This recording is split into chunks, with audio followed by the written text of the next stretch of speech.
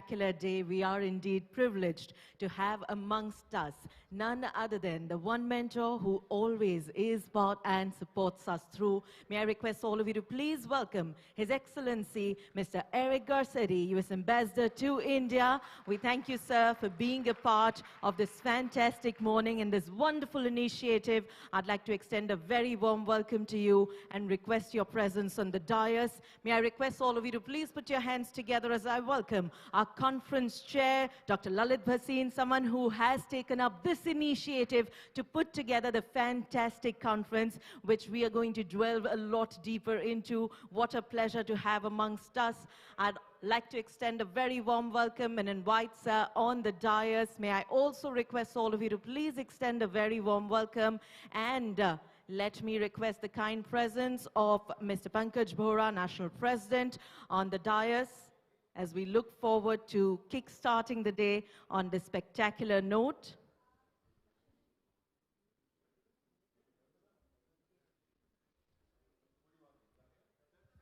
May I request your presence in the dais, please?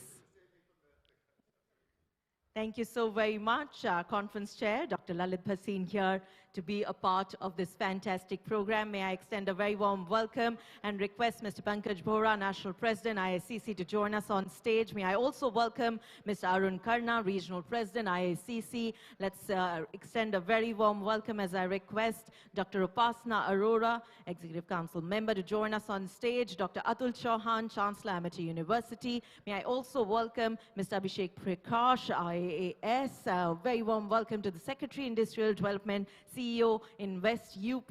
Of course, a big round of applause as I welcome Dr. Nitin Seth, Regional Vice President, IICC, to please be a part of the dais right here.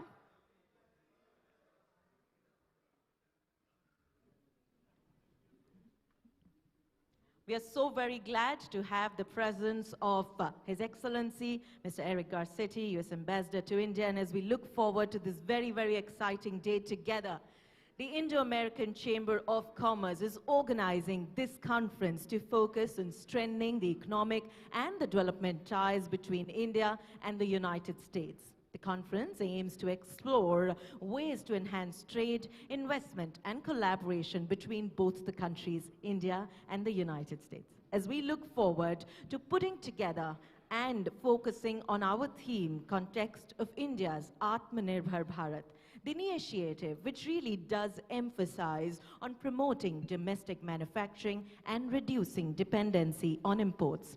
Today's platform really brings experts from the industry to discuss how is it that we can work together, how is it that we can work and move forward to partnership, strengthening our relationships. And as we look forward to starting this very, very exciting conference, I'd like to request our dignitaries on the dais to please join us for the auspicious lamp lighting ceremony. May I please request all of you to join us. I'd also like to extend a very warm welcome and request our guests to join us on stage for the lamp lighting ceremony. May I welcome Mr. Manoj Singh, IAS, Additional Chief Secretary, Department of Forests, Environment and Climate Change, to please be a part of the ceremony. Mr. Kamal Vora, Secretary General, IACC, to please join us. May I also welcome Mr. Mukesh Singh, Chairman, UP State Coordination Committee, IACC, to please be a part of it. May I welcome Ms. Kashish Tyagi, Regional Director, IACC, to please join us. Mr. Beautiful ceremony as we look forward to starting with a very, very auspicious note. And of course, chants, starting on the note with Lord Ganesha's chants. Surya Koti Samaprabha Nirvignam Kuru Me Deva Sarvakaryeshu Sarvada Vakratunda Mahakaya Surya Koti Samaprabha Nirvignam Kuru Me Deva Sarvakaryeshu Sarvada Vakratunda Mahakaya Surya Koti Samaprabha Nirvignam Kuru Me Deva Sarvakaryeshu Sarvada Vakratunda Mahakaya Surya Koti Samaprabha Nirvignam Kuru Me Deva कार्येषु सर्वदा वक्रतुण्डमहाकाय सूर्यकोटि समप्रभ निर्विघ्नं कुरु मे देव सर्वकार्येषु सर्वदा वक्रतुण्डमहाकाय सूर्यकोटि समप्रभ निर्विघ्नं कुरु मे देव सर्वकार्येषु सर्वदा वक्रतुण्डमहाकाय सूर्यकोटि समप्रभ निर्विघ्नं कुरु. With the lit lamp, as the lit lamp showcases to us a ray of hope, of positivity and more. May I please request Mr. Anup Acharya to join us on stage and be a part of this beautiful moment here. Sir, please do join us. Ms. Kashish Tyagi, please do the honors. And a round of applause from my very kind audience will be much appreciated. Let's hear it up as we look forward to a beautiful, a very, very positive start to the day and what we're about to discuss right here at the conference. Thank you all. You've been very kind. As we look forward to this spectacular day unfolding, we bring to you expert sessions, panel discussions, touching upon subjects that are close to our hearts, talking about the various challenges that we as an industry have been having, and how is it that coming together, collaborating forward, will bring us a lot more benefits. But before that, let us extend a very warm welcome to our dignitaries and thank them for their presence. And what better way than a green initiative, what better way than to welcome them with a plant. May I now request Dr. Lalit Bhasin, Mr. Arun Karna, Mr. Pankaj Bohra and Dr. Upasana Arora to please welcome and present a beautiful plant to none other than His Excellency, Mr. Eric Garcetti. A round of applause, please.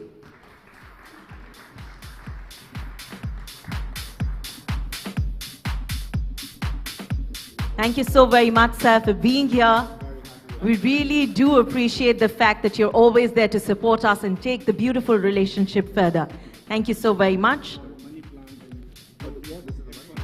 Yes, it's called the money plant and it looks forward to a rise in life like no other. So thank you so very much. And now may we extend a very warm welcome and thank Mr. Abhishek Prakash, IAS, Secretary Industrial Development, CEO Invest UP. May I please request Dr. Lalit Bhasin, Mr. Arun Karna, Mr. Pankaj Bohra and Dr. Upasana Arora to present him with a token of our appreciation in the beautiful plant. Sir? May I request Mr. Abhishek Prakash to please step forward and give us a moment to honor you.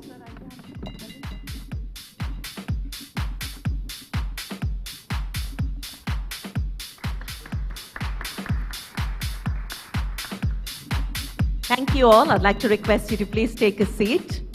It is often said that when we get set to welcome all of you and you who are a part of our extended family, what better way than to start with words from him? May I now request Mr. Arun Karna, Regional President, ISCC NIC, and Managing Director and CEO, AT&T Global Network Services India Private Limited, to please join us and extend a very, very warm welcome to each of you.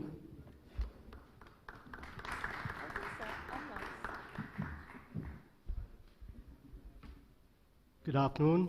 Namaste, everyone. Your Excellency, the US Ambassador to India, Mr. Eric Garcetti, our chief guest for the session. Secretary, Industrial Development and CEO, Invest UP, Mr. Abhishek Prakash, our guest of honor. Conference Chair and immediate past National President, ICC, Dr. Lalit Bhasin. National President, ICC, Mr. Pankaj Bohra. Immediate past Regional President, ICC and MD, Yashoda Super Specialty Hospitals, Dr. Upasana Arora. Mr. Mukesh Singh, who is a senior leader from UP. He is the chairman of the UP State Coordination Committee and also an EC member for ISCC. Senior leaders, dignitaries, ladies and gentlemen. It is my immense pleasure to extend a very warm welcome to each one of you at this momentous conference on strengthening Indo-US relationship and Amritkal-Aatmanirbhar Bharat. As the regional president of the Indo-American Chamber of Commerce, I'm honored and privileged to stand before such an august gathering. Firstly, I extend my deepest gratitude to our distinguished chief guest, His Excellency the US Ambassador, for gracing this occasion with his esteemed presence. Sir, your presence today adds great significance to our discussions, highlighting the importance of fostering stronger ties between our two great nations. I would also like to express sincere appreciation to the very dynamic and respected Secretary Industrial Development and CEO Invest UP, Mr. Abhishek Prakash, our guest of honor. The theme of our conference encapsulates the shared vision of India and the United States in promoting collaboration and self-reliance. Amritkal symbolizes the nectar of cooperation, innovation, and mutual growth that we aim to create in a bilateral relationship. The Atmanirbhar Bharat initiative further underscores our commitment to self-reliance and resilience, crucial components for the prosperity of both our nations. The Indo-American Chamber of Commerce has been instrumental in facilitating and promoting economic cooperation, trade, and investments between India and the United States.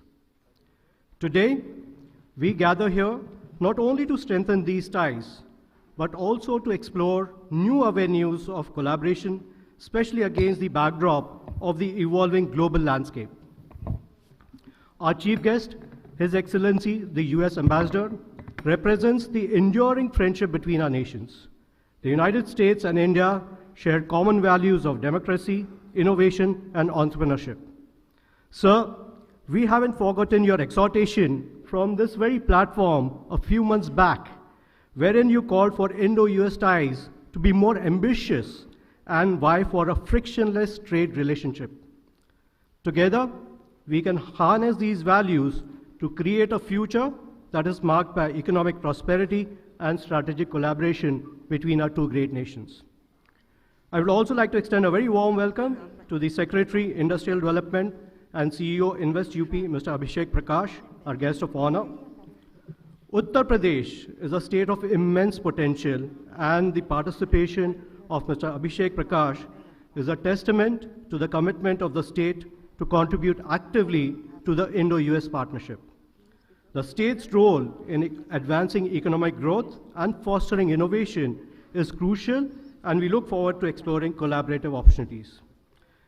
As we discuss the various dimensions of strengthening our relationship, let us not forget that it is people who are at the core of our efforts, the citizens of India and the United States. Our collaboration goes beyond economic interests. It is a cultural exchange, it is a sharing of ideals and ideas, and a celebration of diversity and inclusivity. In conclusion, I express my sincere thanks to both our chief guest, His Excellency the US Ambassador, Mr. Eric Garcetti, and our guest of honor, Mr. Abhishek Prakash, for gracing us with their presence. To all the esteemed participants, I encourage you to actively engage in discussions, explore partnerships, and to contribute to the shared goal of building a stronger, symbiotic relationship between India and the US. Thank you so much, and have a great day ahead.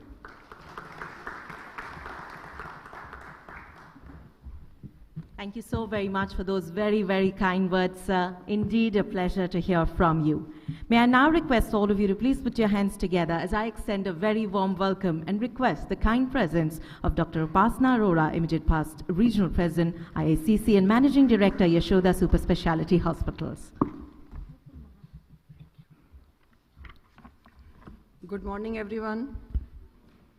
Welcome to this significant conference on strengthening Indo-US relationship in Amritkal and Atmanirbhar Bharat.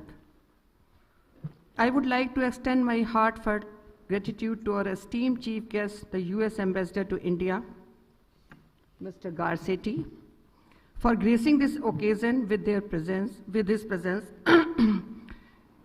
Your presence here is a testament to the deep-rooted and vital partnership between our two nations. It is a symbol of the shared commitment to fostering cooperation, mutual understanding, and friendship between the United States and India. The theme of our conference is Strengthening Indo-US Relationship in Amritkal and Aatmanirbhar Bharat. It's both timely and relevant.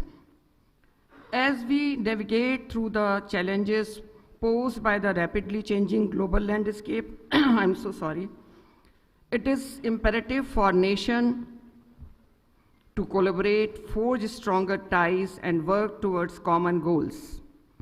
Our shared commitment to democratic values, economic prosperity, and global stability form the foundation of the Indo-US relationship. The term Amritkal and Aatmanirbhar Bharat encapsulate the vision of the self-reliant India that not only meets its domestic needs but also actively engage with the international community. We recognize the immense potential for collaboration in various sectors, including technology, trade, healthcare, and education. We are still doing it, but I think we need to collaborate more and work more closely. In today's interconnected world, the strength of our bilateral relationship is pivotal in addressing global challenges such as climate change, public health crisis, and economic uncertainties. By working hand in hand, the United States and India can lead the way in finding innovative solutions, driving economic growth, and fostering prosperity for our citizens. Our commitment to a strong and enduring partnership requires us to not only identify opportunities, but also to address challenges. Open and honest dialogue is key to understanding each other's perspective and finding common ground. As member of the Executive Council, we must actively engage in fostering a conducive environment for collaboration, ensuring that our nation continue to thrive together. I urge all stakeholders present here today to actively participate in the discussion, share insight, and explore avenues for collaboration. Let us seize this opportunity to strengthen the bond that unites us and pave the way to a future that is marked by shared prosperity, innovation, and progress. Once again, I express my gratitude to US Ambassador to India for their presence and commend all participants for their commitment to advancing the Indo-US relationship. Together, let us embark on a journey towards a more robust, resilient, and harmonious partnership between our great nations. So with these words, actually welcome address has been done by our Arun Karnaji, but I really welcome Mr. Jonathan also, because he is giving us more opportunities. I had a word with Mr. Greg Abbott, and now I am going to Texas for having some tie-up with America. So thank you for that. Thanks a lot. Thank you so very much, ma'am, for those words. And once again, a big thank you to Mr. Jonathan Himmer, Commercial Counselor, U.S. Embassy, for his presence. Let's hear it up for him once again, please. Thank you for your presence, sir.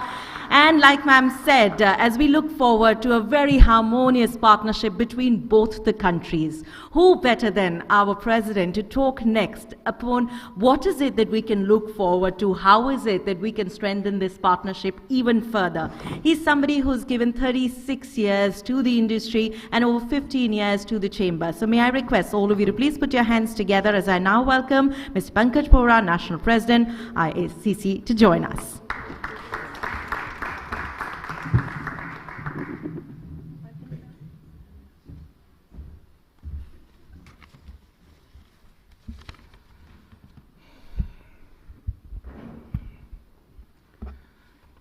Chief guest, His Excellency Ambassador Eric Garcetti.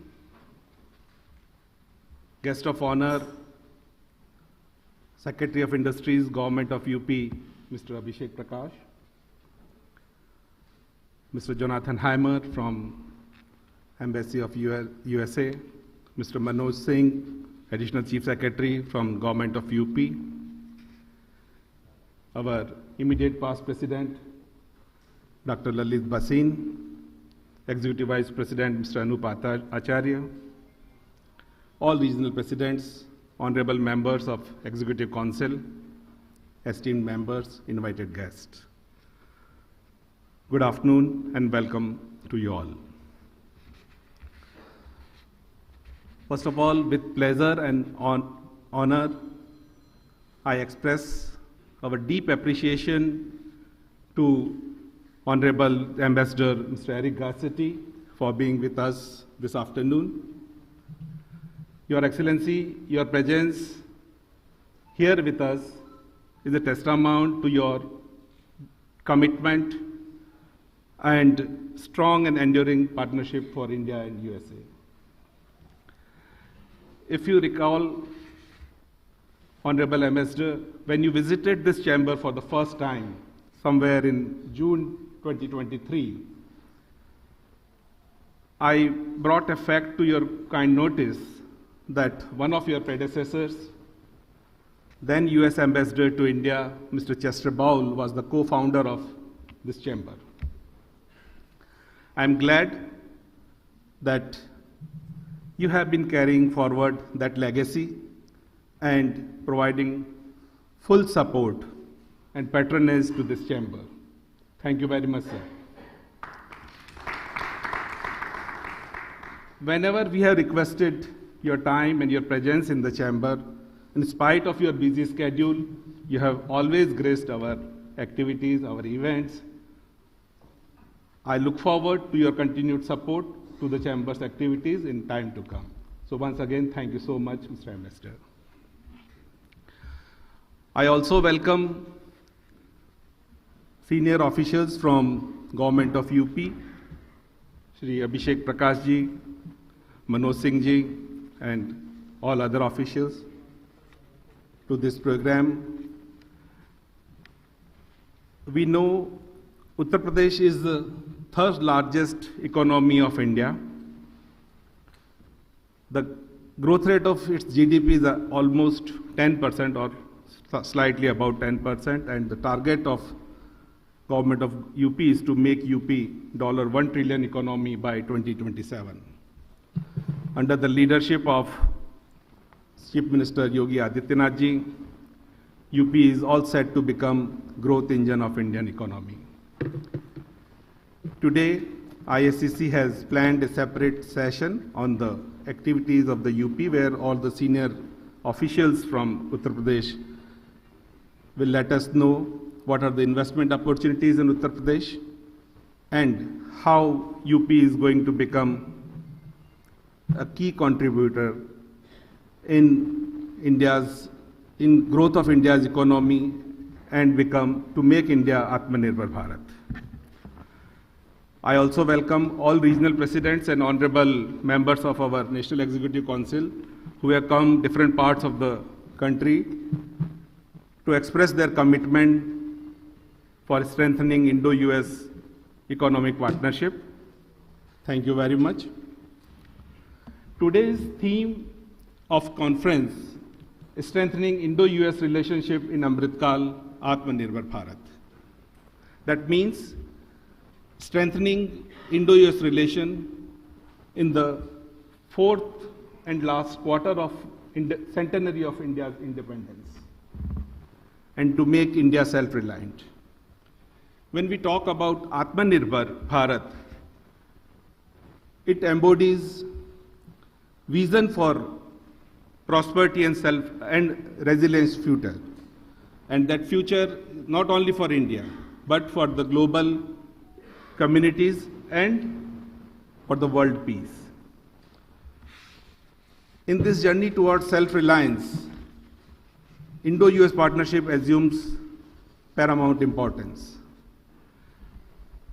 Both our countries, India and USA, can leverage their strengths and capabilities to enhance our own prosperity and contribute to the safe, stable, and prosperous world. Though we are separated by geography, but united in purpose, India and USA can navigate challenges of the 21st century. These two great nations, with their shared vision, shared values, can make this earth a better place to live. Today, Indo-US relationship is stronger than ever. Changing global scenario, shifting economic landscape, emerging technologies, and favorable regulatory changes by both the governments are offering tremendous opportunities to the business community of India and America to come together and grow bilateral trade and investments. This is the most opportune time. We must seize this moment and make all of 500 billion between India and USA. This is the time when we are Indo-US relationship is at threshold to enter the new orbit. All these years, we were importing and exporting goods and services, but today, we are expanding areas of our cooperation. We are talking of technology transfers. We are talking of joint programs on space applications. And we are closely working with many other areas such on innovations, emerging technologies, cyber security, space security. I'm sure this is the time when Indo-US economic partnership can grow much faster than it has been for all these years. Government of USA is also supporting India in Quad, in the Quadrilateral Security Dialogue, and the offshoot of Quad is Indo-Pacific Economic Forum, where USA is helping India to negotiate with the member countries of Asia and focus on trade, supply chain, free economy, and fair economy. So thank you very much, Mr. Ambassador. And I'm glad, and all of us are honored today, that we will be hearing Honorable Ambassador's view on future of Indo-US partnership. I'm also keen to hear our other speakers. We have lined up many technical sessions for today's program, where experts will share their knowledge and wisdom on different issues affecting Indo-US relationship. I'm very keen to hear all of them. Without much ado, I would like to conclude my address, but I would like to thank our leadership of North India Council, especially Regional President Mr. Arun Kanna, immediate past President Dr. Bhasin, and past Regional President Ms. Dr. Upasana Arora, and Secretarial team for organizing this wonderful program for the day. Thank you so much, and once again, a warm welcome to you all. Thank you. Thank you so very much, Mr. Bohra, for joining us. And like you said, very soon we're going to be hearing from our chief guest and also from our key speakers for the day. But before that, we really did want to get into the overall perspective behind putting the theme together, making sure that we delve deeper into what the Indo-US relationship is and how we are working on further strengthening it. May I extend a very warm welcome to Dr. Atul Chauhan, Regional Council Member, IACC, and Chancellor, Amity University. A round of applause, please.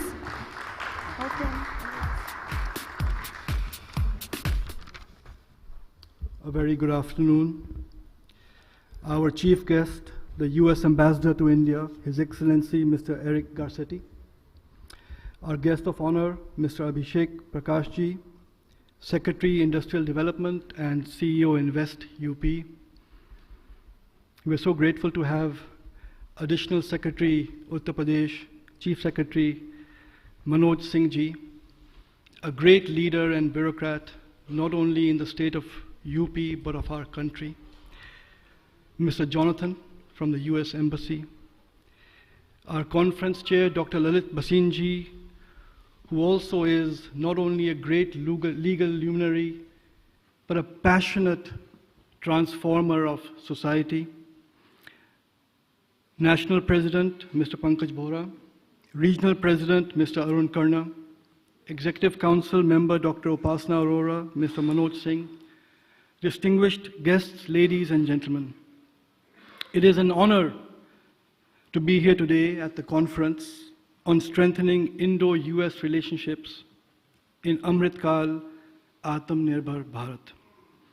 As a regional council member of the Indo-American Chamber of Commerce and Chancellor of the Amity University, I am delighted to see the growing interest and commitment towards the enhancement of Indo-US relations in the context of a self-reliant India. In today's globalized world, fostering strong ties between nations is crucial for economic growth, innovation, and global stability. The United States is today India's largest trading partner, with bilateral trade in goods and services crossing $200 billion US. Last year, the US was the third largest source of FDI into India, with inflows of $6 billion US. In the area of education, which is close to my heart, the US is one of the most favored destinations of Indian students for higher education. There are over 320,000 Indian students in the US, and they contribute over $7 billion US annually to the US economy. The Indian government's focus on bringing global faculty to India to educate the youth of our country through initiatives like the Global Initiative of Academic Networks has seen over 1,000 faculty members from the US teach our students. Just last year, the India-US Working Group on Education and Skill Development was launched to focus on skilling and vocational education, which is so important for our country. Education and research is one of the areas where there is already tremendous cooperation between institutions of our two countries. India's vision of Atmanirbhar Bharat, or self-reliant India, presents immense potential for collaboration with the United States. By leveraging our respective capabilities, we can drive innovation, create sustainable business opportunities, and address pressing global challenges. At its core, Atmanirbhar Bharat is not about isolating India from the world. Instead, it promotes a globally competitive India that produces high-quality goods and services as an equal partner. The Indo-American Chamber of Commerce has been instrumental in facilitating trade, fostering partnerships, and promoting a deeper understanding between businesses in India and the United States. As a council member, I am committed to furthering this mission and strengthening the economic ties between our two countries. Amity University, as a leading institution of higher education, recognizes the importance of global collaboration and the exchange of knowledge. Through our academic partnerships and research initiatives with leading US universities, we aim to contribute to the Indo-US relationship by nurturing talent, fostering innovation, and addressing societal needs through education and research. On our 170-acre Amity campus on Long Island in New York, we are creating a global education and innovation hub that will bring the people of our two nations closer. And every year we have thousands of Amity students go on study abroad programs to the US. And every year hundreds of American students come to our campuses in India. Today, we are extremely fortunate to have with us the US Ambassador to India, Mr. Garcetti, who has a true love for India. In the short period of time that you have been here, we all have felt this. You said once in an interview, I am not only the ambassador of the US to India, but also an ambassador of India in the US. In your words, Ambassador, India and the United States are better together. We all fully agree and are thoroughly impressed with your friendly and humble nature and what you have achieved in a short span of time for India-US relationships. Thank you so much. We also have great leaders of the state of Uttar Pradesh. I can say personally and on a professional experience, as one of our first universities was established in the state of UP, the ease of doing business, the support which the government and the bureaucracy gives is second to none. And as Amity, we are proud to be part of the journey and vision of Uttar Pradesh. I will end by saying that by working together, we can build a more interconnected and prosperous future for both nations. Thank you.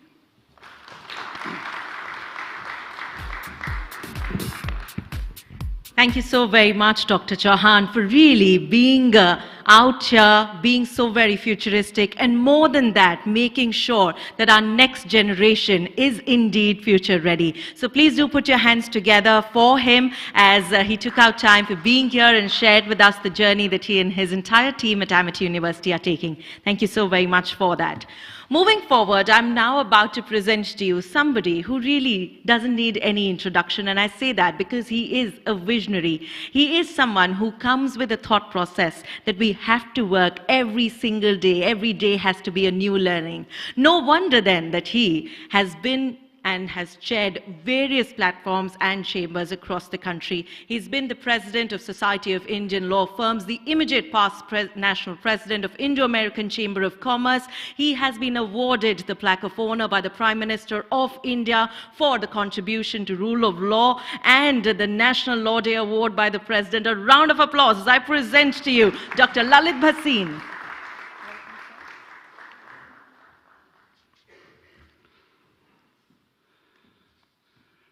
Your Excellency, the US Ambassador to India, Mr. Eric Garcetti, you are not just Ambassador of US to India, as Dr. Chauhan said, you are also Ambassador, vice versa also. But I would add to that you are Ambassador of goodwill.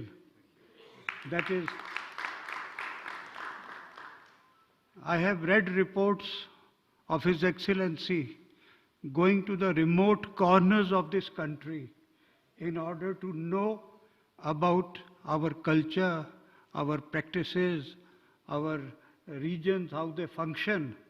That is the real role of the ambassador of a country like the United States, coming to India, not just doing, you see, his work sitting in the office in Chanakyapuri, but moving around the country to know more about it. So we are indeed privileged. You have been gracious enough that whenever we have requested you, suggested to you that there are events of importance happening, you have never let us down, and you have graced those occasions with your presence, sir.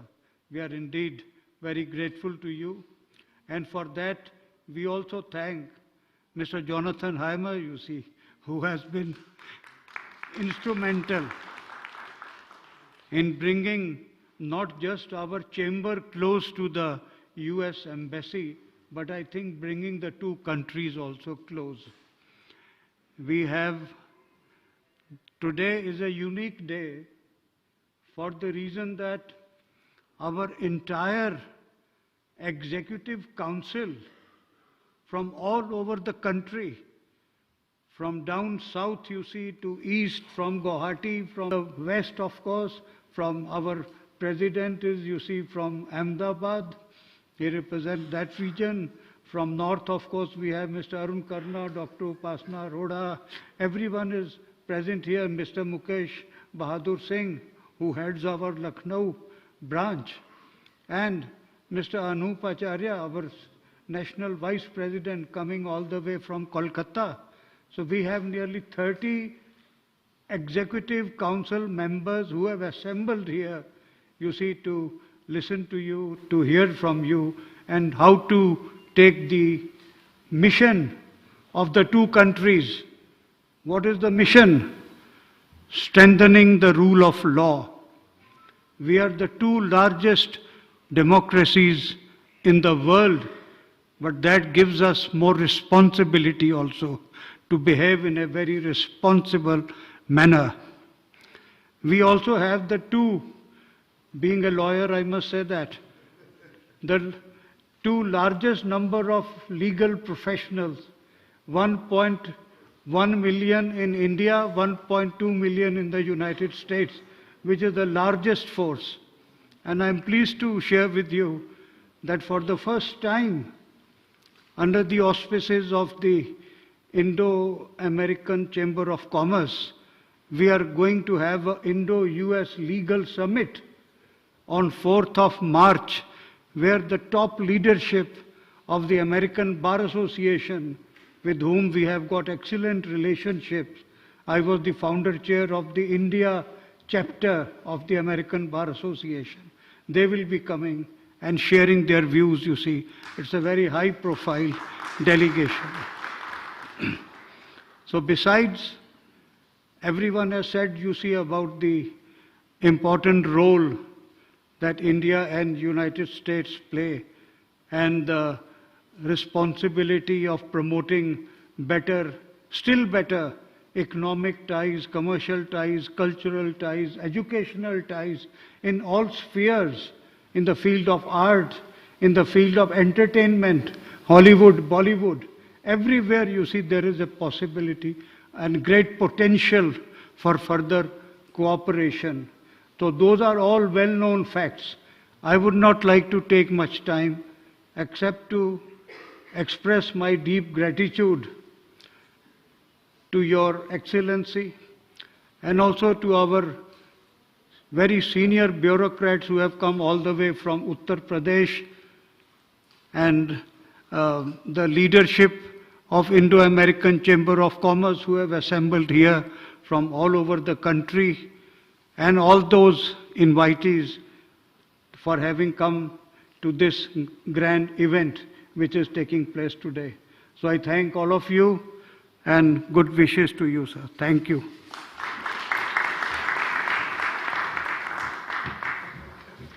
Thank you so very much, sir. In that very special way, you've shared a few anecdotes with us and added your personal wit to it. So once again, a big thank you to you. And as we move forward, it is indeed a pleasure to have amongst us our guest of honor, Mr. Abhishek Prakash, Secretary, Industrial Development CEO in West UP Department of Industries, UP, an IS officer from 2006 batch, and comes with a rich experience of 16 years and a vision to transform the way systems are working. A round of applause as he joins us.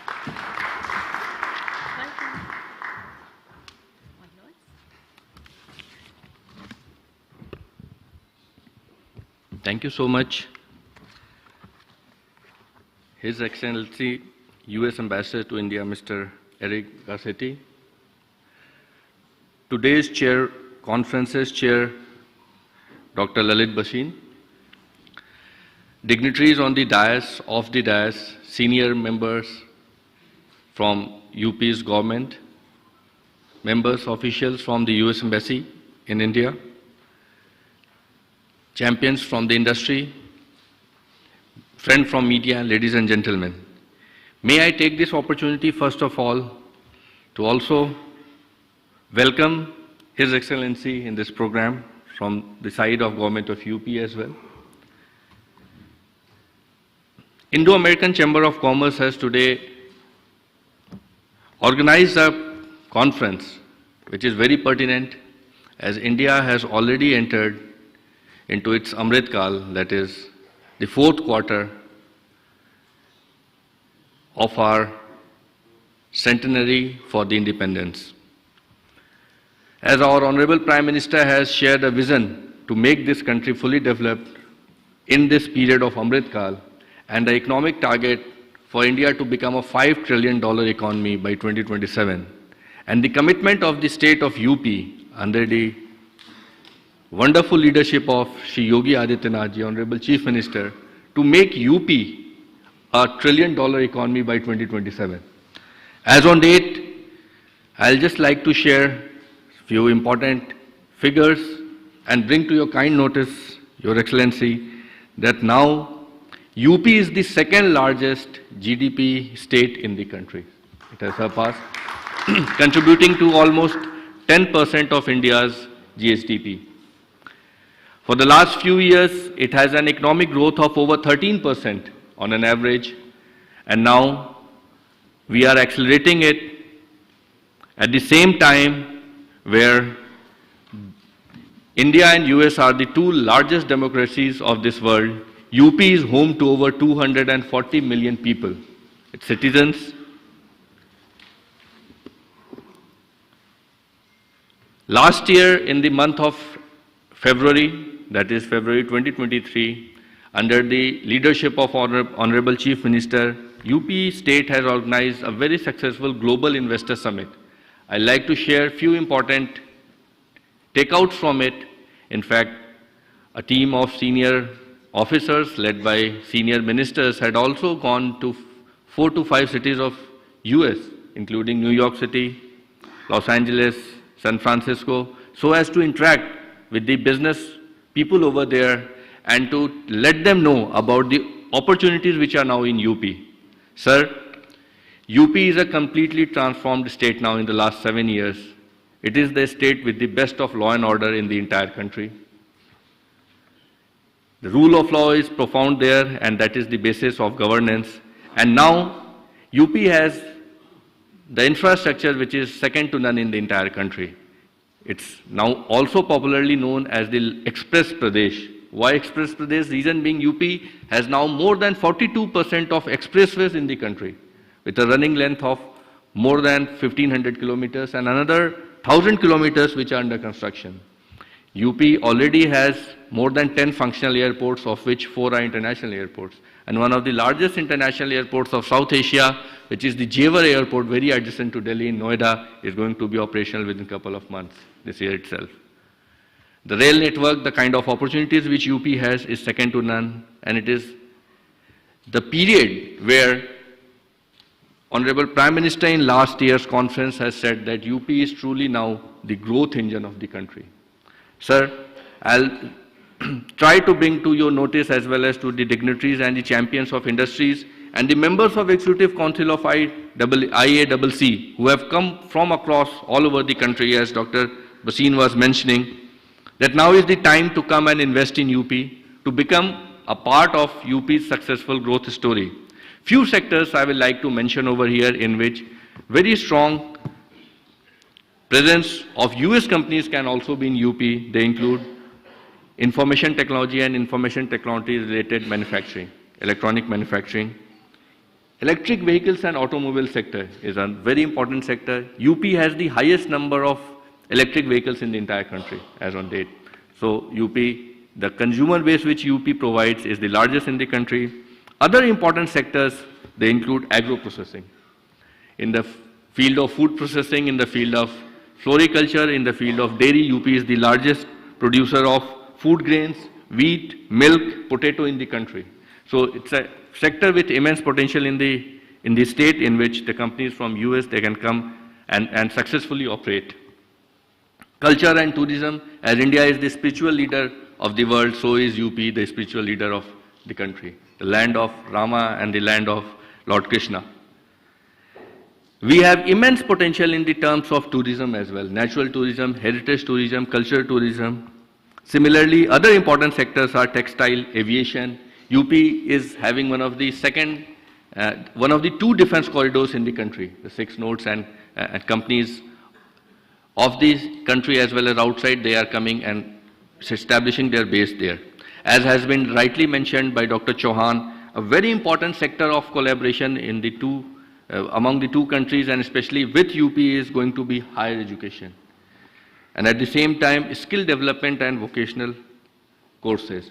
So UP is now in the process of partnering with other universities to develop centers of excellences across the state. So I think that is a sector over where the universities, top universities of UP, of US, they can come and explore the state. Very important factor is that, sir, now We have the largest single window system in the entire country, and I like to bring to the notice of all these dignitaries who are present in this program. Nivesh Sarthi and Nivesh Mitra is our single window system for providing assistance to the business people and the business houses who come and invest in UP. And at the same time, with this platform, we have already issued over 1.3 million certificates to the citizens as well as to the industry. So, promoting ease of doing business, it also helps in promoting ease of living for its own citizens. Sir, UP was also part of the success stories in which, in the last years, very successful, highly successful conduct of the G20s chaired by the country. There were 7-8 conferences which were held in UPs, including the town of Lucknow, which is the state's capital, Varanasi, which is the spiritual capital of the country, I'll say, and also our Honorable Prime Minister is Member of Parliament from there. Other places where Agra, it is house to one of the wonders of the world, and symbolizes very strong and deep cultural ties between India and US. Also, sir, UP has a very strong presence in US in terms of its diaspora. UP has a very strong diaspora, especially in the cities like New York, in and around New Jersey, San Francisco, Los Angeles, Austin. These are just few places to name.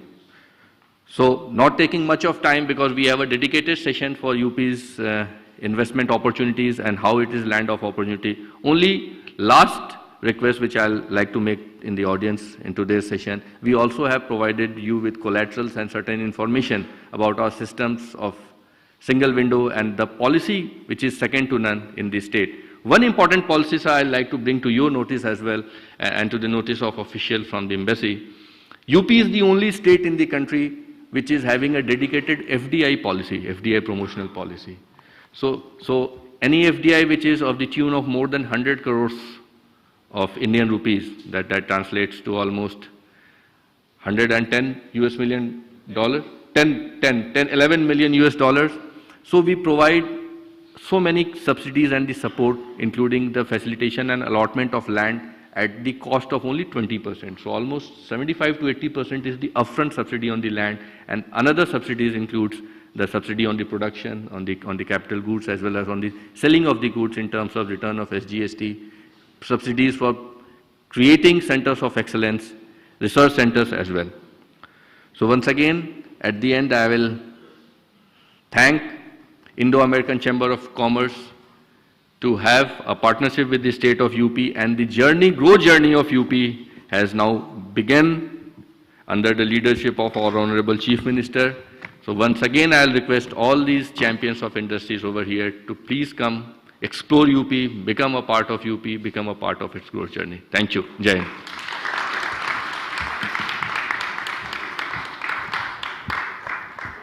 Thank you so very much, sir, for sharing with us all the business opportunities that Uttar Pradesh today has, or shall we say, Express Pradesh today has. All those of you looking forward to exploring all those opportunities, I'm sure sir and his team will be more than happy to engage with you a little later. So thank you so very much for that. As we move forward, it is indeed a privilege to have amongst us our chief guest. You have heard only good words about him from our various dignitaries who have spoken earlier. And it is for a reason. He echoes every bit of it. He is someone who is committed to public service, an educator, a diplomat.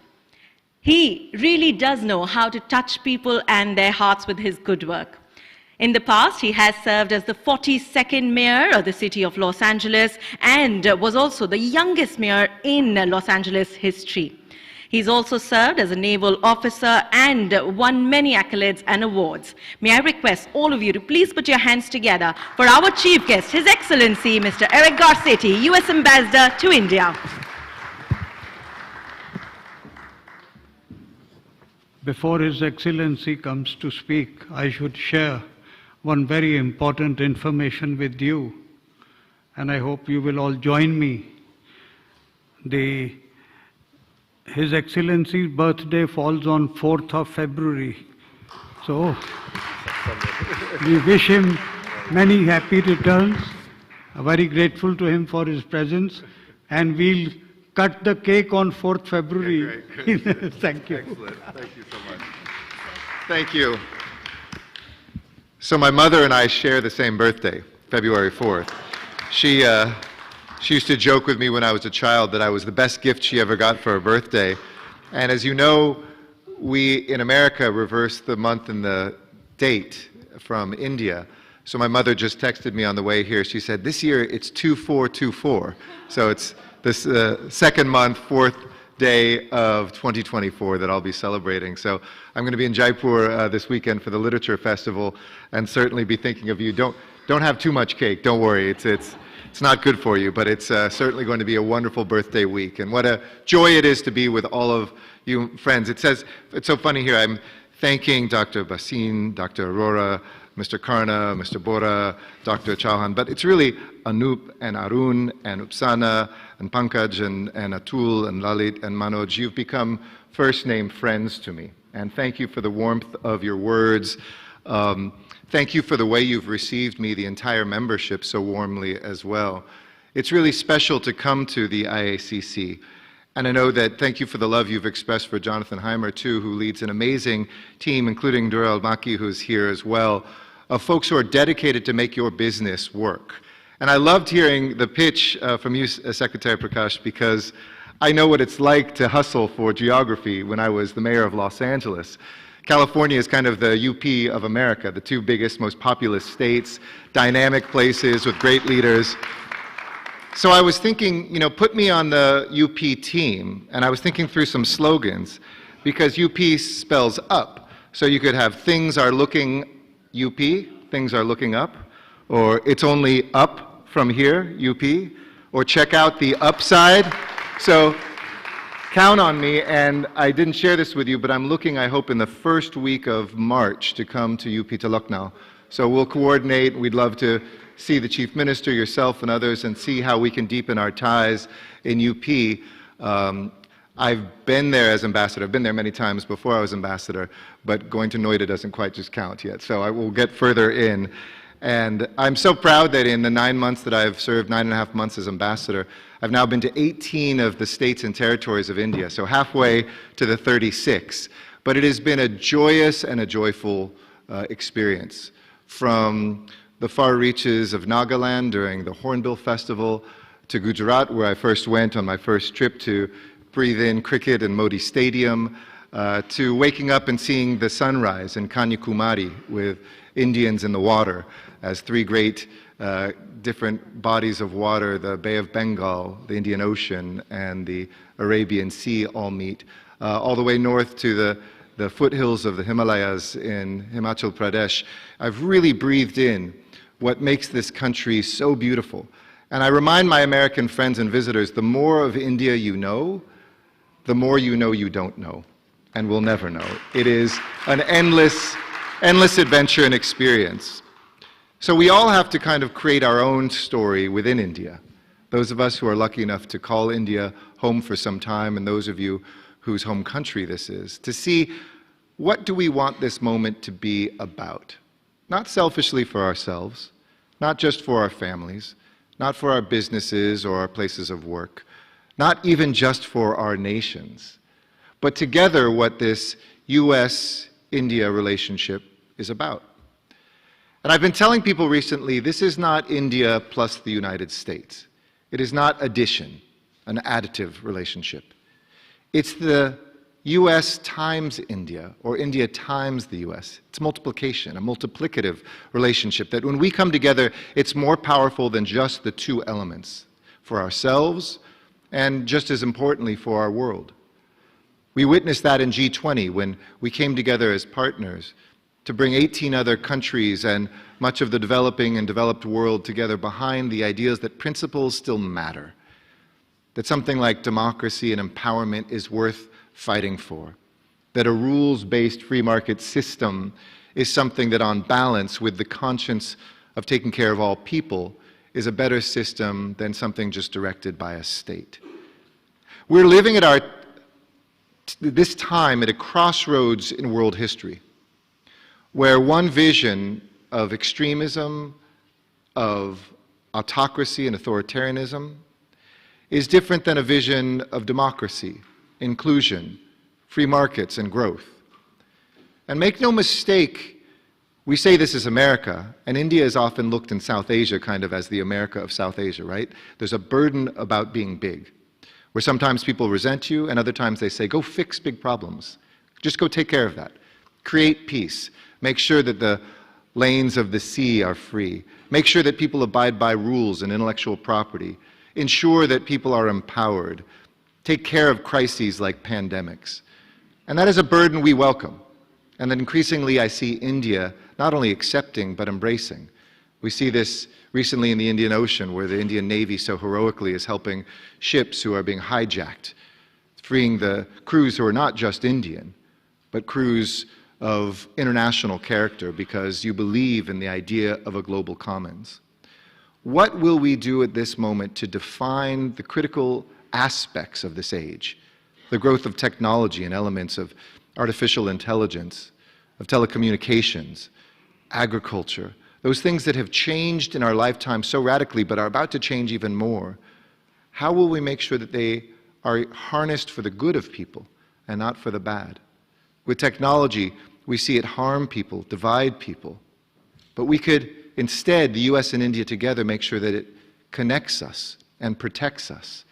When we bring our minds together in higher education, as we're talking about, we have the ability to do research. Like there was a solution that came up in academic research in the United States for all 4 strains of the dengue fever to be able to create a vaccine that would work for all 4 for the first time in human history, but we didn't have the know-how of how to scale that up, how to produce it.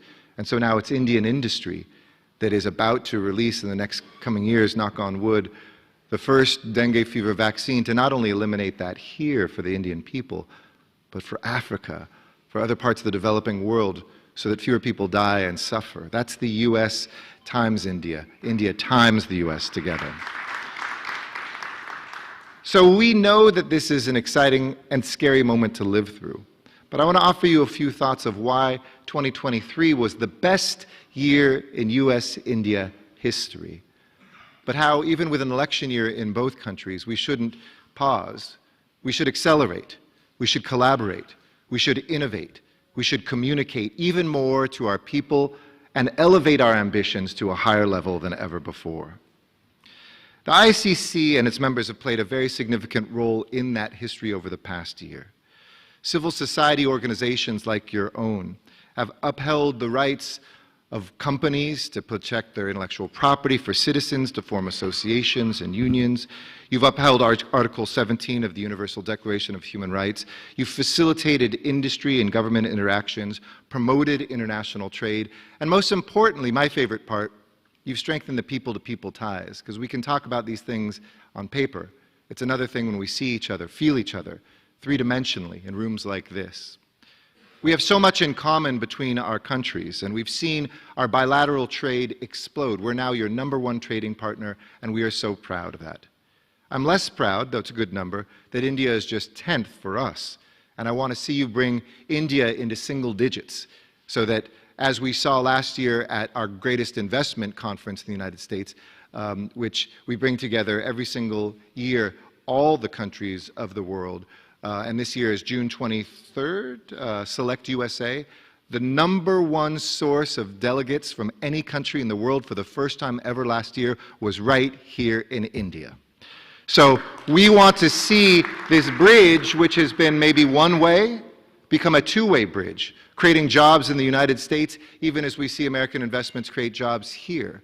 Looking at the ways we can not just bring Indian students, who last year were more than 20% of all of the students in higher education in the United States. The second biggest country was only 10.8%, so nearly double the next biggest country, also for the first time. 60% more visas than ever before in now 70% less time. And I know it still takes too long, and we're working on that, but 60% more visas in a single year than the year before. We were making a joke yesterday at a different business meeting. I don't know what takes longer, the procurement of military goods from the United States or a visa from the United States to America. But we're trying to bring that number down even more every single day. And now the $12 billion of trade in 2001 that has become $200 billion in 2023, it was a vice president named Joe Biden who said, one day we need to make this $500 billion. And I ask, are you ready to do that with me? Because I am. I want to see $500 billion of trade between our countries flow, whether that's educational exchanges and tourism, whether it's direct investment, joint ventures, partnerships. And my message to my Indian friends is, I believe for the first time our heads are aligned and our hearts are aligned. Truly, we think the same way now, two democracies. Our hearts are filled with genuine amity, with friendship between each other, those people-to-people ties that have strengthened for decades. So if our heads think together and our hearts feel together, the question are, can our feet now move together? Can we align our systems to not just brag about the occasional investments, but to make this the #1 partnership for India and the #1 partnership for the United States in the world?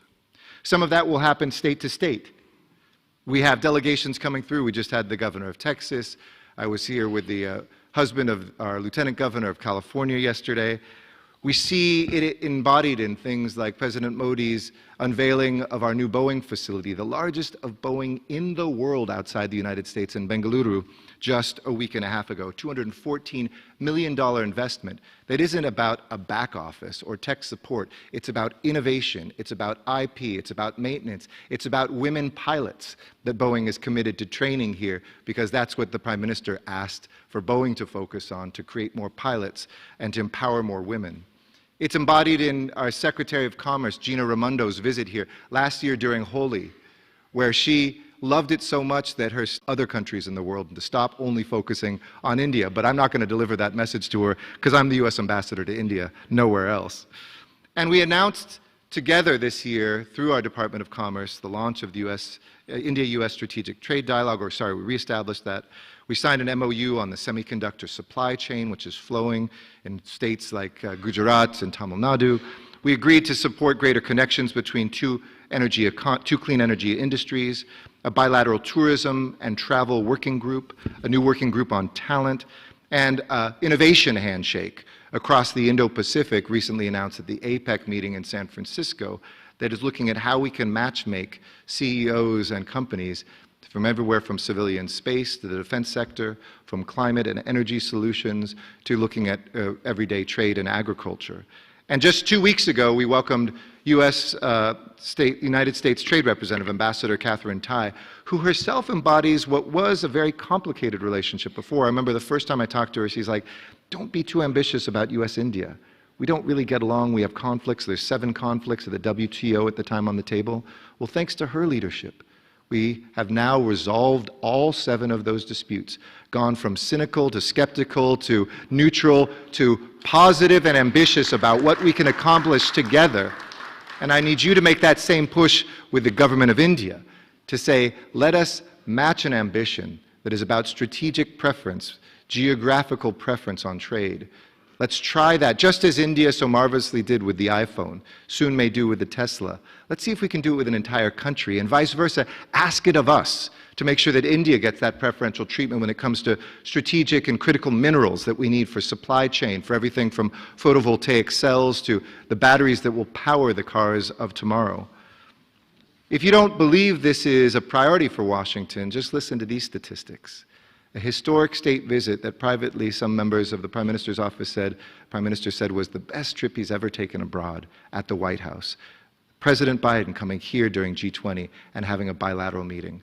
Our Secretary of Treasury having this be the #1 country she visited in the world 4 times last year alone. Secretary of State 3 times, Secretary of Defense twice. I can go on and on with that list. But we have every cabinet member from the United States. There's a great awakening happening in business, in government, in education, saying, India matters. Not only should I be there, I want to be there, and I love being there.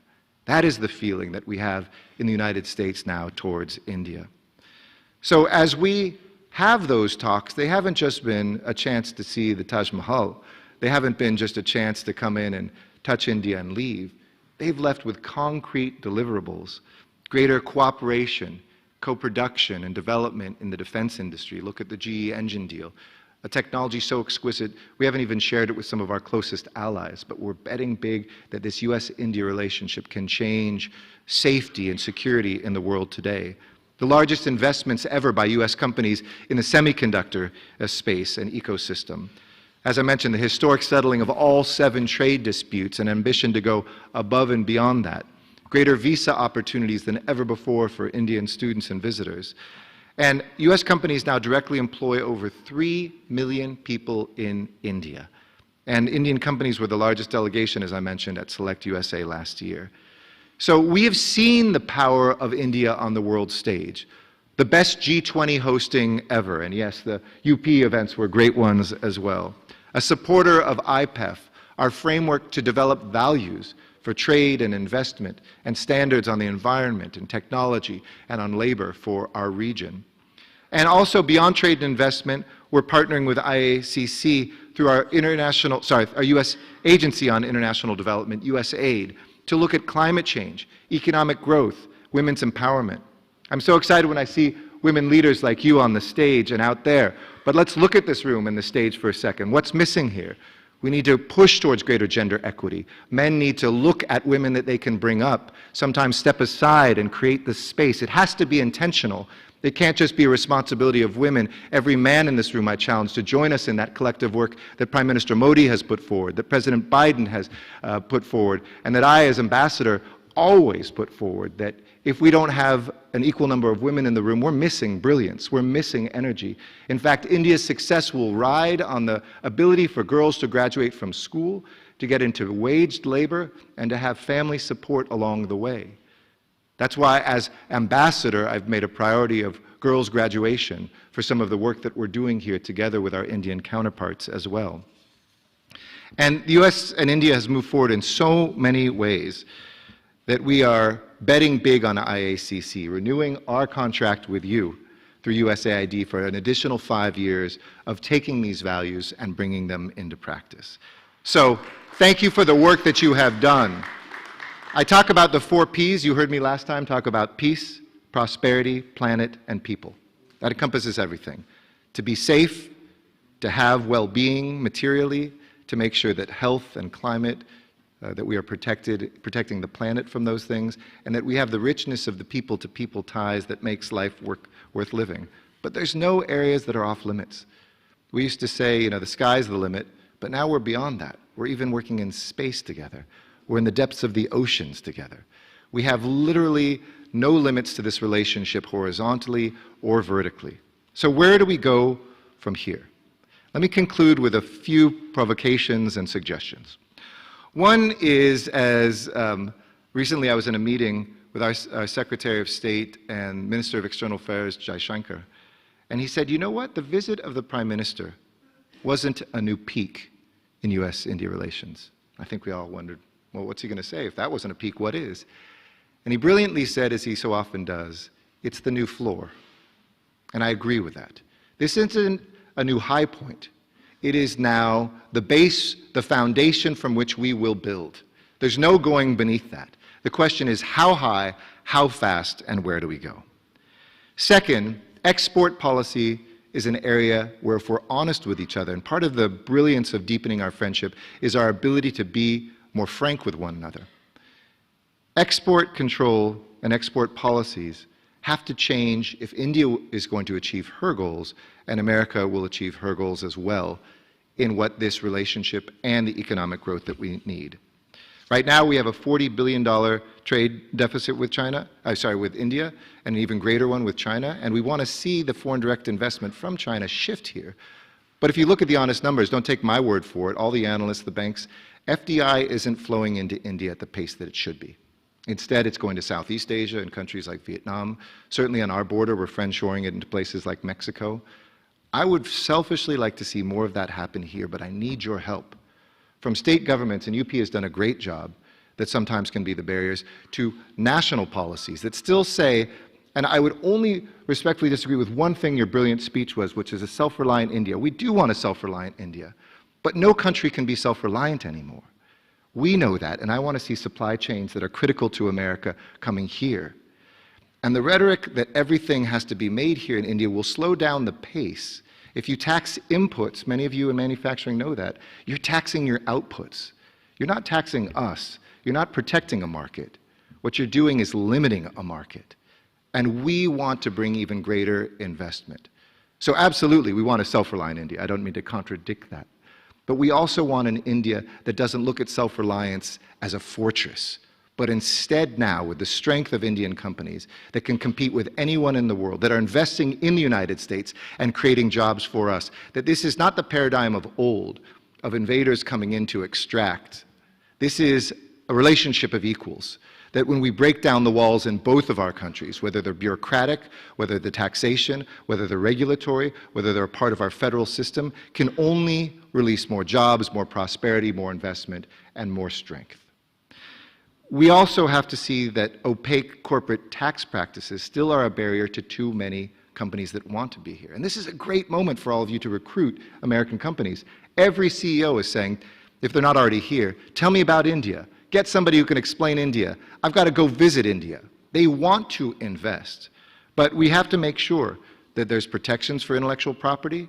Courts often decide that there's been violations of intellectual property, but then there's no consequence. This is now increasingly important to Indian companies too, because Indian companies are producing patents at such a roaring rate now compared to the past. The strengthening of this, not just with the good rule of law and the decisions, but the consequences, will incentivize more investment, because people know those investments and the deep investments that they make on research and development will be protected for a longer period of time. Intercompatibility is a crucial characteristic for economies of scale. Countries that prioritize their own standards over connectivity will find it difficult to make for the world. Remember Japan during the cell phone wars years ago? They bet big on their own standards. India is big enough to have its own market, but if you want to have dominance in the global marketplace, we have to decide these standards together. And it's so exciting to see that happen with 4G, 5G, open RAN, as we call it, networks, as we begin to see, can we define that in a way that's very different than our main competitor in the world, who wants to use telecommunications to spy on its citizens and to also spy on others around the world. If we expedite operations through simple permitting processes, kind of what I hear this about UP all the time, a great example. Nobody wants a slow permit, whether that's entering or exiting. Speedy customs clearances, tax and regulatory stability, being able to have standards where we can have something inspected here so your exports speed into America quicker and vice versa, and to respect those standards together. You know, I had a company recently come to me and said, we want to build more high-tech shoes here, but we've only invested $20 million here because it's still a little tough. We have to always get exceptions to rules. Guess how much they just invested in Vietnam? $200 million, 10 to 1, because there they said, we know we can bring those components in that Vietnam can't yet manufacture, and we won't have them taxed. Within 2 or 3 years, we'll make them in Vietnam. That's, I think, what India can do so well. If it says, for a few years, we won't tax these things in, you can build that capacity for the more high-tech components to come in. India is a huge market, but ASEAN, just so you know kind of what the competition is out there for us, with a still sizable population of almost 700 million, has a 20% larger GDP and a per capita income twice that of India. We should set that collectively as a goal for ourselves in this room. How do we accelerate towards that? Trade agreements between them conduct 25% of trade regionally, and that's not a single country. It's a well-oiled, interconnected area of the world working hard to maintain and to listen to companies about the changes that they need. And I also mentioned the importance of women's full participation in the labor force, and I hope that we can work together on that. I don't come here ever to preach. America has plenty of work to do, and we're open-eared to your suggestions of where we need to change our bureaucracy, where we have shortcomings as well. But I think a common vision emerging from this room of a free, open, secure, and prosperous Indo-Pacific, and inexorably linked two countries that not just like each other, but I would say love each other.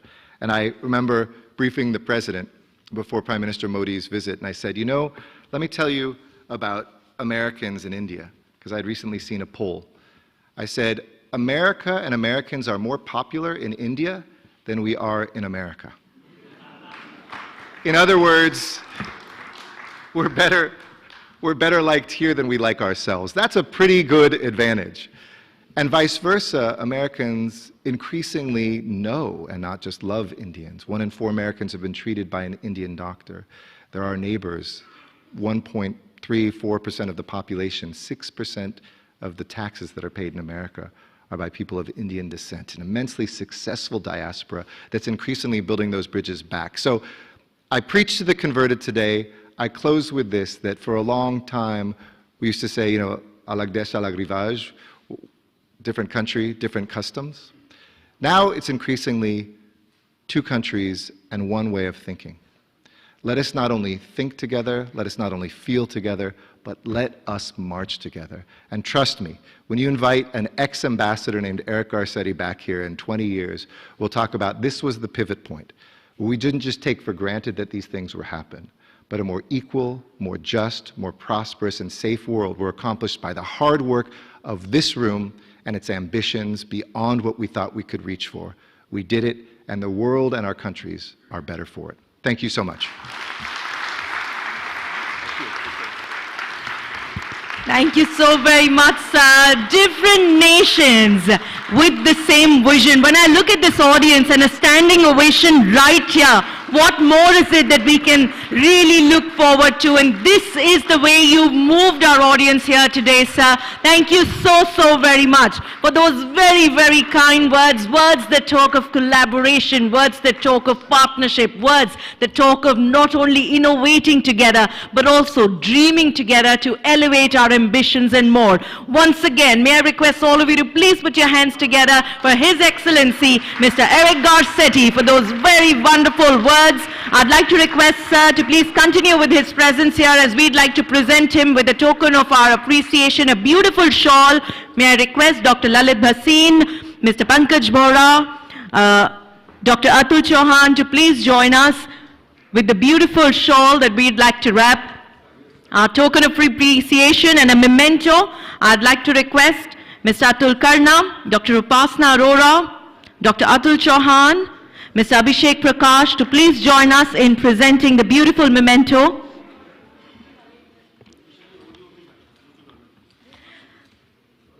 I'd also like to request Mr. Abhishek Prakash to please present a token of appreciation from Invest UP, Department of Industries, Uttar Pradesh, to our chief guest, His Excellency, Mr. Eric Garcetti. A round of applause. I'd like to request all of you to please take a seat, give us a moment. I'd like to request all our dignitaries from UP to please step forward and join us for a group picture. May I welcome you all on stage, please. I'd also like to request Mr. Kamal Bora, Secretary General, IACC, to please join us. Mr. Jonathan Himmer, Commercial Counselor, US Embassy, to please be a part of the group picture. Our leaders from the UP government to please join us on stage for a group photograph. As I also would like to request Mr. Abhishek Prakash along with his team members to be a part of this photo opportunity.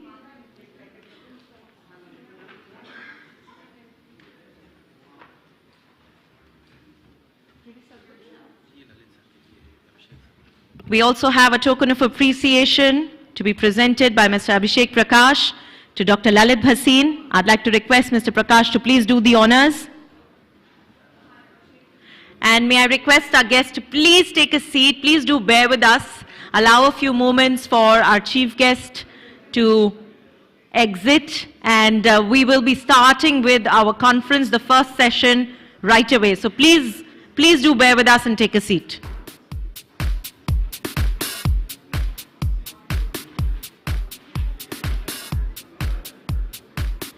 Requesting our guests to please remain seated as we're about to kickstart with our next segment.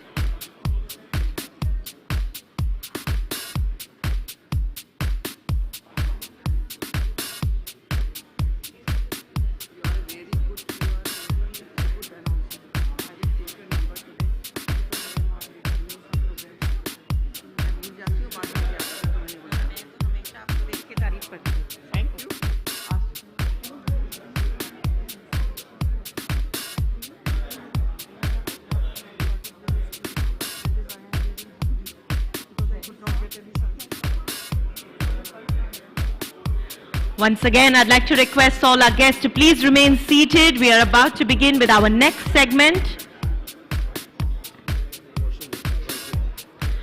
We will be starting with our next segment, which is a session on Invest in Uttar Pradesh. So I'd like to request all of you to please take a seat. We will be inviting all our panelists on stage. May I request the hotel staff to please set the stage for our next segment.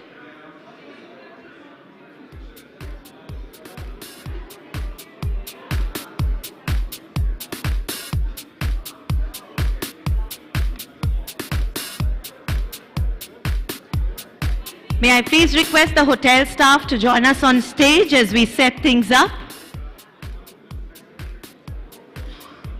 And may I request my very kind audience to please remain seated. Please allow Sir a comfortable exit.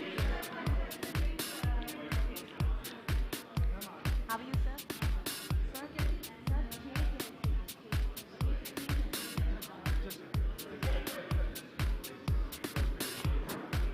Very soon we're about to begin with our session on Invest in UP. I'd like to request all of you to please take a seat for this session.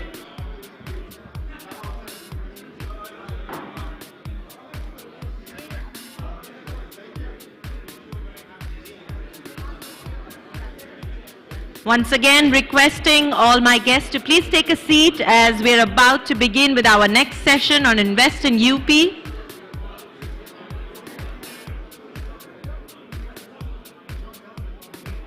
For those of you who'd like to network, I promise you a little later we will be starting with that.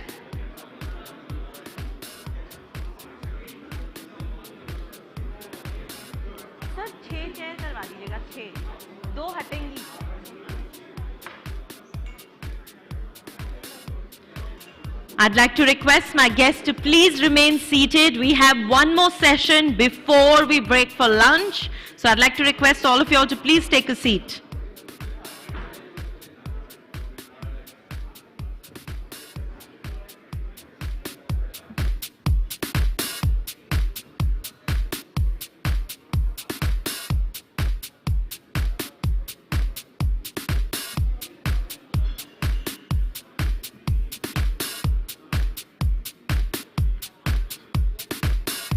I'd like to urge my guests in the pre-function area to please join us back inside the hall and take a seat.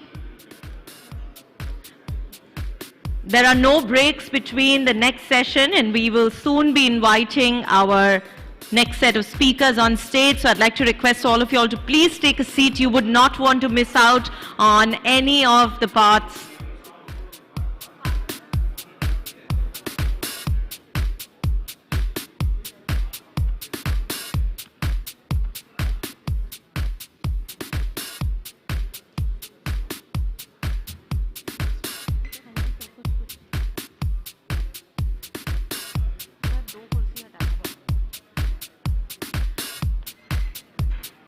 I'd like to request our guests who are in the pre-function area to please join us inside.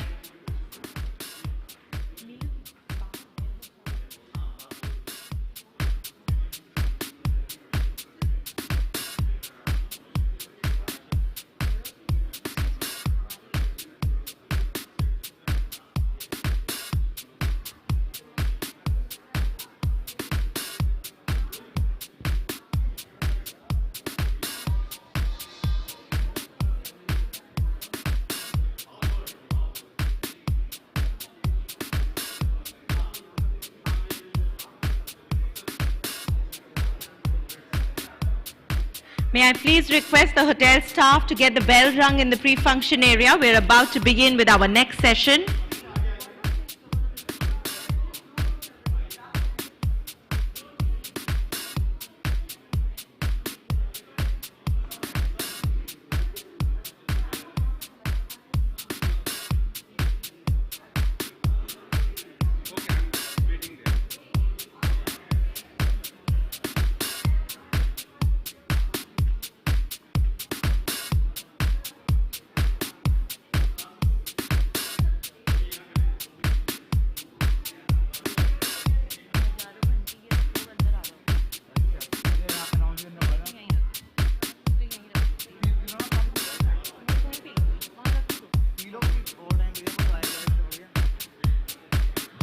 Once again, I'd like to request all our guests to please take a seat. We are about to begin.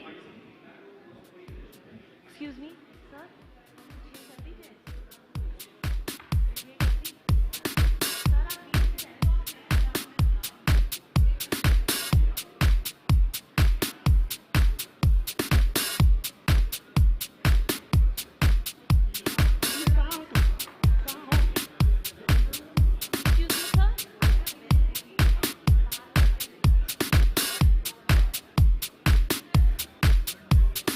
Once again, I'd like to request our guests in the pre-function area to please join us inside. We are about to begin with our next session on Invest in UP.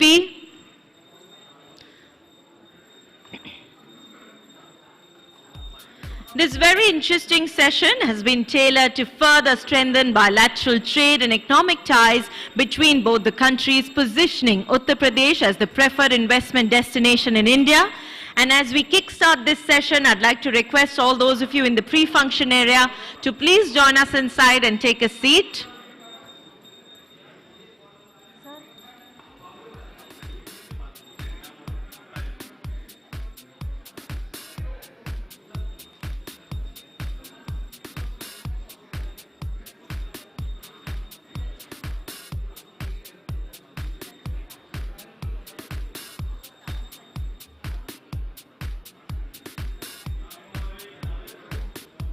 Let me extend a very warm welcome to all of you as we get set for our session on Invest UP. It is such a pleasure to have amongst us our session moderator, Mr. Mukesh Singh, Chairman, UP State Coordination Committee, ISCC, and Executive Council Member, ISCC. I'd like to welcome on stage Mr. Arun Karna, Regional President, ISCC NIC, and Managing Director and CEO, AT&T Global Network Services India Private Limited. May I also welcome Mr. Avanish Avasthi, IAS, Advisor to CM, Government of Uttar Pradesh, Mr. Manoj Singh, IAS, Additional Chief Secretary, Department of Forest and Environment and Climate Change, Government of Uttar Pradesh. I'd also like to welcome Mr. O.P. Singh, IPS, retired former DGP, Government of Uttar Pradesh. And let me extend a very warm welcome to Mr. Abhishek Prakash, IAS, Secretary, Industrial Development CEO, Invest UP, Department of Industries, UP, on stage yet again.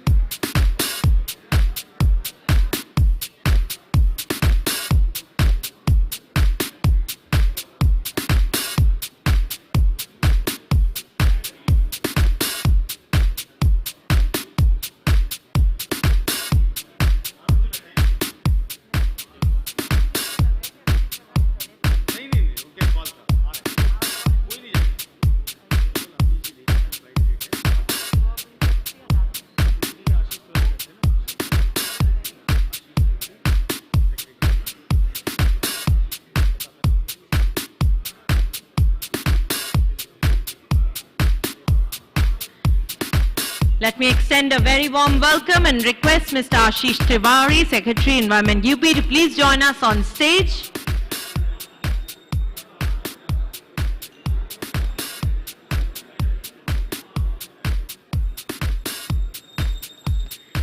May I welcome Mr. Ashish Tiwari, Secretary, Environment UP, to please join us on stage. Extending a very warm welcome to our moderator, Mr. Mukesh Singh. We'll also be joined, addressing us all, by Mr. Arun Karna. We are thankful to have amongst us Mr. Manoj Singh. May I also welcome Mr. Ashish Tiwari. We have the presence of Mr. O.P. Singh, and soon we'll be joined by Mr. Abhishek Prakash on stage yet again.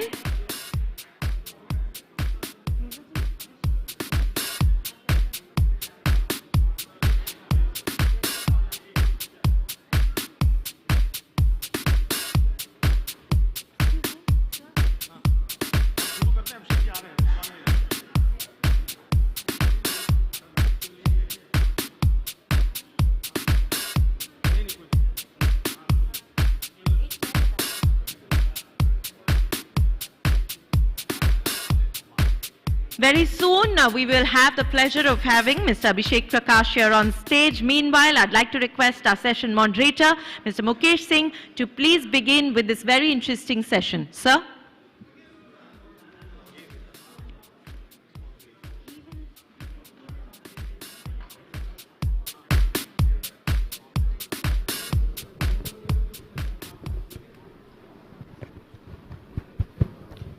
Thank you Isha ji, thank you so much.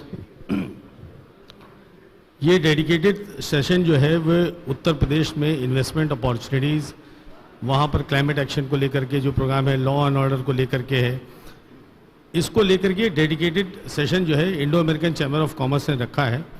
मैं यहाँ पर बहुत ही distinguish guest हैं, हमारे बीच में OP Singh जी हैं जो farmer DGP रहे उत्तर प्रदेश के, और 2017 में जब उत्तर प्रदेश के मुख्यमंत्री जी योगी आदित्यनाथ जी हुए तो सबसे पहले जो डीजीपी इनकी चॉइस में थे वो ओपी सिंह साहब थे। वो उत्तर प्रदेश वापस आए और उत्तर प्रदेश के बारे में जो परसेप्शन बदल गया था आउटसाइड वर्ल्ड में कि वहाँ की लॉ एंड ऑर्डर की हालत बहुत ख़राब है, वहाँ इन्वेस्टर्स को दिक्कत होती है, उसके बाद उत्तर प्रदेश सरकार का पूरा परसेप्शन बदल गया। ओपी सिंह साहब हमारे बीच में हैं। देन मनोज सिंह साहब हैं जो उत्तर प्रदेश के additional chief secretary environment, forest and climate change हैं, बहुत ही सीनियर आईएएस अफसर।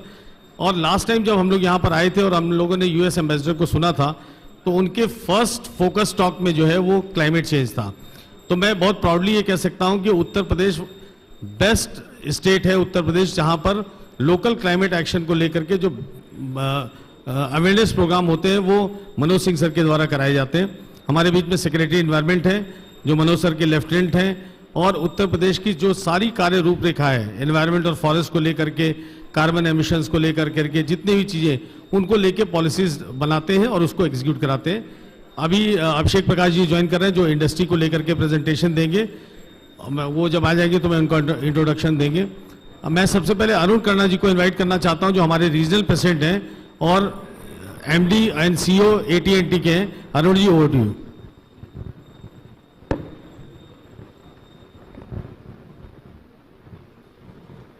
Thank you so much, Mukesh ji. Thank you. Can I request the room to settle down, please, for this very important session? We need your kind attention here and full focus. Mr. Abhishek Prakash, Secretary Industrial Development and CEO Invest UP. You saw him up on the stage a few minutes back. He'll be back on the stage very shortly. But didn't we have a very scintillating first session to begin the afternoon, didn't we? Yes? Okay, so maybe, and what a start to the afternoon, and we hope to continue to maintain that momentum and tempo. So let me also welcome Mr. Manoj Singh, Additional Chief Secretary, Department of Forest, Environment and Climate Change, Government of Uttar Pradesh.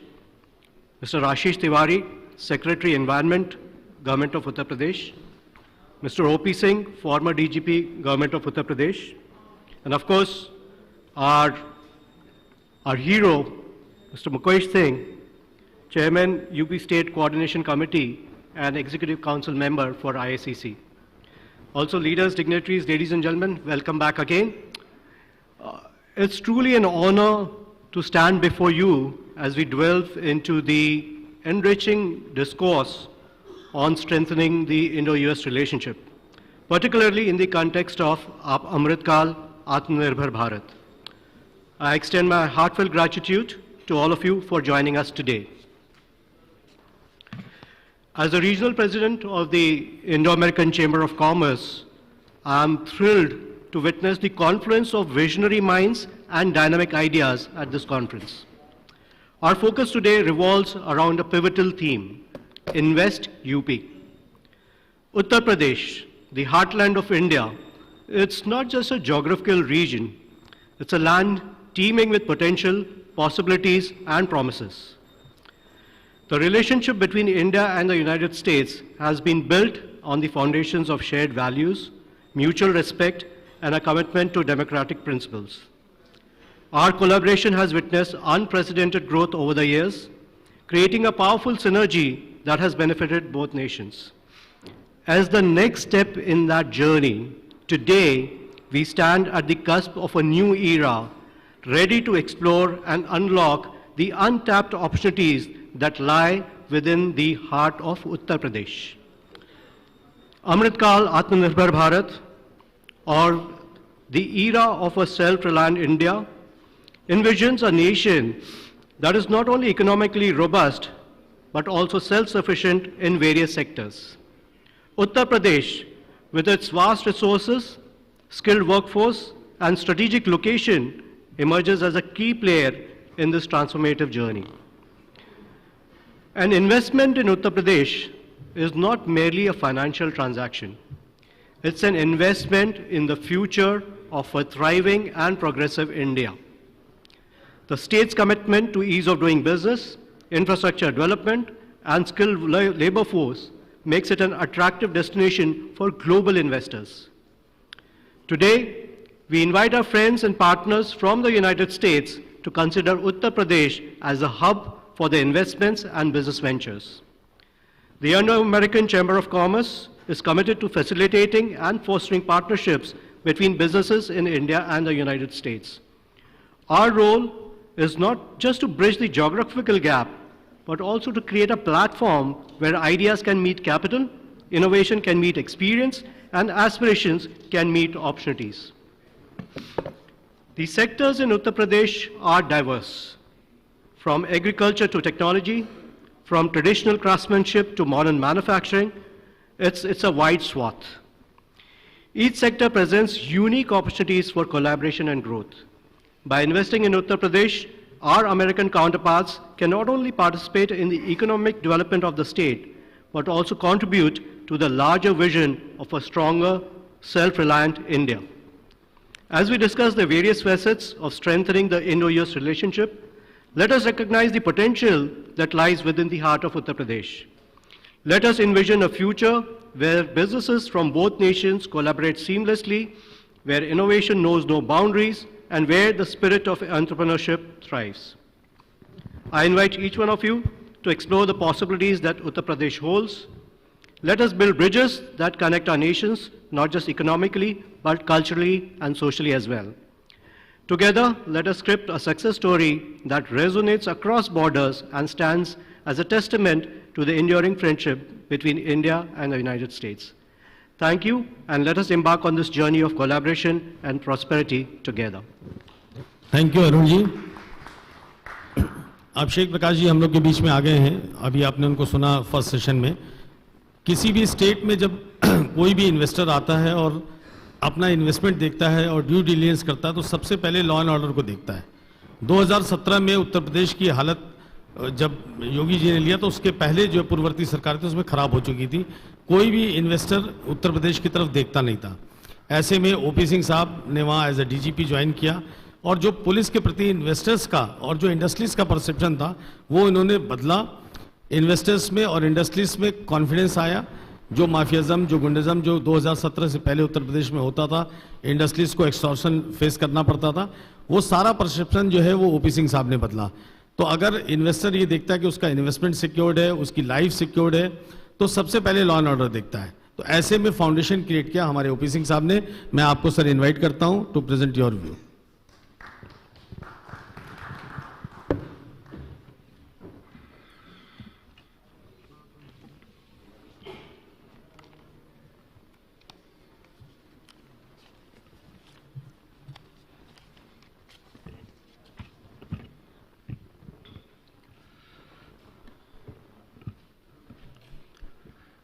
Namaste and a warm welcome to this distinguished gathering at the conference on strengthening Indo-US relationship in Amritkal-Aatmanirbhar Bharat.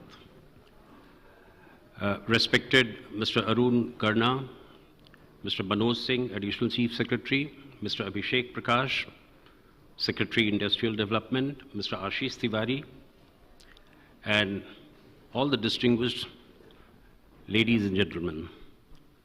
It's a privilege for me to stand before you today in the presence of esteemed gathering.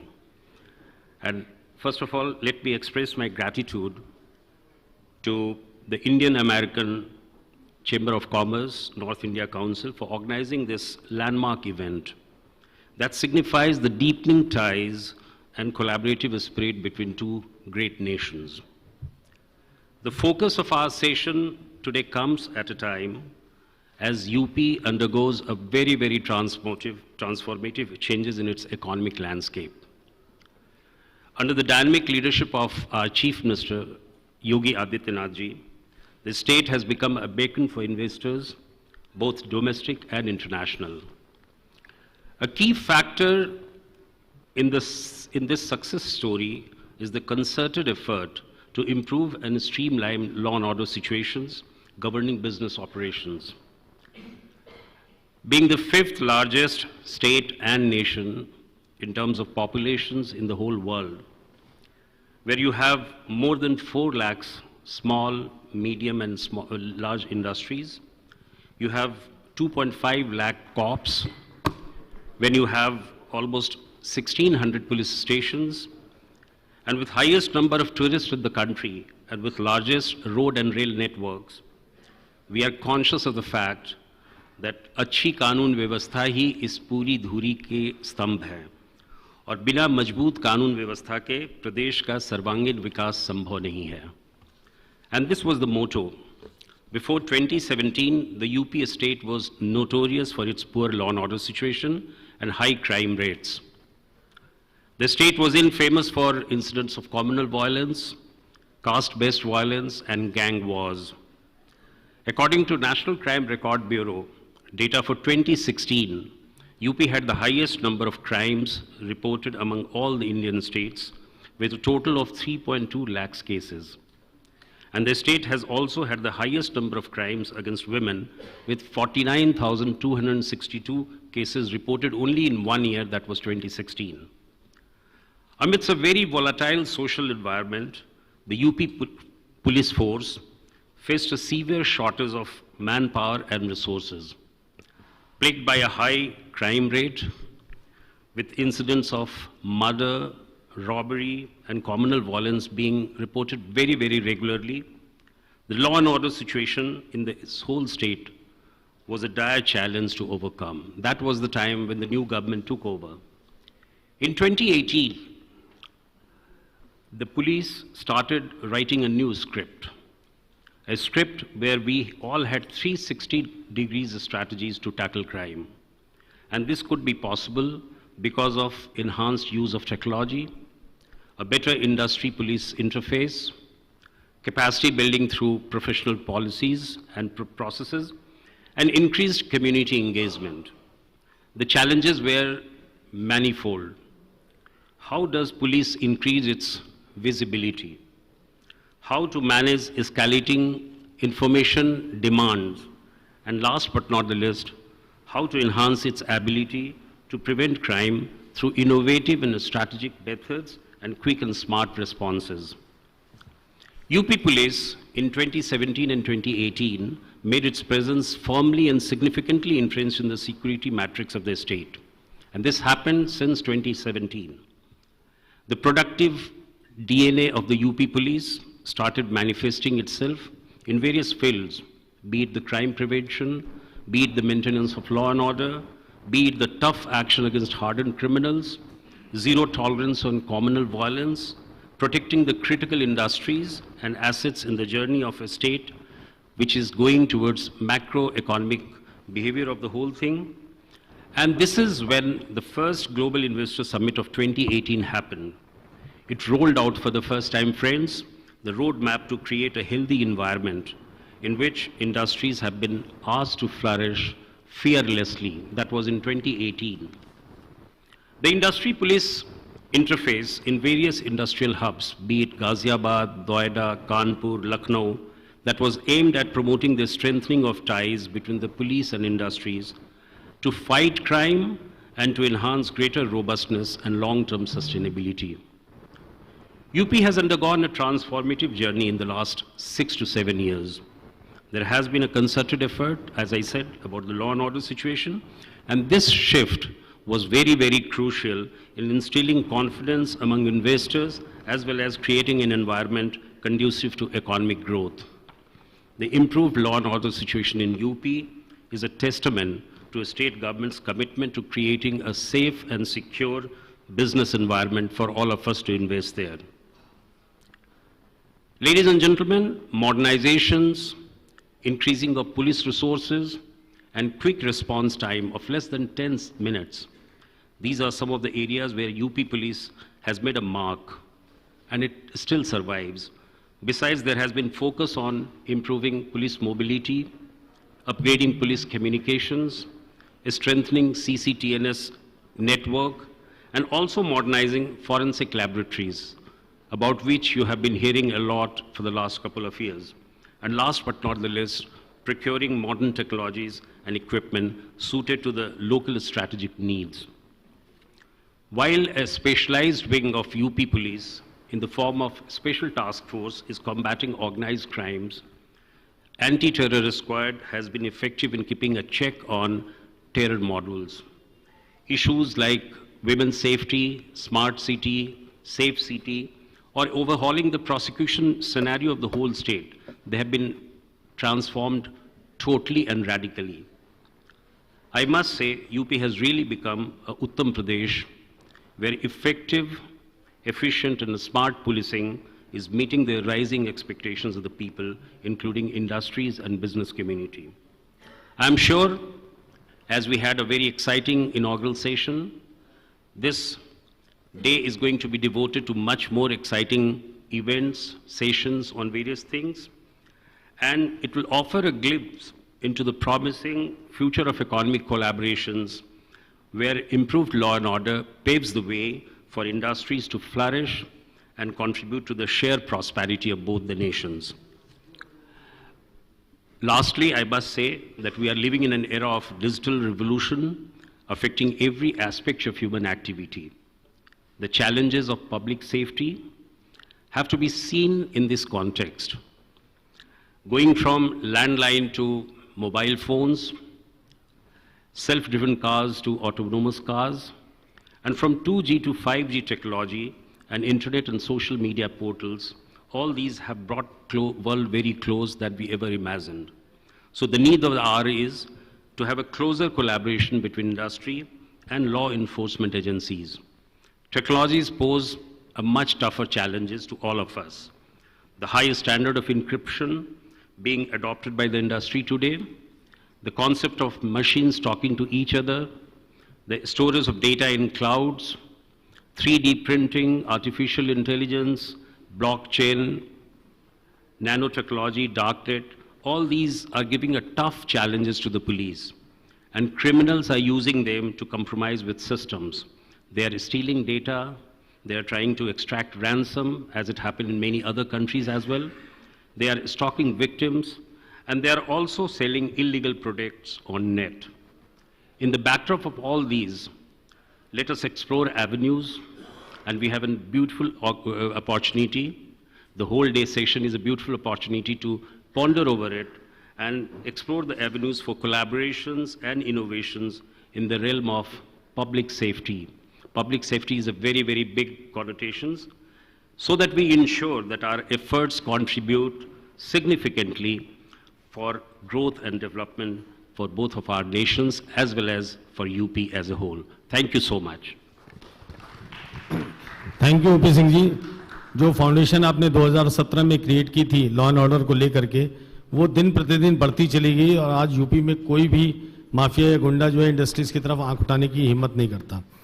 मैं इससे पहले कि आशीष तिवारी जी को बुलाऊं, मैं आपको बता दूं कि जितने भी ऑफिसर्स यहाँ पे रिप्रेजेंट कर रहे हैं, अभिषेक जी, मनोज सिंह सर, आशीष जी, ओपी सिंह साहब, आईएसीसी के कॉन्टेक्स्ट में अनवेवरिंग सपोर्ट रहा है गवर्नमेंट ऑफ यूपी का, जिसकी वजह से IACC day by day Uttar Pradesh में in terms of membership, in terms of program, awareness program, सबसे ज़्यादा सपोर्ट जो है वो department of environment, forest and climate change का भी आईएसीसी को रहा।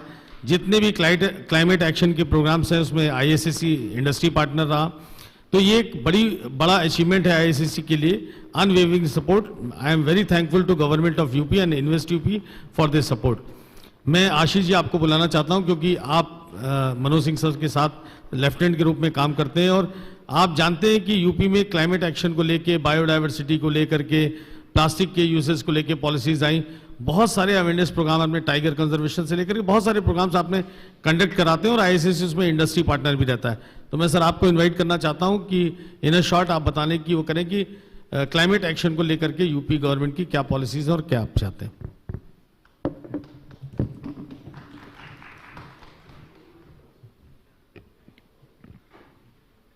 Thank you, Mukesh ji. Respected and esteemed dais and all delegates attending this esteemed gathering and conference. I think speaking before my visionary ACS, who has actually led from front the climate action in the state of Uttar Pradesh, would be a bit difficult, but I will briefly outline the kind of strategy which we have for the state of Uttar Pradesh on climate action. I would begin with the conference of parties or any, you can say, international event, including the recent event of World Economic Forum annual meeting at Davos. I think all those meetings really set a pathway, and they are more of a taking pledge, and you can say more of a vision that what should actually happen for climate front and sustainability front. But you all will appreciate that ultimate action actually has to happen at the ground level. And as rightly mentioned by O.P. Singh sir, UP being 5th largest country and state in the world population wise, so the challenges on climate action and sustainability are also very, very high. I would cite some figures before you. UP has 58,000 gram panchayats, which are village self-governments, over 750 urban local bodies, which are more like cities. We have tier 1, tier 2, tier 3 cities also. As per 2011 census, the UP has 7 million plus cities, which may increase more than 10, maybe when the new census figures are announced. So when it comes to like climate action, there are two verticals. One is climate change mitigation and other is adaptation. We all know that India's contribution to greenhouse gas space is very less as compared to per capita greenhouse contribution is very less because we are a developing countries. But developed countries have already filled the greenhouse gas space by their own developments. So we really have to work more on climate adaptation because large vulnerable population is there, and UP is really taking great steps towards localization of climate action. It doesn't mean to say that we are not working on climate mitigation. If you see for national policies and UP state policies on sustainability, I will cite examples of vehicle scrappage policy, then new bioenergy mission, then bioethanol policy, then bioenergy policy, and then phasing out of coal and fossil fuel and transport and power sector and renewable energy, etc. So UP is really leaping forward in all those areas, and on adaptation side also, UP is a leader so far as planning, developing SOPs. You all believe, you all run a great corporate businesses that unless you plan, you cannot actually progress. So UP has been leader under the guidance of our ACS, who will speak before you the vision that we have planned. We have also mapped the financial resources available and the gaps in financing and what are the ways and means that those gaps actually can be bridged on climate financing. So planning at the state level, planning for climate smart cities and planning for climate smart villages. So UP is working, UP has developed SOPs UP has developed platforms, prepared plans, and have started implementing all those plans. You will be very happy to know that Ayodhya is going to become a solar city. The UP new solar energy policy has already taken up 15 cities as solar cities, and the financial resources have also been you can say tagged for developing those cities as solar cities.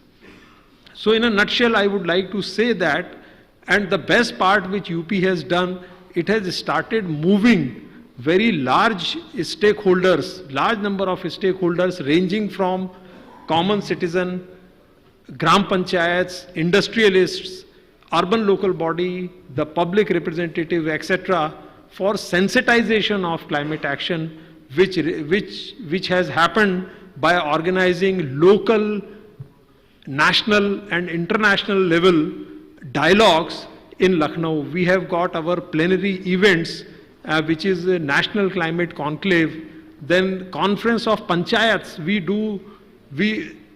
equally, in order to facilitate implementation, we organize every year Conference of Panchayats, in which all 58,000 gram panchayats are sensitized. UP has been leader in water conservation in Amrit Sarovar scheme also. So I would stop here and would really request you all. We have got one initiative called Public Panchayat Partnership, PPP, for climate actions in the villages.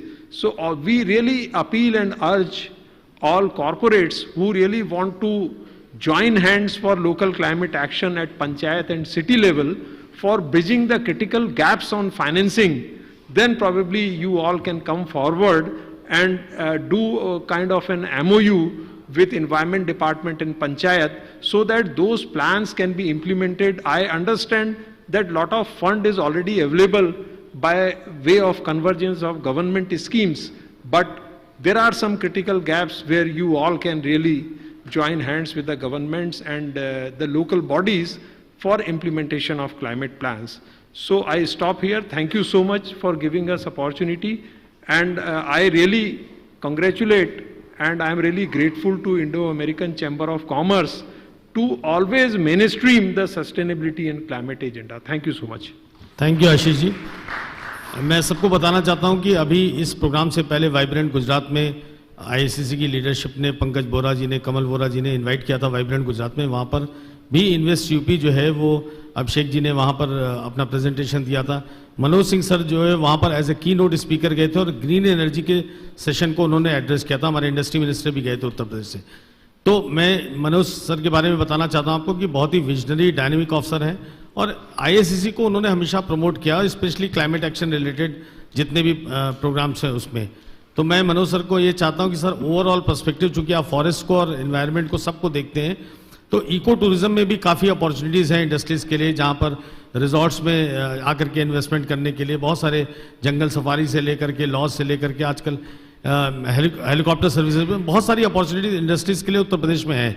तो environment को और forest को लेकर के sir overall perspective क्या है उत्तर प्रदेश में, क्या पॉलिसीज हैं, क्या इन्वेस्टमेंट अपॉर्चुनिटीज हैं, और कार्बन एमिशंस से लेकर के जो समस्याएं हैं पोल्यूशन को लेकर के, सर ओवरऑल पर्सपेक्टिव के बारे में आपको एड्रेस करने के लिए मैं इन्वाइट करता हूं. Thank you Manoj sir.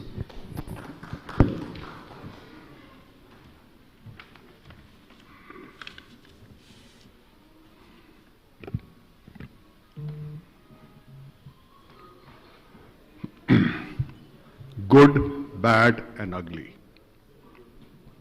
This is the story of three sister planets: Earth, Mars, and Venus. Earth is a good planet. We all live over here, and there is no second Earth.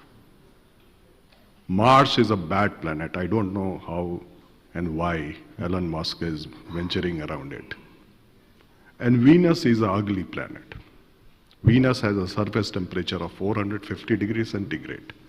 It has a rainfall of sulfuric acid and a pressure which is equivalent to deep sea. The evening star that you see, ladies and gentlemen, is Venus. But why did Venus went through this hell-like of atmosphere? it was because of runaway greenhouse effect. Here on Earth, we want to prevent a runaway greenhouse effect. We will be losing our Earth if we go on living like a lifestyle on fossil fuel, unabated use of energy that we are heralding towards. So there are debates, what is the temperature where the runaway greenhouse effect might trigger up in this planet. But before that, the whole world congregated in Paris and decided to let's put a target of 1.5 degrees centigrade, and they arrived at an accord, and which enunciates that every country has to come up with a roadmap of net zero. Following this, our Prime Minister signed the net zero agreement, which is 2070 net zero for India. But gentlemen, unless and until the people of the country unite and join the environmental movement, then only it is possible to see that climate action and climate mitigation is done in a proper manner. And for this, we hold one national conclave and state conclave in Lucknow to herald the change in mindset of a people of UP. And in that conclave, we showed a small cartoon which addresses to every one of us. The cartoon was that one of the pious, honest, a man of integrity dies, and he goes to the darbar of Chitragupt, who is the moral record keeper of what good you have done on this earth and what bad you have done this earth, according to Hindu mythology. And the moral record keeper pulls out his record and says that, gentleman, you have got less than 70, you will go to hell. Because we have put a benchmark of 70 marks. Who scores 70 goes to heaven, above 70. The gentleman asks, what is my problem? I am thoroughly an honest, upright guy. He told, look, you have been upright, but how many trees you planted? You used the resource of this earth unscrupulously. You polluted the environment, you polluted the river, you polluted the atmosphere. And that's why 7 out of 30 marks has been deducted. So ladies and gentlemen, there is 30 marks over there for environmental ethics. So make it a personal movement. And here we go. So with this concept, I would like to address what we are doing in Forest, Environment and Climate Change Department in UP. People ask, what is the difference between pollution and climate change? I will give you one example. If you are buying an EV, you are addressing to the problem of pollution. If you are buying a hydrogen vehicle, you are addressing to the problem of climate change. And recently the scientists worldwide are saying that more pollution is lessening the climate change by reflecting back sunlight. But pollution is very harmful for our existence, for our health. So this twin problem we have to address, and this is affecting all the sectors now. We had 18 departments in UP where our Honorable Chief Minister will be presenting on 5th the budget of UP, and in the first time in the annals of the history of UP, we will be simultaneously presenting a green budget of the state. 18 department, what is their green investment? They are earmarking fund, and as Ashish told you, 80% of the funds are in place. We as an IAS officers always clamor for more and more fund, but we when introspected it, we saw funds are there. So earmarking, sensitizing and targeting of these funds towards environmental protection and towards climate change mitigation, this is what we are doing. Climate change has two aspects. One is carbon sequestration aspect, and the other is your emission reduction aspect. For carbon sequestration, in last 5 years, in fact from 2017, we have planted 135 crore trees in UP. Nowhere in other states such a unfathomable step has been taken. 1 crore is 10 million. And these plantation has been done by 29 departments with the third tier of democracy, which is panchayats. And we have planted those trees, and we have target of planting 175 crore trees to mitigate our carbon sequestration targets. Every person, if he wants to be carbon neutral person, if he wants to in his lifetime remit his own carbon footprint, on average, in India, he has to plant 302 trees. It's very difficult to plant 302 trees. But every house which has 8 kilowatt of solar panel, that is equivalent to 3006 trees. And it can mitigate the whole carbon footprint of the family. You can make your house as a carbon neutral house, and we are certifying those houses in Lucknow.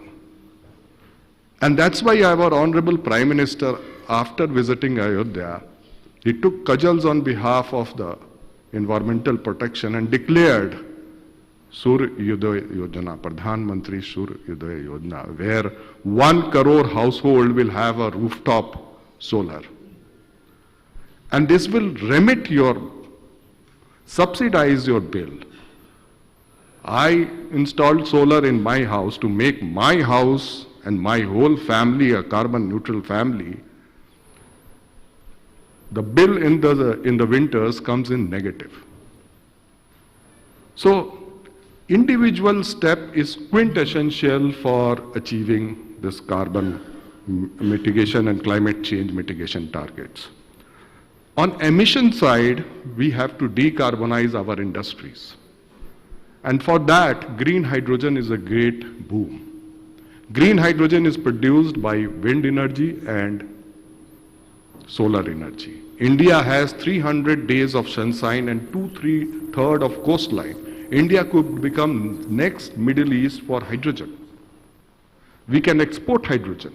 We can use this energy to harness the energy through electrolyzer, and by electrolysis of water, we can produce hydrogen. And this green hydrogen has immense future.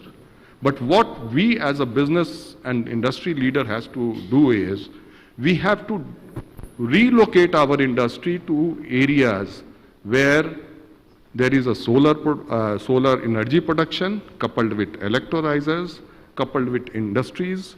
So whole industrial landscape has to change. The green hydrogen can also be pooled, for which tariffs has to be corrected.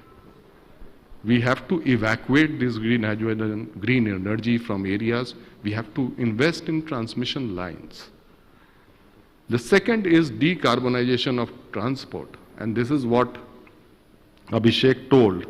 275,000 2.77 lakhs of vehicles were sold in UP, and we are the largest EV consumer. And we have now, our telco Lucknow produces EV buses, and Ashok Leland is being relocated in Lucknow. They will also be in EV production. So with regards to decarbonizing transport, UP is far ahead from other states. For decarbonization of energy, we are putting a pumped solar storage plant.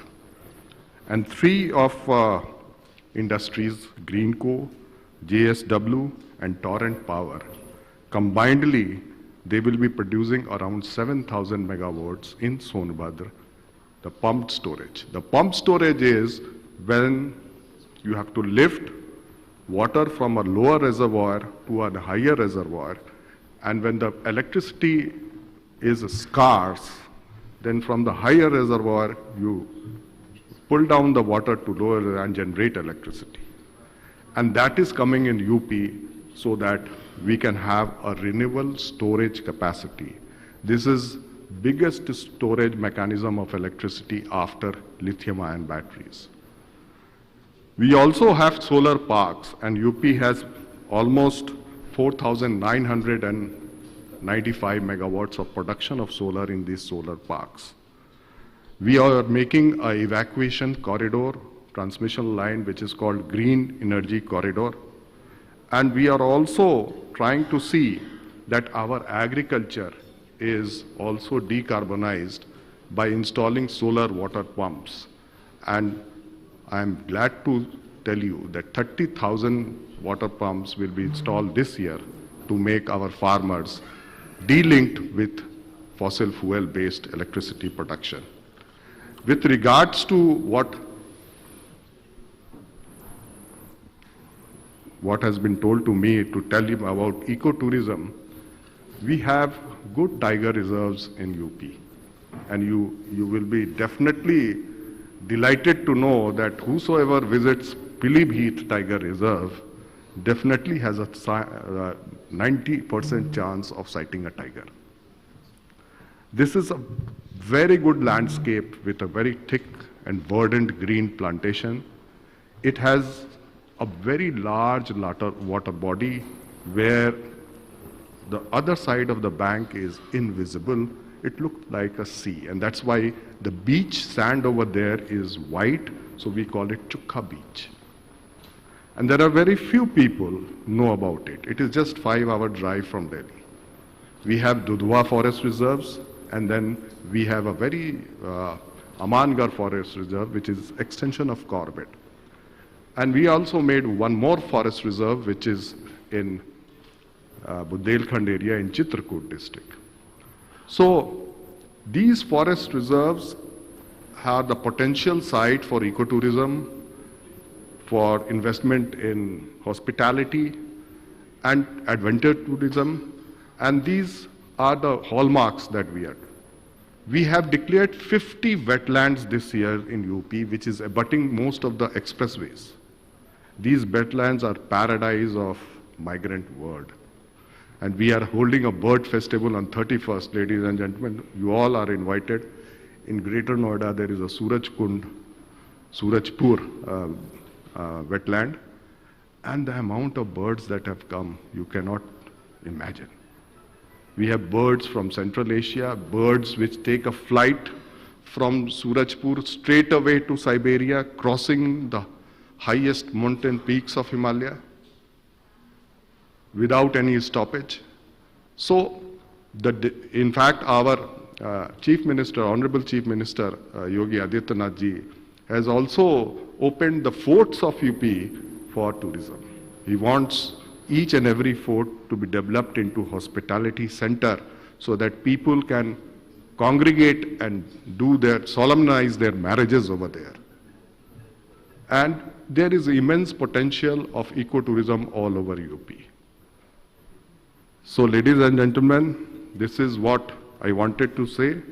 And one of the parameters which shows that UP has become an expressway state, one of the statistics I will quote. The diesel consumption from 2003 to 2011 annually of UP was rising by 6.3%. And now, from 2010 to 2023, the diesel consumption is rising only by 3%. There is 3% decline because of decongestion, declogging, and improving the speed of vehicle in UP. And if you go to Lucknow from Delhi, that will be the most pleasurable journey you will make in your lifetime. This, I watch for it. So with these kind words, ladies and gentlemen, let's join the hand to fight with the climate and make it an individual movement. Introspect yourself, reduce your carbon footprint at home. make your family carbon neutral family. Thank you. Sir, one question, one observation. I think UP is like the trend. Ecotourism. Domestic is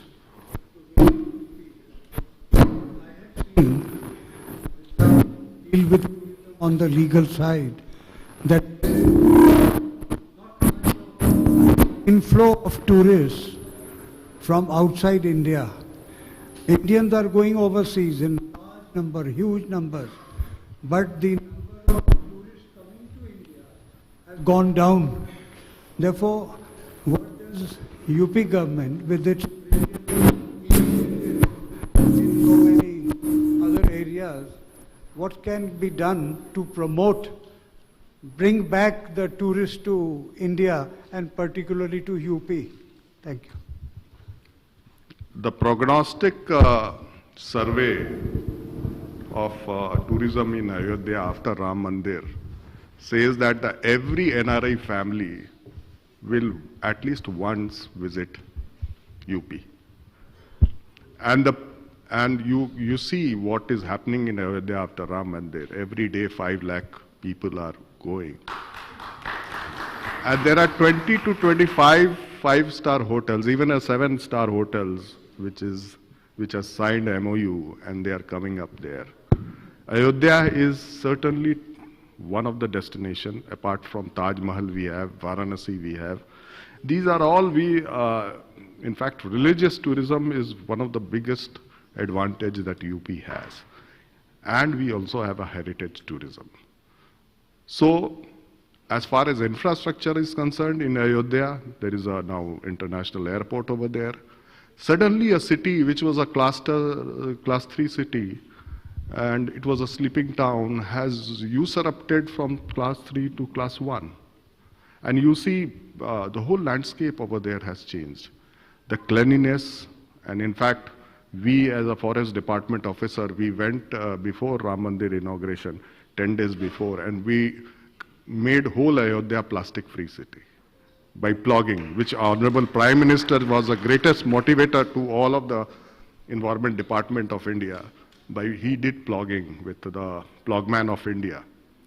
And we did plogging. And we will be going over there to make it more clean. We don't want to make that sanctimonious place a dirty place.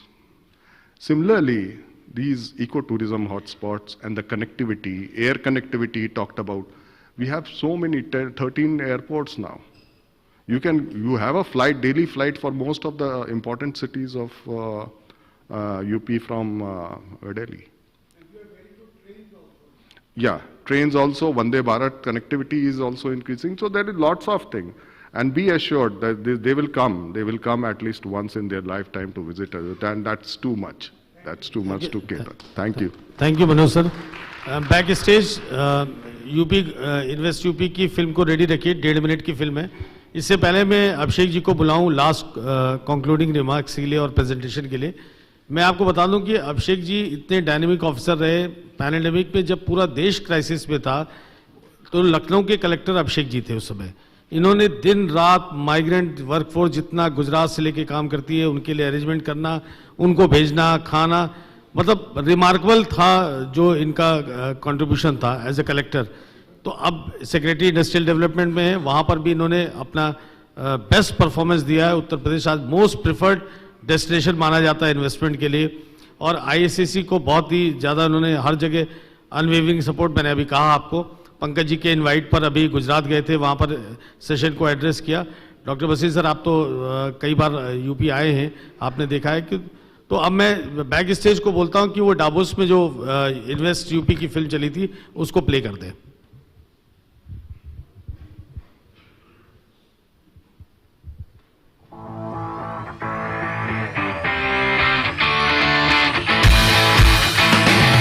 World-class infrastructure, pioneering policy framework, business-friendly governance, strengthened law and order.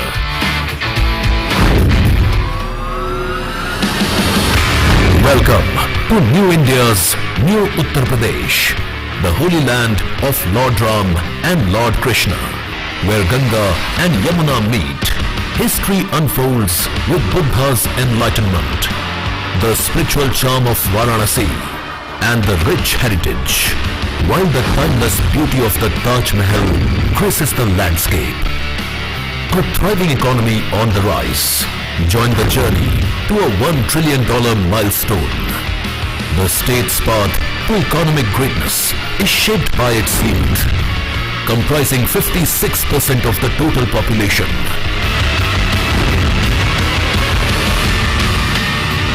Envisioned by the Honorable Prime Minister Shri Narendra Modi and Visionary Chief Minister Yogi Adityanath, Uttar Pradesh is now the new global hotspot for business and investments. अगर आज दुनिया के लिए bright spot है तो UP Bharat के growth को drive करने वाला एक अहम नेतृत्व दे रहा है. The largest network of expressways, 4-lane interstate highways, the highest number of airports, the largest rail network, a rapid rail transport system, inland waterways, and a freight corridor make the state easily accessible to every nook and corner. माननीय प्रधानमंत्री जी के मूल मंत्र reform, perform और transform का अनुसरण करते हुए आज उत्तर प्रदेश नए भारत का ग्रोथ इंजन बनकर उभरा है. Uttar Pradesh, comprising 11% of the country's land, remarkably contributes 17% to the nation's overall food production. Nourished by the fertile Gangetic plains, Uttar Pradesh stands as a leading producer of food grains, milk, sugar, potatoes and ethanol, offering immense opportunities in the agro, food processing and dairy sectors. With a whopping 96 lakh MSMEs, Uttar Pradesh is the MSME capital of India. The state is high on promoting indigenous products under the One District, One Product scheme. Uttar Pradesh has initiated a digital revolution, emerging as the premier destination for mobile components manufacturing and assembly, accounting for an impressive 55% of India's total smartphone production. For comprehensive growth. अब मैं अभिषेक जी को invite करना चाहता हूं. अभिषेक जी को inaugural में हम लोगों ने सुना, बट यूपी गवर्नमेंट को लेके जो शॉर्ट और प्रिसाइज में जो सेक्टोरल पॉलिसीज हैं और जो अभिषेक जी प्रेजेंट करना चाहते हैं यूपी गवर्नमेंट की तरफ से, और उससे पहले मैं आप सब आईएसीसी के मेंबर्स को पहले भी मैं कह चुका हूं, मैं अरुण जी की तरफ से, डॉक्टर बसीर की तरफ से, पंकज जी की तरफ से यूपी इनवाइट करता हूं मैं अयोध्या दर्शन के लिए और काशी विश्वनाथ दर्शन के लिए.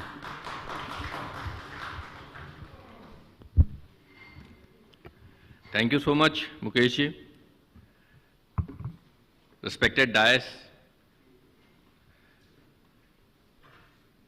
honorable members of the Executive Council of IACC, champions of industry, friends from media, ladies and gentlemen. अभी आपने एक short video देखा. Why UP and how UP has transformed and what is the vision of UP in the coming years ahead. So I'll be focusing my presentation on it. So why UP?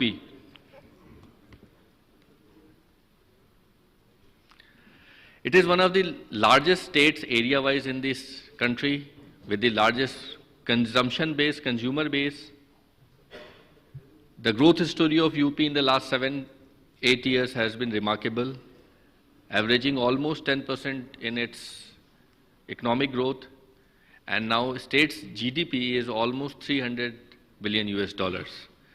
And the vision now, another 4 years as on date, as of now, is to become a $1 trillion economy and to contribute from present almost 9.5% in India's GDP, UP is contributing to 20%.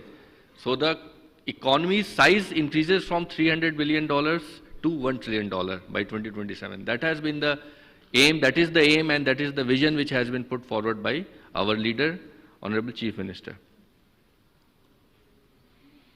It is the cultural epicenter of India, as you all know. 22nd of this month, Honorable Prime Minister has inaugurated the Lord Rama's Mandir in Ayodhya. जैसा कि अभी मुकेश जी ने भी आपको बोला, मैं भी आप सभी लोगों को इनवाइट करता हूँ, आइए दर्शन कीजिए, यूपी को जानिए, because unless you know the state more and more, you won't feel happy to invest there.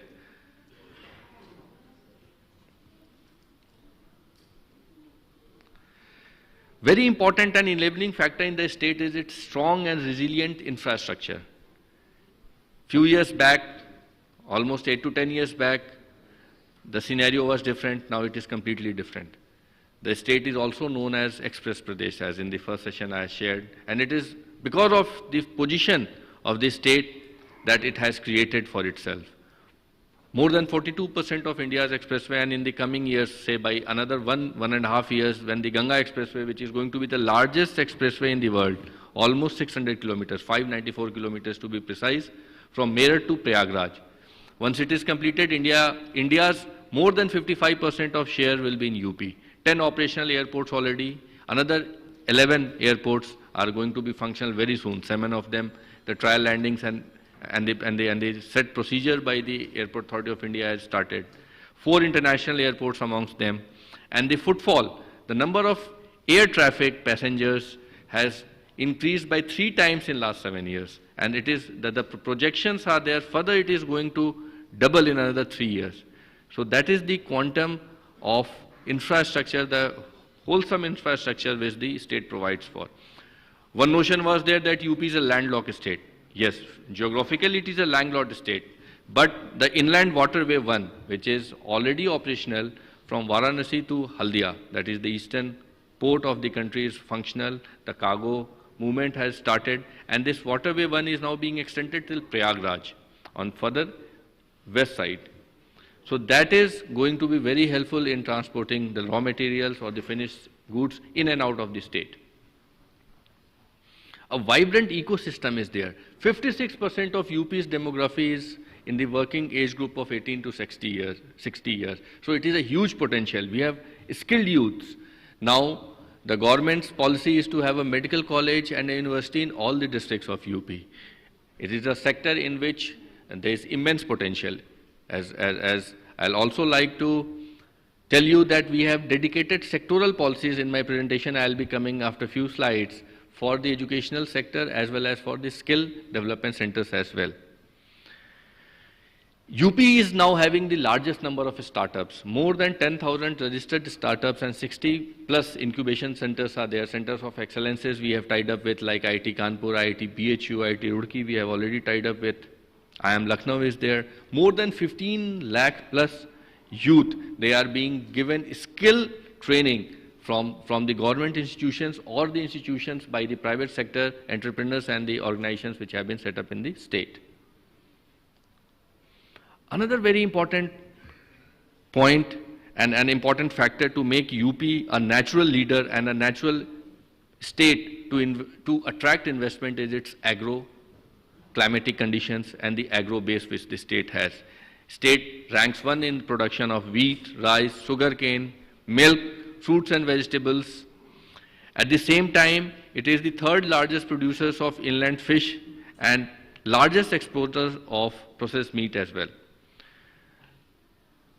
The state has got dedicated policy in this sector as well, and this is one of the sectors, agro and food processing, which I will request all of you to please explore for the state.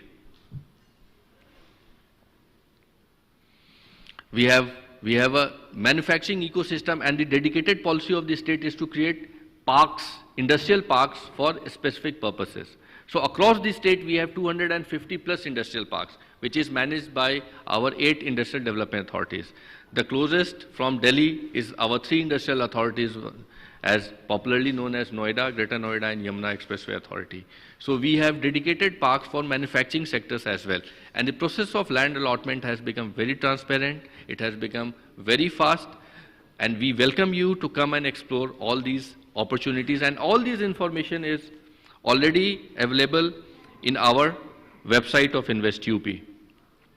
So I'll be rushing through the presentation because of the time, But at the same time, these are ready available land banks in the state, which is there in aviation sector, defense industrial corridor, integrated textile parks, electronic manufacturing cluster is there, integrated multimodal logistic hubs. Medical device park is something very interesting and important because this is a sector which is coming up in a big way in the state and in the country as well. These are further new technological advancement which the state is now looking forward to open up areas for cutting edge technology and its manufacturing in the state. And we are in the process of talks with leading anchor units so that once the anchor unit comes, the entire ecosystem also travels along with the anchor unit. So these are the few areas which we are focusing on. Another few important areas which I like to highlight is solar. It's a very important sector and in line with the green energy policy of Honorable Prime Minister, biofuel, pumped storage plant, EV and battery manufacturing. Ashok Leland has already declared and it is coming up with an EV manufacturing plant for buses and commercial vehicles in the city of Lucknow itself. This is very important. Why the state is now a favored destination or how it has come to this stage. The region is a long journey for last 2.5 years in which our Honorable Chief Minister told that we need to revisit all the policies.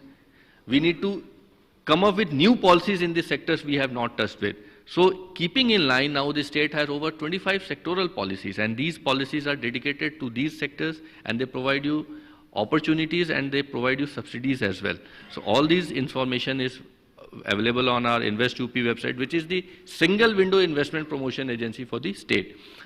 We have two important policies which I like to emphasize on. One is the industrial policy, which is 2022 policy, and the only state in the country to have a dedicated policy for FDI and Fortune 500 companies, which is the UP FDI policy 2023, which we had notified on 1st of November 2023. A copy of the same has been given and they have been placed on your tables as well. So I'll request all of you to take it along and please read it and give it to your team so that they can read and go into depth of these policies.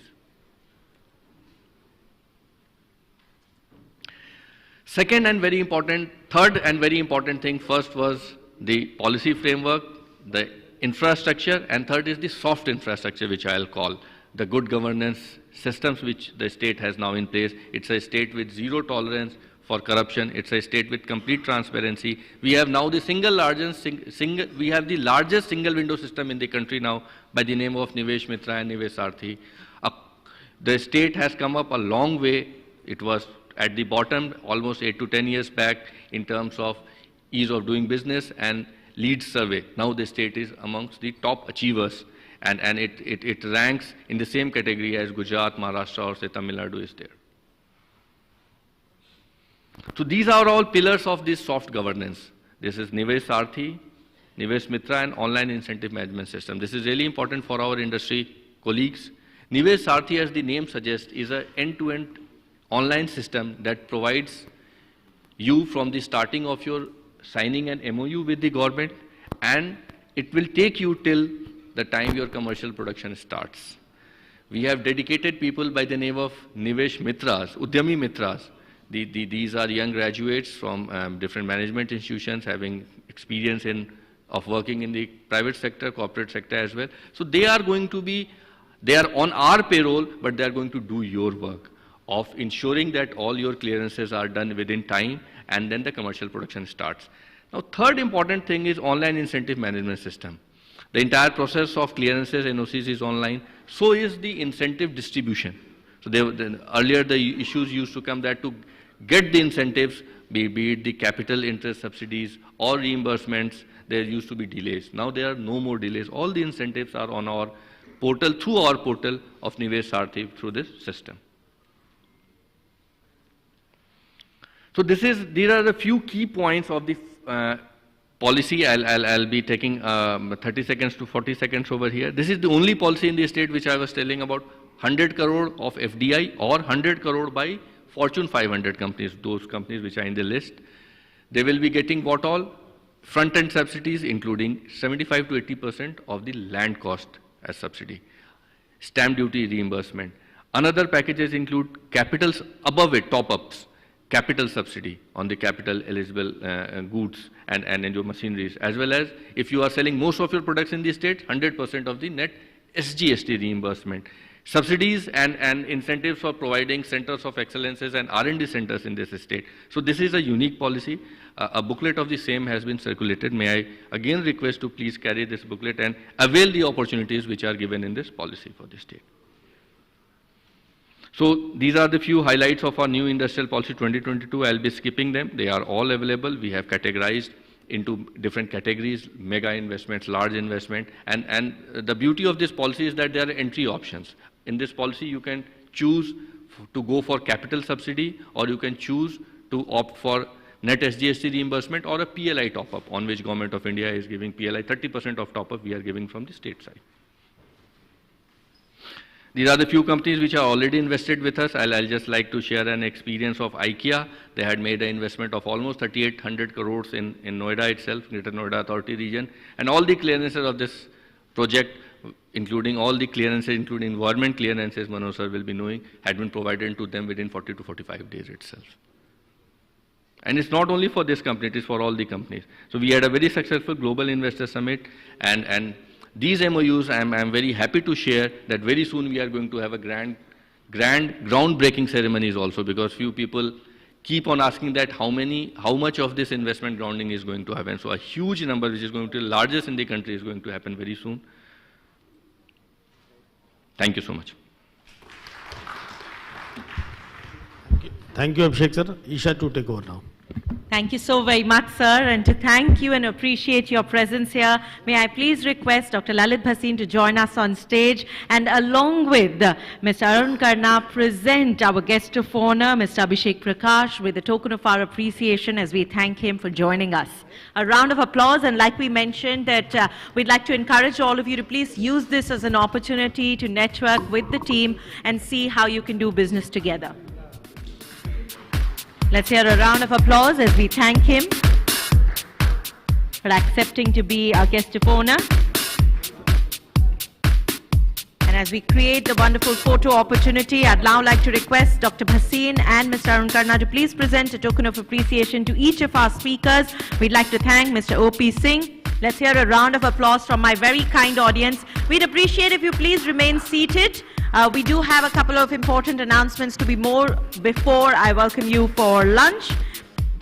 Let's also thank Mr. Manoj Singh for joining us. Thank you so very much, sir. We appreciate you taking out time and being a part of this very special session. Let's hear a round of applause. We'd also like to take this opportunity and thank our session moderator, Mr. Mukesh Singh, for weaving together this session. Let's welcome Mr. Ashish Tiwari and thank him for joining us with a memento. A round of applause for Mr. Ashish Tiwari. And a big thank you to our session moderator, Mr. Mukesh Singh. For all my audience members, I have a few very important announcements to be made. As you're well aware, very shortly we will be joined by the Honorable Union Minister of Defence of Government of India. For security reasons, I'd like to request you to please make sure that you carry all your important belongings with yourselves while you enjoy lunch. And let's have a group picture. Also, because we are slightly behind schedule, let's call it more of a working lunch. We only have about 30 minutes for the lunch because we are calculating time per se as per the arrival of the Honorable Minister. So I'd like to request all of you to please join us back in the hall at sharp 3 p.m. A reminder to please take all your belongings. Thank you.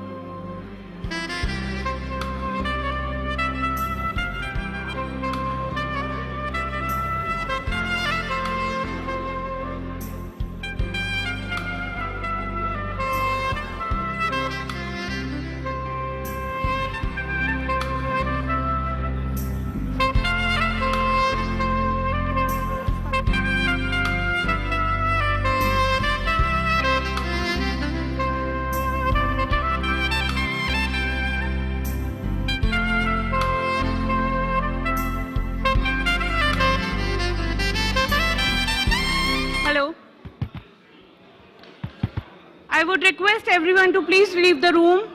We'll have a security check for the Honorable Minister. Please leave the room.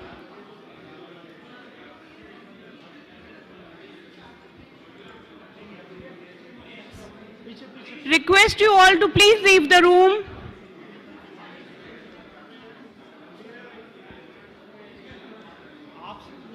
The people who are sitting on the back, please leave the room. There will be a security check with the Honorable Minister's office.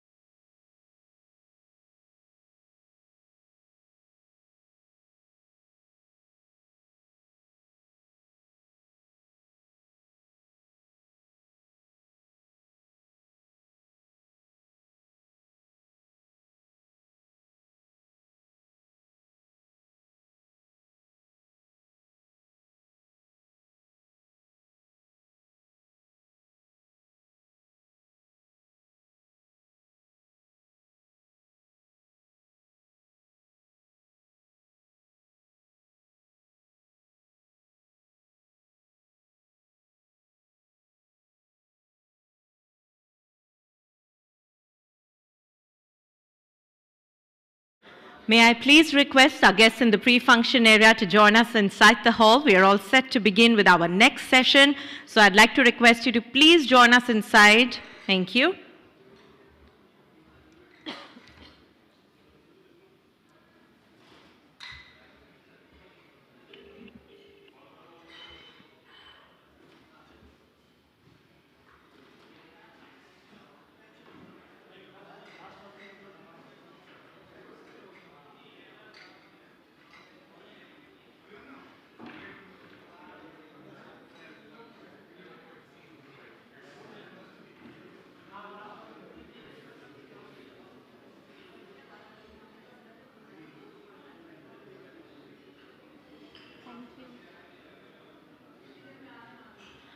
Once again, I'd like to request all our guests to please join us inside. We're about to begin with our next session.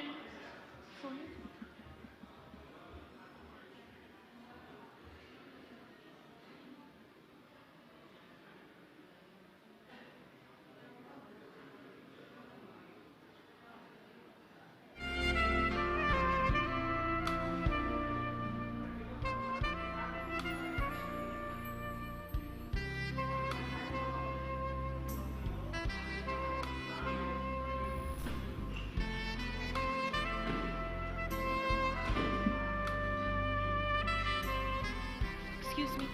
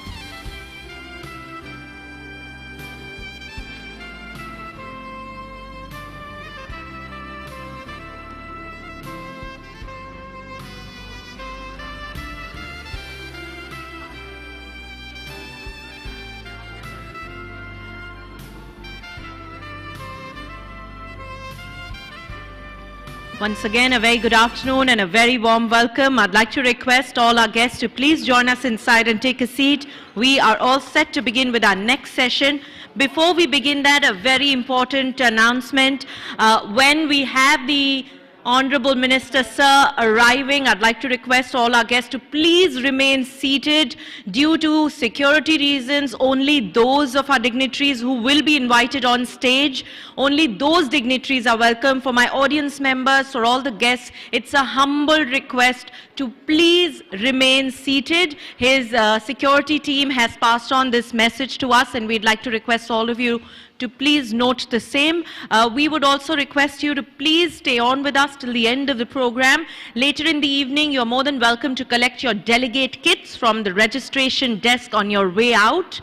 And for now, we are all set to begin with our next session on legal services, where we will be talking about and delving into the intersection of data privacy and artificial intelligence in the Indian context. You would all gain a lot through this session, so requesting you all to please take a seat.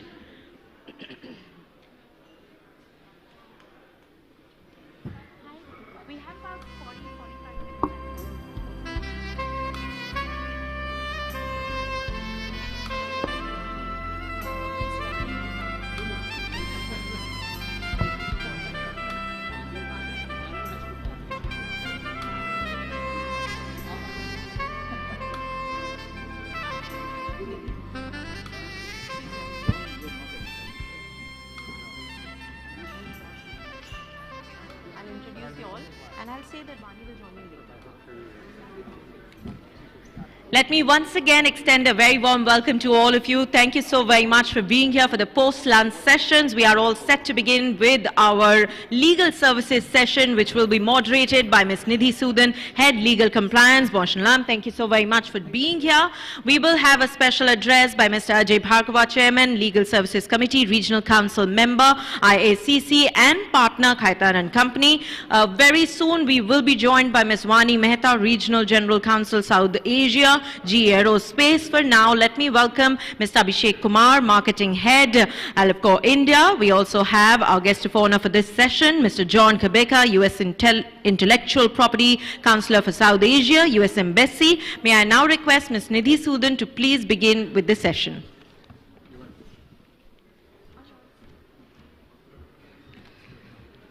Hello everyone. It is with great pleasure that I welcome you to our today's session on data privacy and artificial intelligence in India. We have gathered a distinguished panel of experts to share their insights on the complex interplay between data privacy and the legal aspects of artificial intelligence. These distinguished individuals bring a wealth of experience and expertise to the discussion, with backgrounds spanning law, intellectual property, and technology, and their unique perspectives promise to shed light on the intricate balance between harnessing the power of artificial intelligence and safeguarding individual privacy within the bounds of law. Throughout the session, our panelists will explore key topics covering the evolving landscape of digital data protection within the context of AI, strategies for organizations to navigate the legal intricacies while leveraging the benefits of artificial intelligence, the legal challenges and ethical considerations associated with AI applications across various industries, and focus on key trends and possible legal developments in the intersection of data privacy and AI. I encourage and request you all to engage and participate with our panelists during the Q&A session, as your questions, queries, and comments will add richness and depth to the whole discussion. Without further ado, I would like to introduce our panelists for today. Our first speaker is Mr. Ajay Bhargav. Ajay is a partner in the Dispute Resolution Practice Group in Khaitan & Co. In his areas of practice, Ajay has advised and represented matters in Supreme Courts, High Court, and quasi-judicial tribunals. He advises on constitutional matters, civil and criminal matters, IPR and employment laws. Next, we have the guest of honor, Mr. John Kabeka. John is the U.S. Intellectual Property Counselor for South Asia, serving Afghanistan, Bangladesh, Bhutan, India, Maldives, Nepal, Pakistan, and Sri Lanka. Working through the American Embassy in New Delhi, John is the principal officer within the U.S. embassies and consulates throughout South Asia. He's a 35-year veteran of the U.S. Patent and Trademark Office. Our next speaker is Mr. Abhishek Kumar. Abhishek is a marketing professional with 13 years of overall experience in the healthcare, medical devices, diagnostics, and pharmaceutical industry, and is currently serving as the Director Marketing at AliveCore in India. Abhishek's focus right now is on incorporating digital initiatives into the marketing mix, and launching and establishing new concept-based technology products is his forte. Should we start?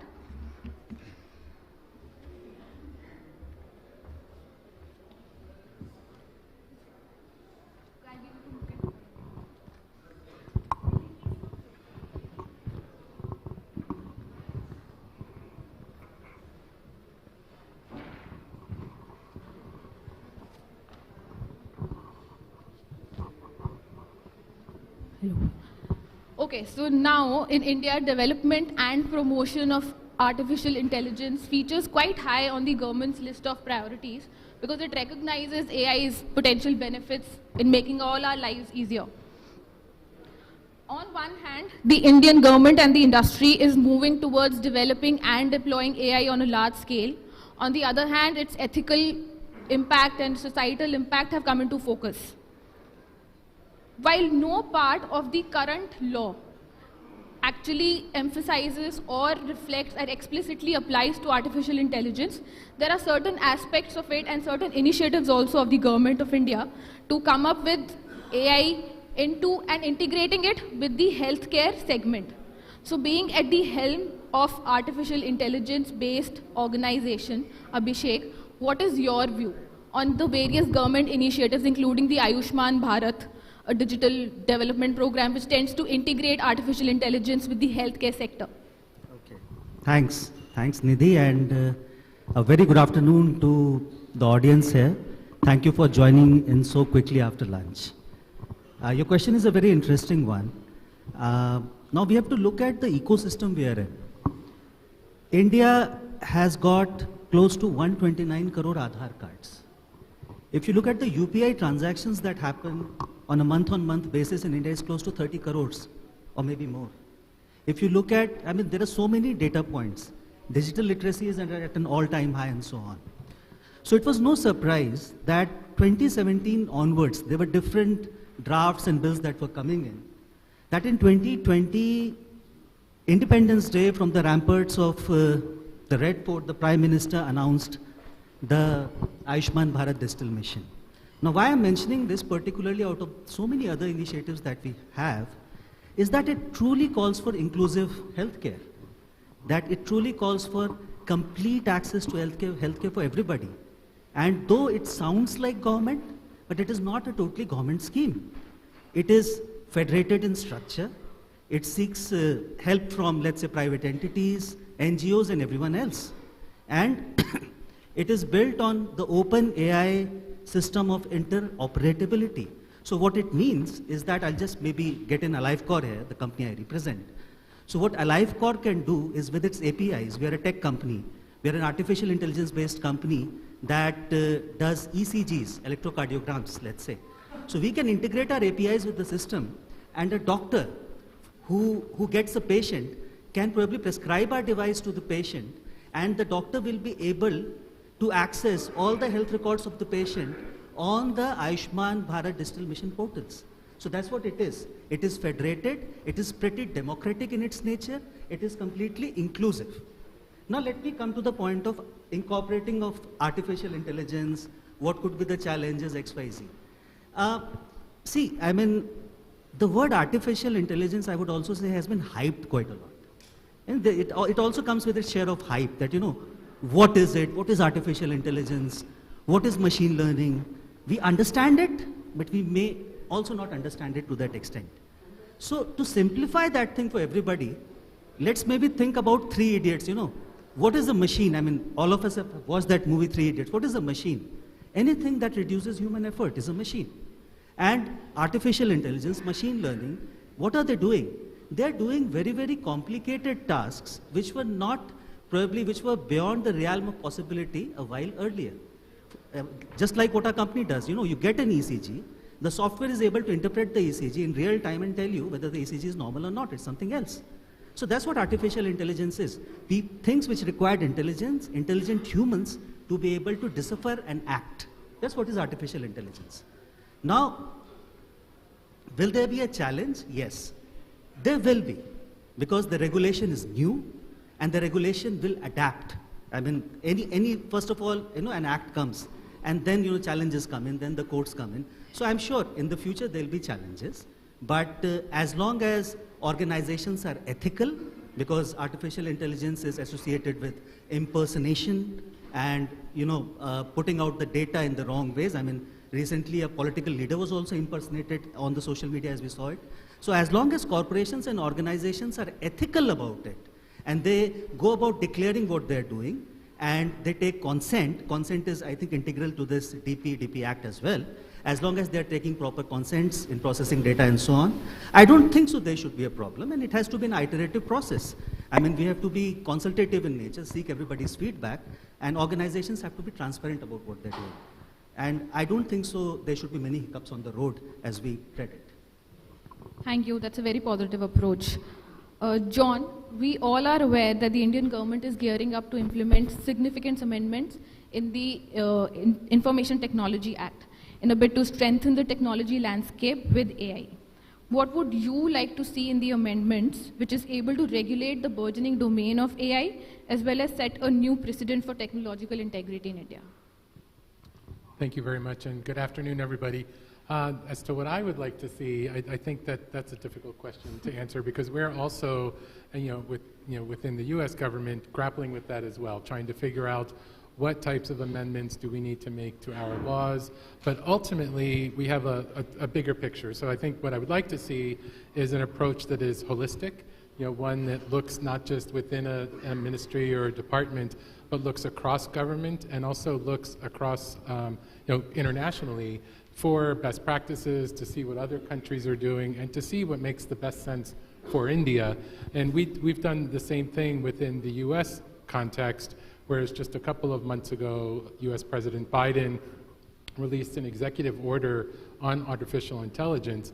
And usually executive orders are just a few pages long. This one's about 110 pages long because it charges every department, every office within the U.S. government to look and explore ways that AI might be an enabler to help do our jobs better, or might actually be a consideration that we need to take into account, with the number one priority being ensuring the safety and security of our country, of our people, and to make sure that AI doesn't impact that priority in any way. So I think looking ahead and looking towards what even within the U.S. Patent and Trademark Office, the executive order charges us with looking at ways to use intellectual property within our system, but also to see how we are examining intellectual property inventions and that relate to artificial intelligence,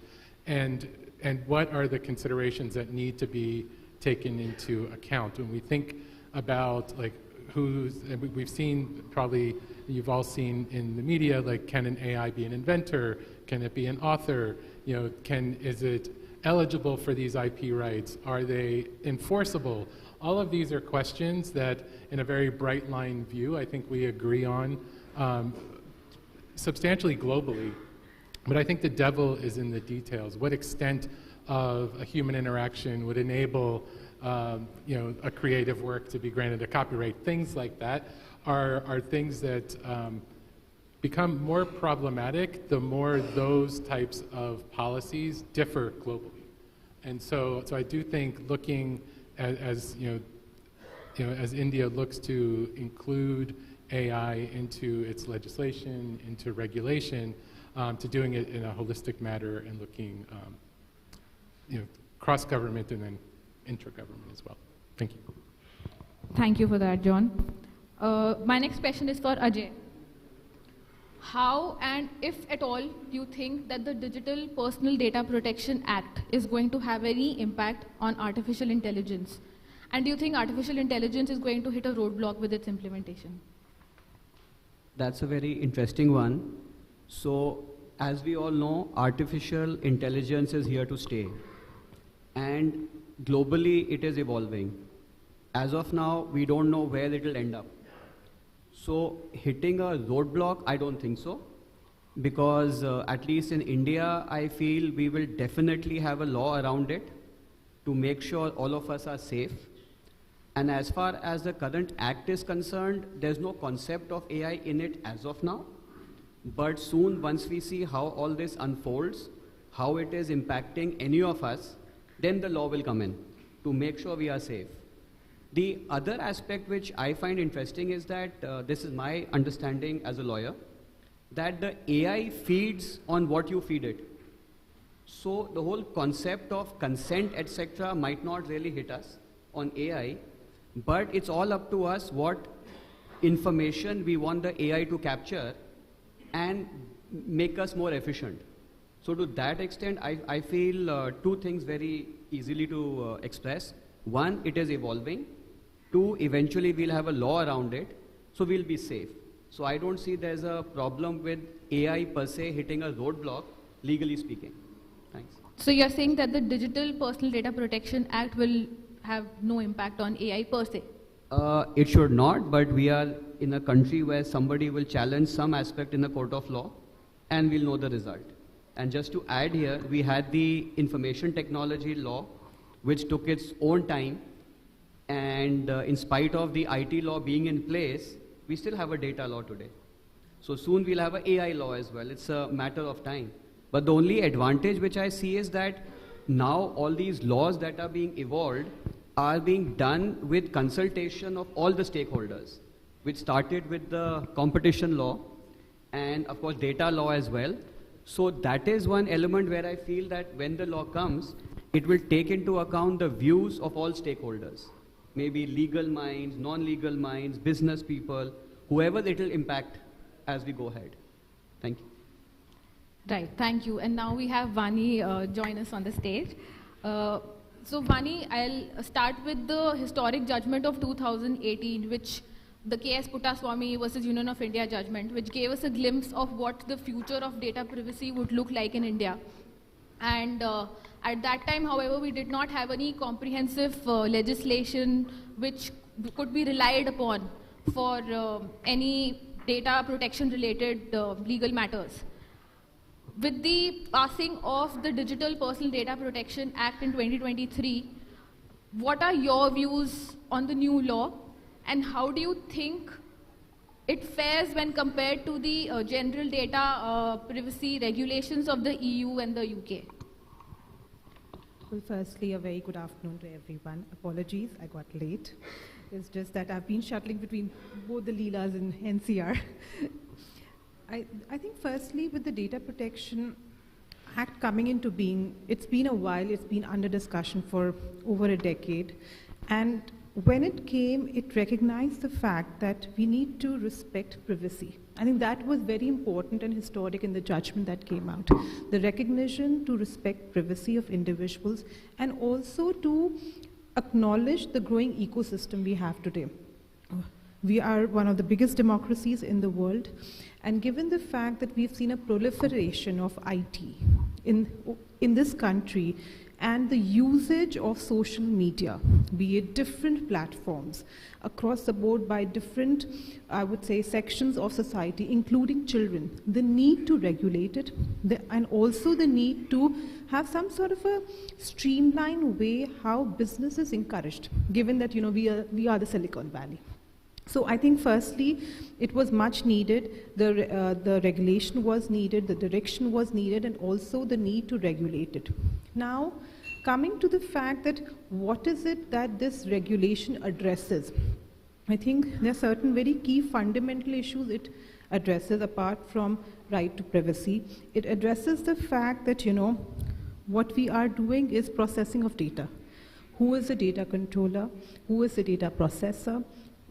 From a business standpoint, what is your role as an intermediary and also as an individual? When I break it down, when my information as an individual is being given to a bank, for example, or if I'm putting something on social media, or even just a click I'm doing on any educational app for my child, what is the exposure I am having and what are my rights and obligations? That is very fundamental. Also the fact that when I compare it to something like a GDPR. Now GDPR has been in Europe and in other, I would say, regulations, and Europe has often been with the mindset of, being very regulated because it is an economy, it is a society where they have seen usage of technology for a while now. And also culturally, I would say we are different. And we acknowledge it in a positive way. We, something like child consent to data, that is not there in GDPR. Is it required over there? Maybe not. Is it required in India? Yes, it is. So some very basic differences to that extent. Also, when you come talk about a very controversial issue, which maybe later in our discussion we'll talk about consent. What do you give consent for? And when you are consenting, do you really know what you're consenting to? Also with regard to, I would say, the quality of consent, how is the very fact that the regulator and also the government who is storing the data, are they letting us take the data out of the country? In GDPR, that's a very fundamental difference. They're not letting you do that. You know, in India, they're not letting you do that, but in GDPR, it is a very case-specific thing. Now, is it a good thing or a bad thing? I think we will have to view it from an economic standpoint, from a social standpoint, and also the need to be the, I would say, the regulator over here. There's often instances wherein you do not need a very strict regulation. I've seen in different other jurisdictions, but I would not say that is the case in India. Thank you for that. And as Vani mentioned, Abhishek, how we individuals get impacted. With everything being digitized, and that includes patients' records being put up online, there are certain permissions required, legitimate reasons to be provided to access that data. What are the challenges that are being faced by AI businesses who need that data, especially in your segment of industry? And how do you think a consumer or a patient is getting impacted with this? Okay, so Nidhi, you and I think Vani, you also maybe, we are from US corporations, right? And the thumb rule is, you follow the stricter law, right? If there's an Indian law and there's a US law, the thumb rule is you follow the stricter law. In fact, you have to follow both if you're a US company. And which is what most companies will do. Which is, she talked about where are you storing the data, right? If the data is being stored outside the country and the current regulation allows it, please declare that. I mean, somebody who's giving you your data must know where you are storing the data. And by all means, for example, if AliveCor were to work today with defense, let's say, then we would make all necessary provisions to store the data in India, because that becomes something very sensitive. So that is one. I think Vani also talked about consent. Now, if you see healthcare, consent is integral to healthcare. If you're, let's say, getting a surgical process done, the doctor probably has to inform you that, okay, this is what, are you signing up for this? Yes. What are the risks associated with this, and so on. So consent has been integral to healthcare for a very long time. Medical research and so on. Here I think it has got two parts to it. So when you're getting that consent sign off on your portal or your website, I think make things explicit, especially in light of the current regulation. I think that is one thing everybody can work towards, is making that long thing slightly easier to read probably, because none of us reads it and we just put a tick mark and say, okay. So maybe, what are you signing up for? If that can be made a little easy, that would be one thing that everybody could follow, one. But otherwise, once you have the consent, right, then the other thing I've already talked about, where the data should be stored, and then how do you use the data? So when somebody consents, they share a lot of personal information for us. A corporation like us will use the data, let's say, for research, right? They will archive the data and so on. So whenever we will use the data, the idea is to de-identify it. So remove the personal information and use the other data for research, so that you're not really able to identify from whom the data was collected in the first place. So that it can be used for legitimate research purposes, behavioral studies, population studies, and so on. The data can be archived and so on. I'll try to extend my answer a little bit, not only to maybe corporations like us, but let's say also in general. For example, if there is a pandemic and the government needs data, who is impacted and how do we really help them out? These kind of, the ABDM we talked about will be extremely useful in that case. And by the way, I think all exemptions are there in this for emergencies, pandemics, and so on. So I think that's the way forward. I would say we should not really worry too much at this stage. It's been about 5 or 6 months since the regulation has come in. I think most of the entities are getting used to it. And frankly, going through the DPDP Act, I didn't find any red flag which could be, let's say a showstopper for a company or anything like that. It's a great legislation. It's a step in the right direction. I'm sure, I mean, you put out any legislation, you'll find a small number of people unhappy with it. But it's the right way forward, and I'm sure at some point of time they'll include AI also in this. and then probably we all can proceed as Ajay mentioned. Thank you so much for that. So, John, there are certain provisions, as we talked about, within the existing laws in India that touch upon certain aspects of AI, but not completely. Specifically, when we talk about intellectual property, do you think there is the need for an AI-specific legislation which also caters to the challenges being faced in the intellectual property regime right now? So I think, kind of going back to my answer in the first question, the more that an IP system differs from other IP systems globally, the more challenging it is for any innovator, regardless of how big or how small they are, to compete on the global scale, which when using AI technologies, I think that's the goal of any company, regardless of their size. And so I think we have to be careful. When we look at our own history and we see emerging technologies, we've seen emerging technologies be challenged throughout our history. And some examples were, the invention of the sewing machine, which we all look at today. And of course, we see a sewing machine, we're like, okay, it's tangible, it's a machine, it's definitely something eligible for patent protection. But at that time, when sewing machines first came on the market, they were challenged as being ineligible for patent protection. We saw the same thing with the invention of the automobile.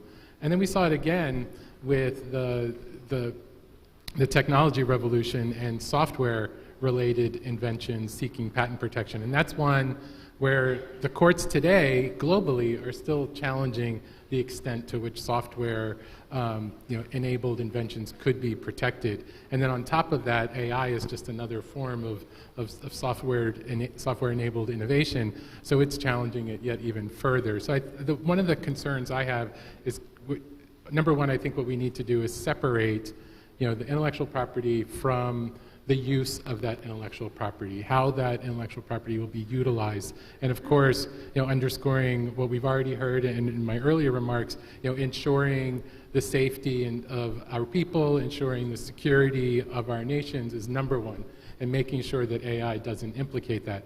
But honestly, that doesn't have anything to do with IP, right? The intellectual property is its own entity where we're looking at how do we protect AI and how can we do that in a robust and I think should be in a consistent way globally.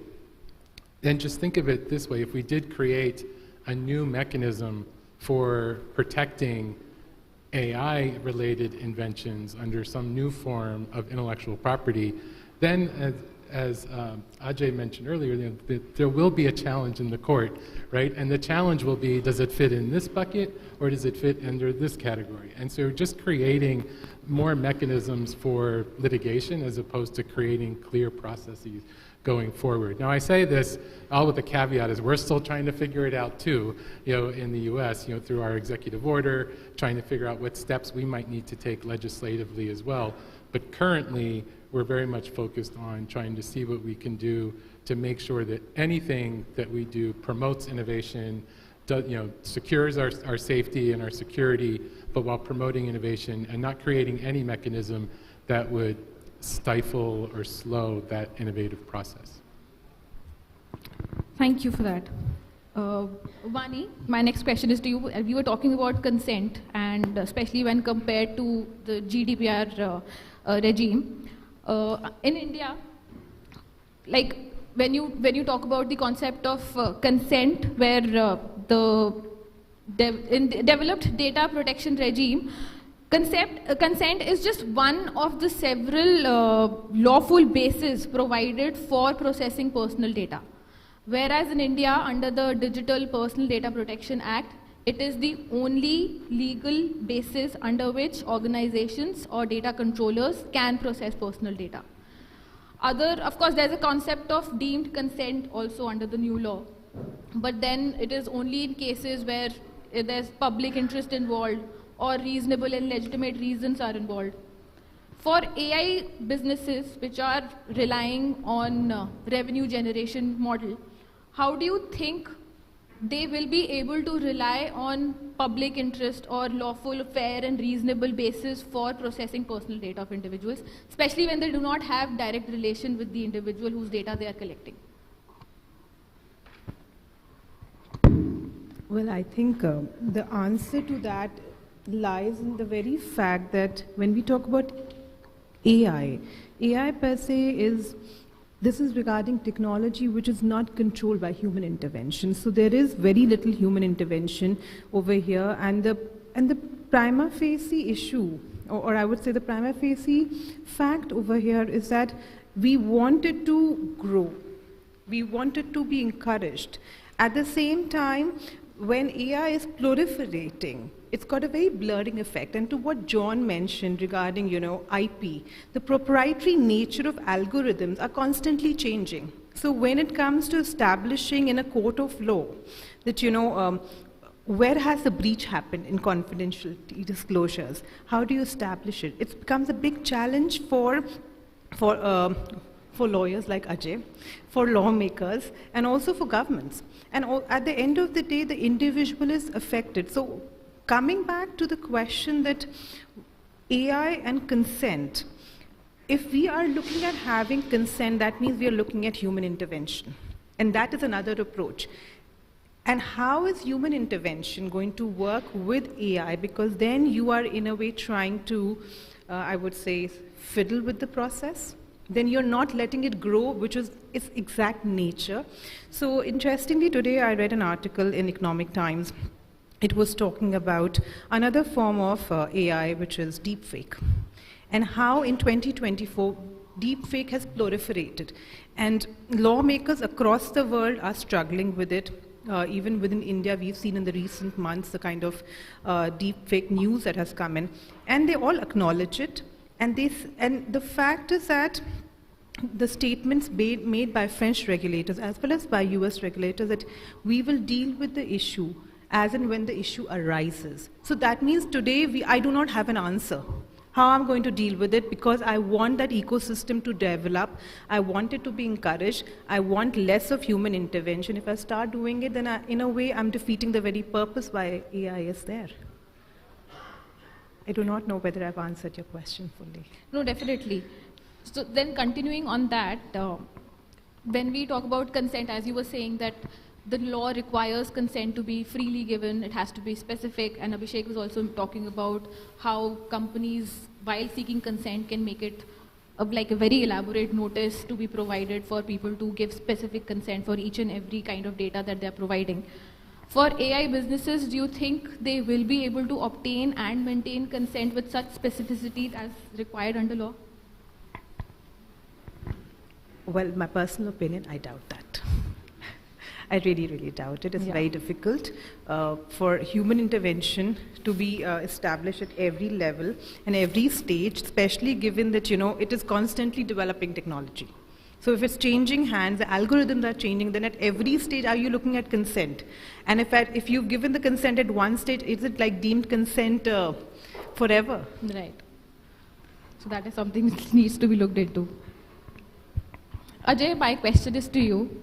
As a lawyer, how do you think artificial intelligence is going to have an impact on the careers of lawyers? That's another interesting one. But I just want to add one aspect about consent and healthcare, as raised by Abhishek. When you get into any hospital, they make you sign all forms. Ma'am is here, so she knows all the forms. And at that stage, you just sign, because you don't want your family, relative, friend not to get the appropriate attention. Fast forward, today online, we shop like crazy. We are very happy to just click, click, click. I agree on everything. You don't even read the sentence which says consent. It's like a bill of a dry cleaner. Nobody reads it, right? So we have evolved giving consent left, right, and center. I had an experience of my own. We were abroad, and to get into an amusement park, we had to sign a form because it entailed certain rides. And while I was being a lawyer trying to read and trying to object to a lot of things, my family said, come on, get along, we need to do the ride. I signed. So much for consent in the good old days. Now also the whole concept of consent, we don't know where it's going to hit us. Now about AI replacing lawyers or any of us, well, I always believe the human brain is far ahead. We are creating AI, and what is our apprehension is the fear of the unknown. If the AI goes rogue, And the fear stems from watching a lot of Hollywood movies. That what happens if an AI created by human goes rogue. So that's the short point, but frankly, I don't think that AI should be able to replace at least lawyers. Because yes, there are certain kinds of matters and which are commercial where an AI can be programmed to appreciate a certain fact kind of basis to arrive at a conclusion. But whether they will replace us at every step, I don't agree. Sir, with his 62 years of experience, will share something. AI has its own perils, you know. And only about 15 days ago, I was in Pune for the Symbiosis Law School convocation, where the chief guest was the Honorable Chief Justice of India. Now he said, he observed how much judiciary has done during the COVID period, bringing in technology, having virtual hearings, facilitating everything. Therefore, he said this is the ease of filing of cases, digitization, use of technology and all that. I gave a vote of thanks and I did touch upon this aspect. I said, sir, you have done remarkable job in the ease of filing of cases. The cost to the litigants, that gets reduced. Online you can do everything, filing, wakalatnamas, affidavits, evidence, everything you do. Even cross-examination you can do virtually and all that. But what are you doing about the disposal of cases? Can AI step into that? That's very interesting. Certainly not, because each case has to be decided on its own facts. And facts of two cases are not similar. Therefore, AI cannot substitute this part which involves disposal of the cases. And with 5 crore, how many millions it comes to? Okay, lot of zeros. 5 crore cases pending. So what is being done with regard to administration of justice for the citizens of this country, you see? And this number will go on increasing like the US and all that.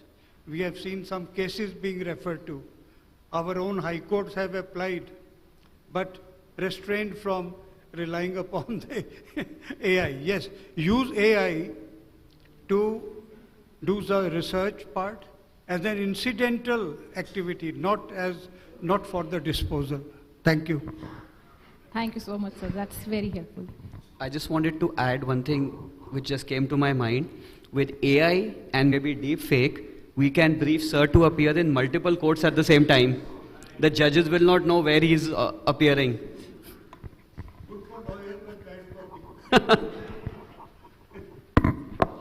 So I think the future looks good for the artificial intelligence development and its deployment in India, and it is definitely not going to be replacing lawyers anytime soon.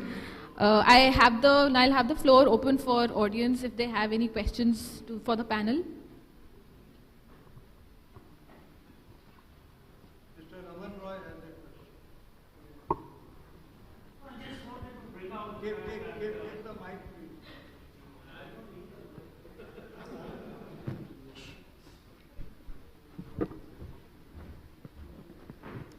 Thank you, kind of you.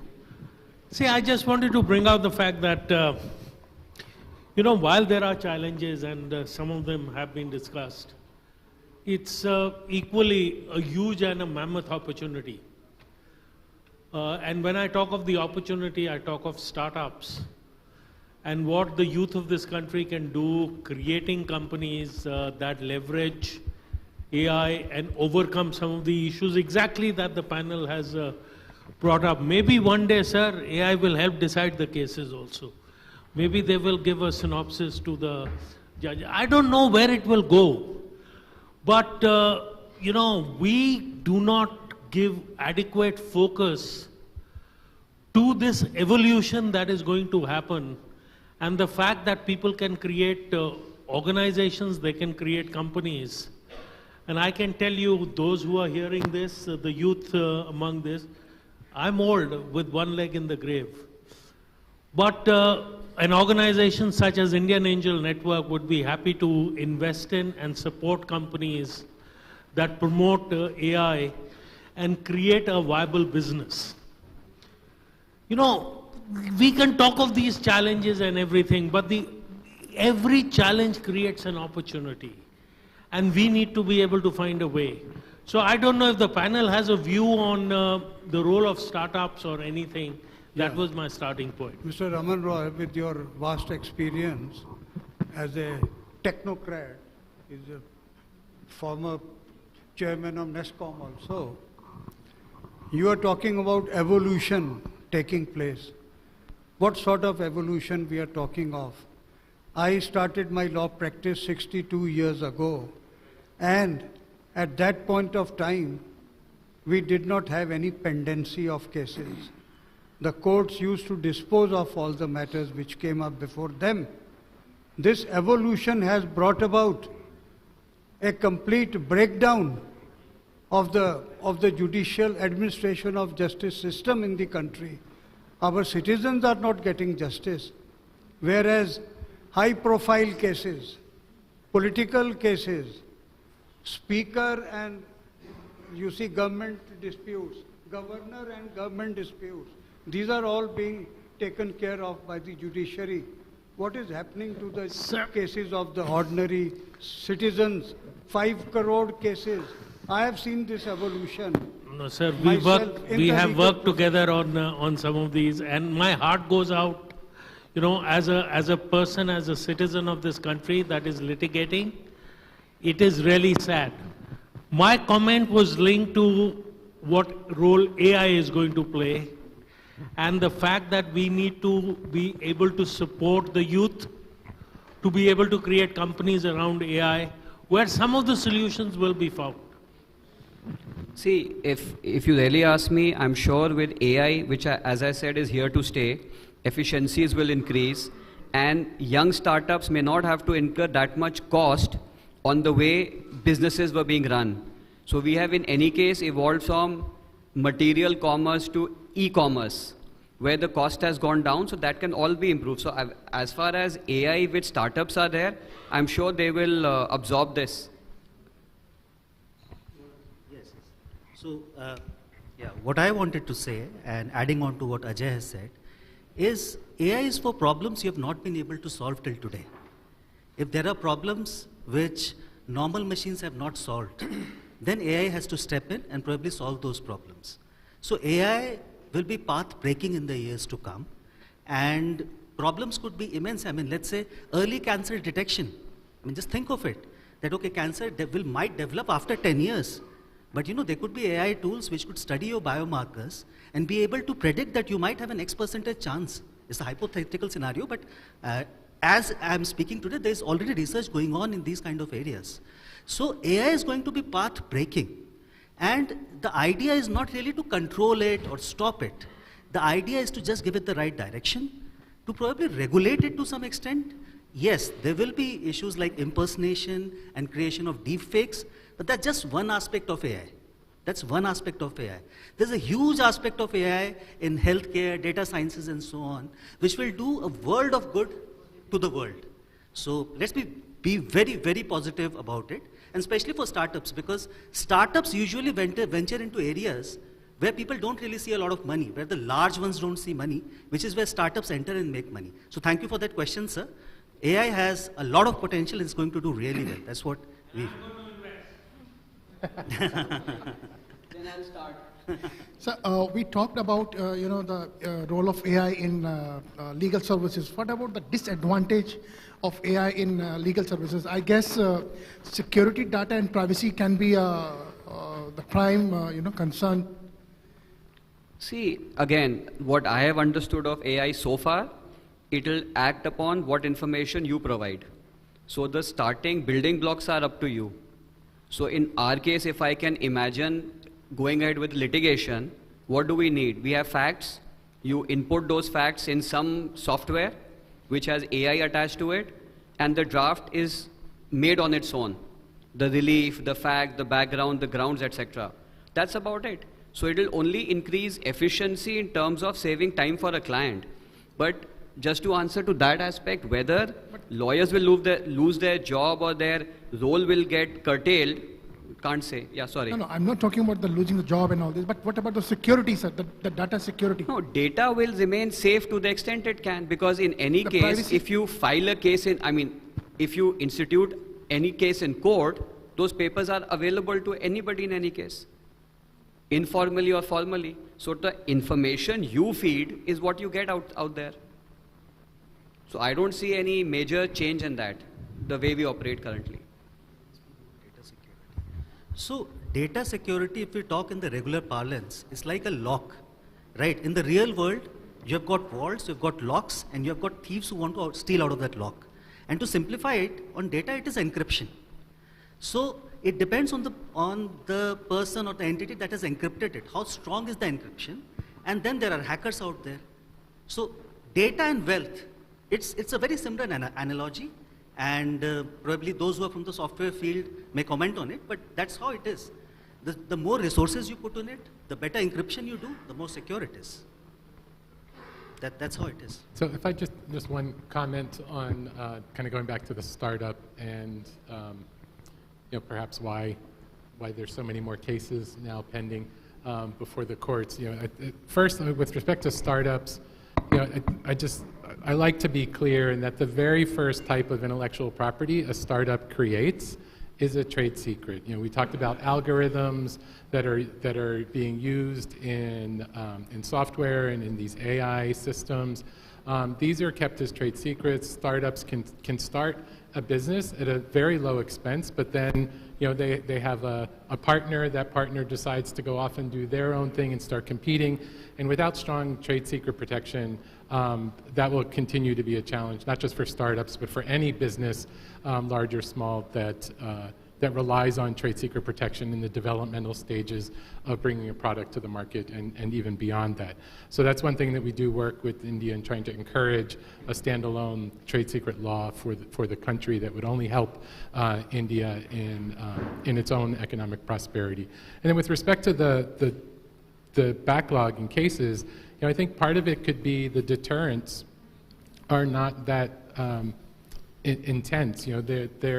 The penalties are not, we're starting to see now stronger, more intense penalties for infringers, for violators, for criminals, and things like that. But generally, the penalties are relatively low, and perhaps in comparison, years ago, there was a deterrent, but now, especially the financial penalties don't seem to act as much of a deterrent to prevent bad actors from, trying to circumvent or misappropriate innovation.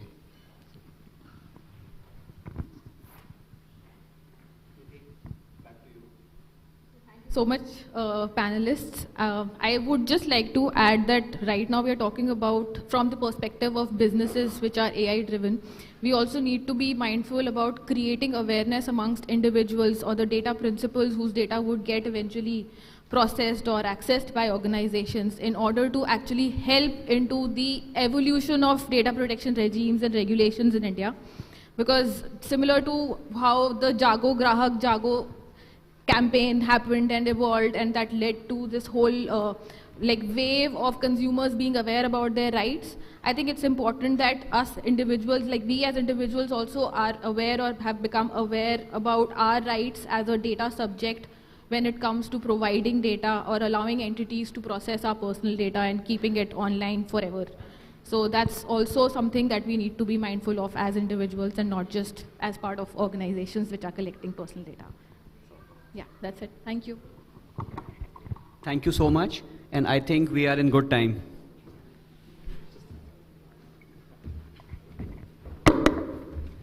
I'd like to request all our speakers to please remain on stage and allow us a moment to thank you all. To do the honors, may I please welcome Mr. Arun Karna on stage, and also a humble request to our audience members to please remain seated. We are expecting the presence of Honorable Defence Minister, sir, in the next couple of minutes, and as per the security protocols, we would like to request all of you to please remain seated. May I also remind you to please put your cell phones on the silent mode as we take a moment and thank our guest of honor for this segment, Mr. John Quebeca. Thank you so very much for being here, and may we present you with a speaker plaque as we thank you for your time.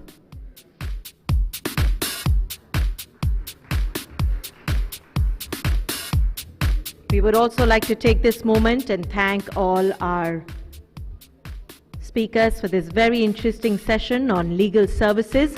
We do hope we had a little more time for our question answer segment.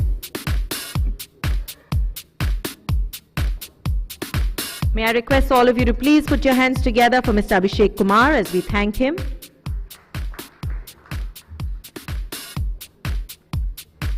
Let's also thank Ms. Vani Mehta.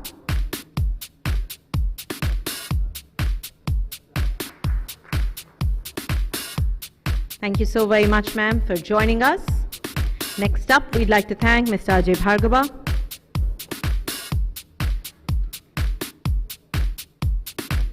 Thank you so very much for your presence. May we also take a moment and thank our moderator, Ms. Nidhi Sudan, up next.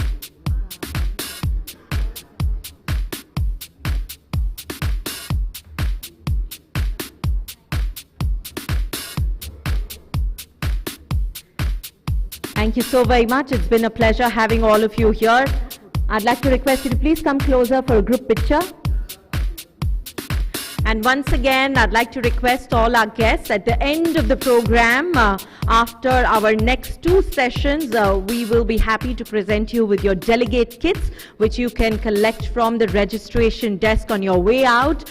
Very soon, we will be accompanied by our chief guest, Honorable Defence Minister Shri Rajnath Singh Ji. He is likely to join us any minute now, and as per the security protocols, I'd like to request all of you to please remain seated as we get the stage in order. Thank you.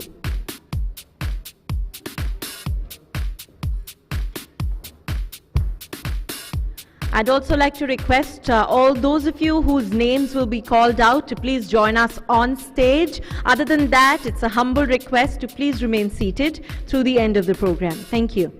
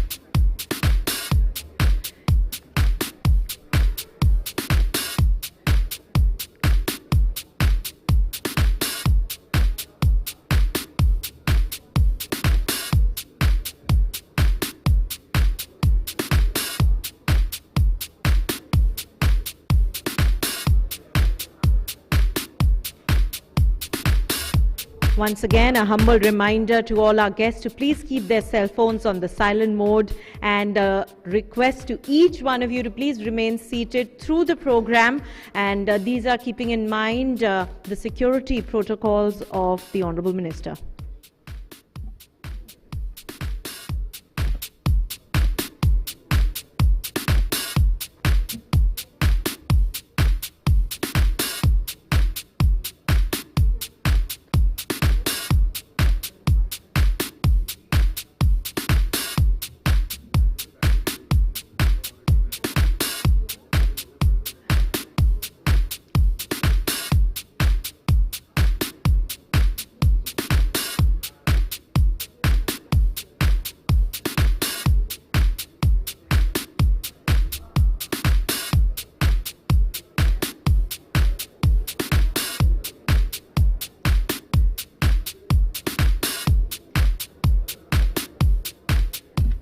May I request all of you to please put your hands together and extend a very, very warm welcome.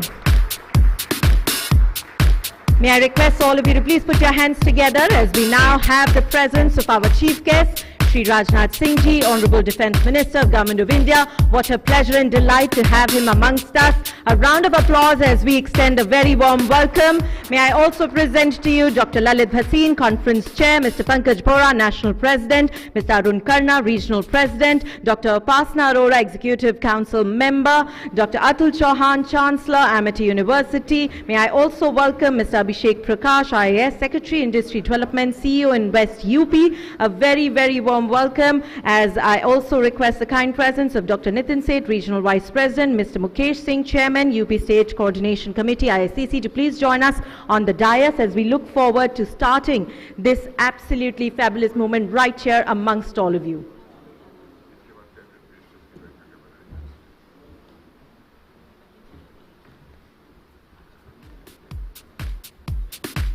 नमस्कार, आप सभी का अभिनंदन करना चाहेंगे Indo American chamber of commerce की इस खास सम्मेलन में, जहां अमृतकाल आत्मनिर्भर भारत की बात कर रहे हैं, जहां इस सोच को आगे ले जाने की बात कर रहे हैं, जहां उद्योग से जुड़े हर साथी यहां मौजूद हैं। तो एक बार अपने लिए जरा जोरदार तालियां बजा दीजिए, क्योंकि इस सोच को आगे ले जाने वाले दरअसल आप और आपके साथी ही तो हैं। इससे खास मौका हमें क्या मिल सकता था कि हमारे बीच आज माननीय मंत्री जी यहाँ मौजूद हैं। एक बार फिर अभिनंदन करना चाहेंगे श्री राजनाथ सिंह जी, माननीय रक्षा मंत्री। आप सभी की तालियों के साथ आज एक फ्लोरल वेलकम, जो कि मैं अनुरोध करना चाहूंगी डॉक्टर ललित भसीन जी और मिस्टर पंकज बोहरा जी से कि वे आज इस खास शुरुआत में हमारा साथ दें।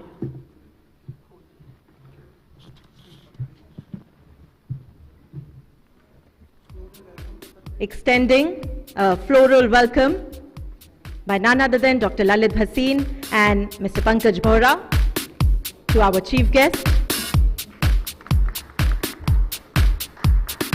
And taking our green initiative forward, we would like to present sir with a beautiful planter. May I request Dr. Upasana Arora and Mr. Arun Karna to please join us in felicitating sir and acknowledging his presence and presenting him with a beautiful planter.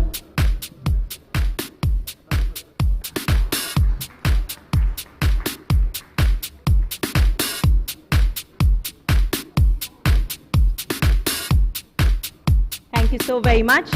I'd like to request all of you all to please take a seat. To set the tone, to share with us what is it that we can look forward, may I now request Mr. Arun Karna to please join us in delivering the regional presidential address. A round of applause for Mr. Arun Karna, please.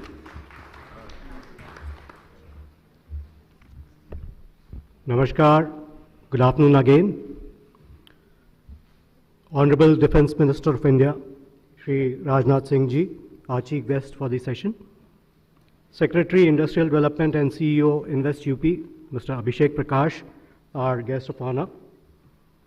Conference Chair and immediate past National President IICC, Dr. Lalit Bhasin, and a great leader. National President IICC, Mr. Pankaj Bhora. Immediate past Regional President IICC and MD Yashoda Super Specialty Hospitals, Dr. Upasana Arora. RVP IICC, Mr. Nitin Seth, he is also the Vice Chairman of GD Foods Industries.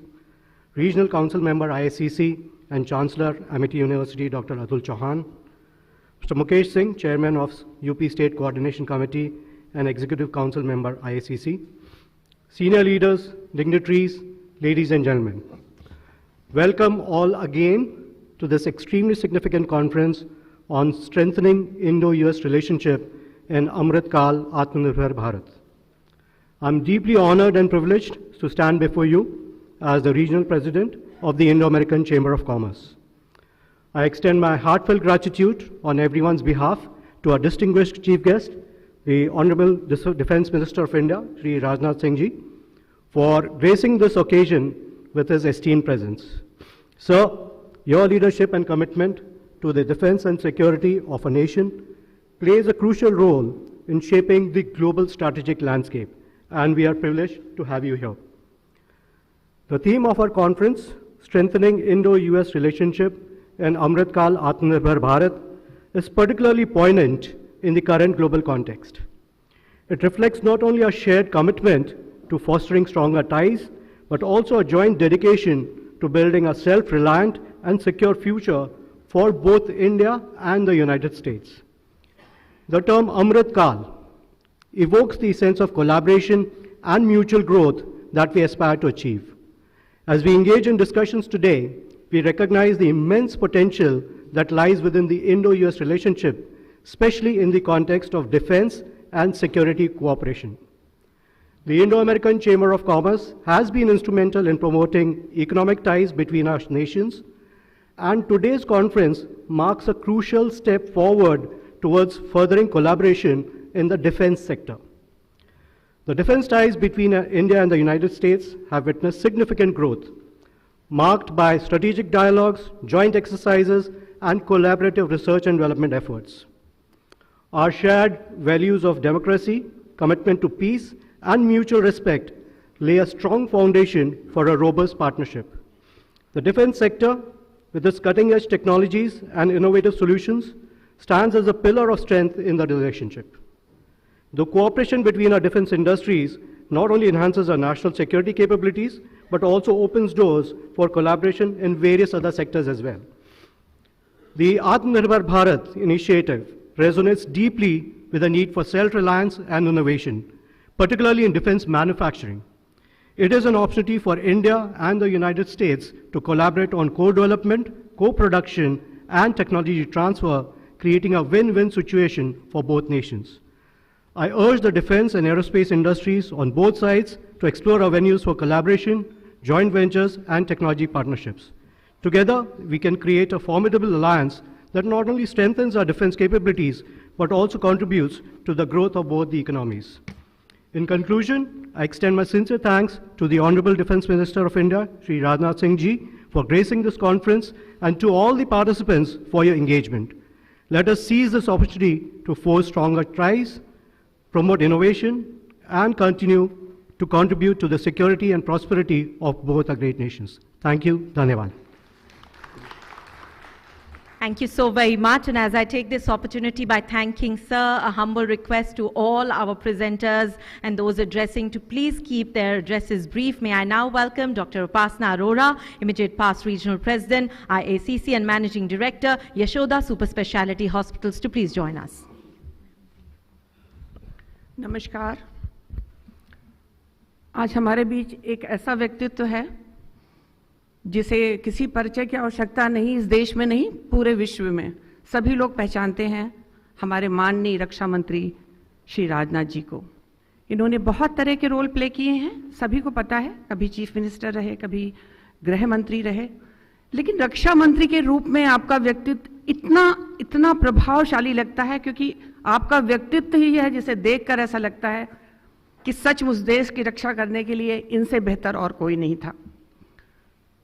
जब से आपने इस पद को संभाला है, आपने देखा होगा हमारे सारे जवान कितनी नई तरह की सुविधाओं से, जिनसे वो वंचित थे, उससे उनका परिचय हुआ, और आज हमारा जवान सुरक्षा के लिए सीना तान के आगे खड़ा होता है, क्योंकि उसे पता है कि उनका मंत्रालय हमेशा उनके साथ है, उनके रक्षा मंत्री हमेशा उनके साथ हैं, उनकी हर सुख सुविधा का ध्यान रखने के लिए।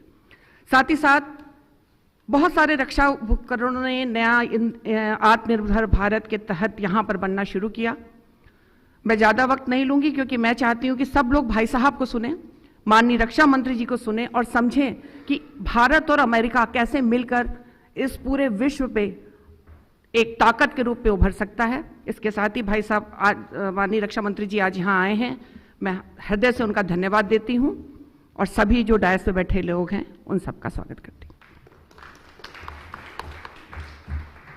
आपका बहुत बहुत धन्यवाद करना चाहेंगे डॉक्टर अरोड़ा जी। आज आपने एक बहुत ही खूबसूरत बात हमारे बीच रखी और आइए इन्हीं बातों को आगे बढ़ाते हुए अब मैं यहाँ आमंत्रित करना चाहूंगी श्री पंकज बोहरा जी, नेशनल प्रेसिडेंट। जोरदार तालियां हो जाएं।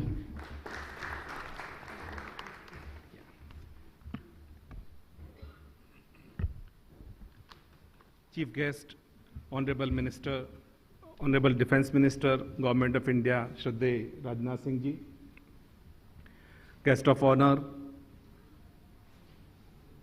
Secretary, Department of Industrial Development, Government of UP, Shri Abhishek Prasad ji, immediate past National President, Indo-American Chamber of Commerce, Dr. Bhasin, Executive Vice President, IACC, Mr. Anup Acharya, all regional presidents, honorable members of Executive Council of IACC, esteemed members, invited guests, ladies and gentlemen. Good afternoon to you all and a warm welcome to this session. First of all, with pleasure and honor, I extend our deep gratitude to Honorable Minister Rajnath Singh ji for accepting our invitation, sparing his time from his very, very busy schedule and being with us this afternoon. Thank you very much, sir. Sir, your presence today with us is a testament of your deep commitment to the strong and enduring defense partnership between India and USA. The theme of today's conference, Strengthening Indo-US Relationship in Amritkal-Aatmanirbhar Bharat. The themes talk about self-reliance, which embodies a vision of prosperous and resilient future, and that is not only for India, but for the entire global community and the world peace. In the context of robust and self-sufficient defense ecosystem, self-reliance is a vision that not only strengthens our national security, but also promotes innovation, Indianization, and technological advancement within the defense sector. In this journey towards self-reliance, India and America play a very important role. Until today, India and United States have made significant strides in defense cooperation, may it be joint military exercises, defense technology transfers, and strategic dialogues. Moreover, as a member of a strategic alliance, that is Quad, India has been playing a very important role in the security of the Indo-Pacific region. I'm glad that today we are going to be honored by the address of Honorable Defense Minister, and we are going to have his vision and insight of Indo-US relationship in the defense partnership. Thank you very much. Thank you so very much, sir, for those words. And now taking this segment forward, sharing with us the overall perspective, may I please welcome Dr. Atul Chauhan, a Regional Council Member, IACC, and Chancellor, Amity University. आदरणीय श्री राजनाथ सिंह जी, आज हम सबको बहुत खुशी हो रही है कि आप हम सबका मार्गदर्शन करने आए हैं। हम कहीं पे भी विदेश में जाते हैं, अमेरिका हो, यूरोप हो, सब लोग इंडिया को इतना रिस्पेक्ट देते हैं। सब कहते हैं जो फ्यूचर है अगर हमारे वर्ल्ड का तो इंडिया है, और वो आपकी लीडरशिप की वजह से है। अगर हम सपना लेते हैं और हमें विश्वास है एक विकसित भारत में कि हमारा देश 3rd लार्जेस्ट इकोनॉमी होगा वर्ल्ड का, हमारा आत्मनिर्भर भारत होगा, वो आप जैसे विजनरी लीडर की वजह से है हमारे देश में। बहुत धन्यवाद कि आप आए।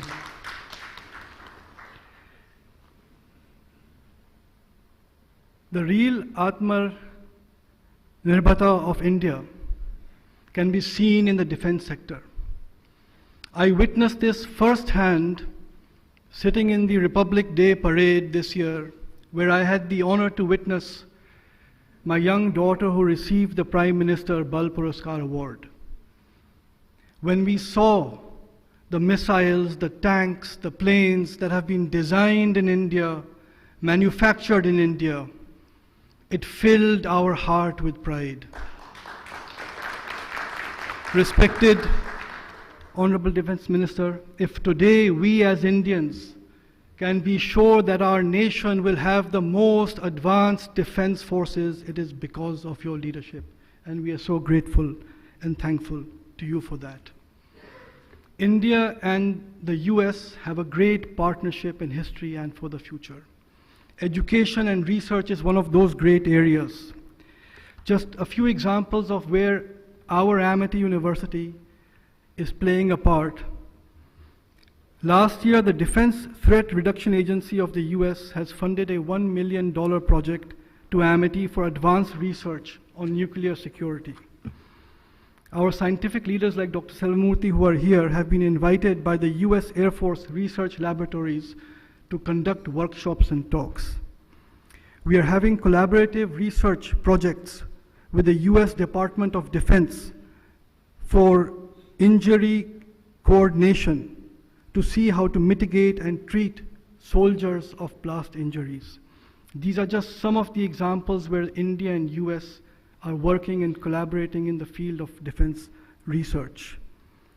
On our 170-acre campus in New York and Long Island, we are building a large research hub to benefit our two nations.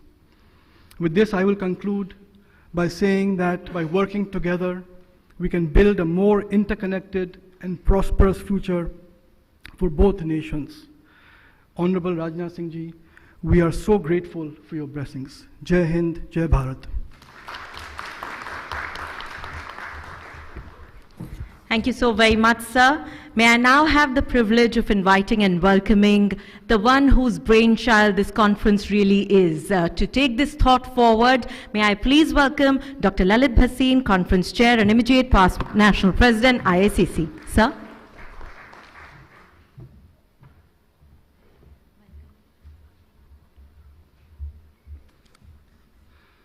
माननीय रक्षा मंत्री श्री राजनाथ सिंह जी,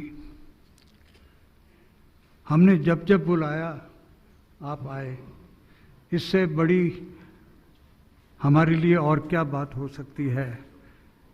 ये कोई एक बार नहीं, 2-3 बार हमारे इंडो अमेरिकन चैम्बर में राजनाथ सिंह जी आए हैं और पार्टिसिपेट किया है बड़ी। तो जब जब हमने बुलाया आप आए, पर आज का जो ओकेजन है बहुत ज़रूरी, बहुत इम्पॉर्टेंट ओकेजन है। इसमें हमारे Indo American chamber of commerce के 30 एग्जीक्यूटिव काउंसलर्स सारे भारत से इकट्ठा होकर यहाँ पे आए हैं आपको सुनने के लिए। गुवाहाटी से लेके कन्याकुमारी तक, यहाँ दिल्ली से लेके मुंबई तक, गुजरात तक, जम्मू कश्मीर तक, सब तरफ से हमारे एग्जीक्यूटिव काउंसलर्स आज इकट्ठे हुए हैं। जो आज तक पहले कभी नहीं हुआ कि किसी फंक्शन के लिए इतने सारी हमारी कमेटी जो है पूरी की पूरी वो आए यहाँ पर।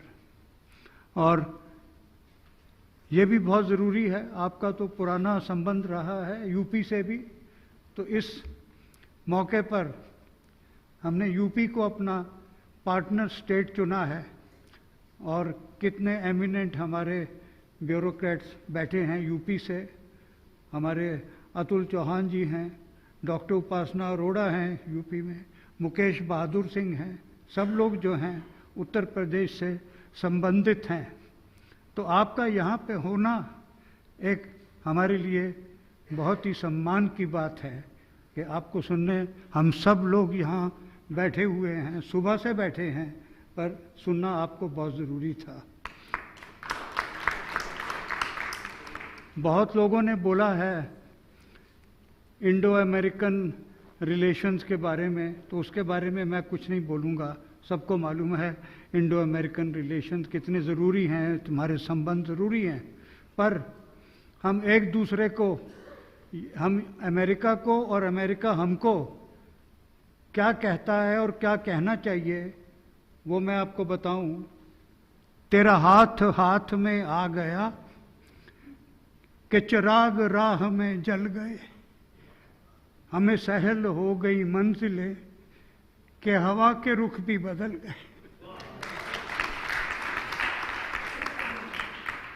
तो हम जो आजकल दुनिया में हो रहा है उसका हम दोनों अगर मिल गए तो उस रुख को बदल देंगे। धन्यवाद।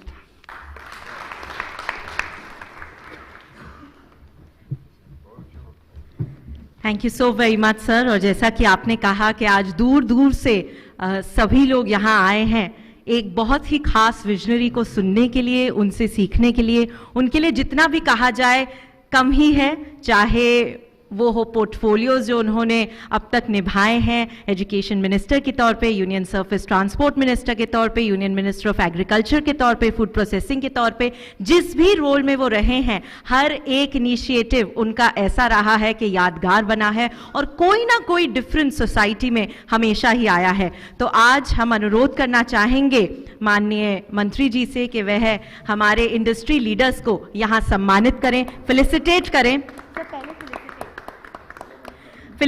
करें और यहाँ आप सभी के बीच आज हम माननीय मंत्री जी से दरखास्त कर रहे हैं कि वे सम्मानित करें outstanding business woman of the year के रूप में डॉक्टर बीना मोदी, चेयरपर्सन मोदी एंटरप्राइजेज। जोरदार तालियां हो जाएं।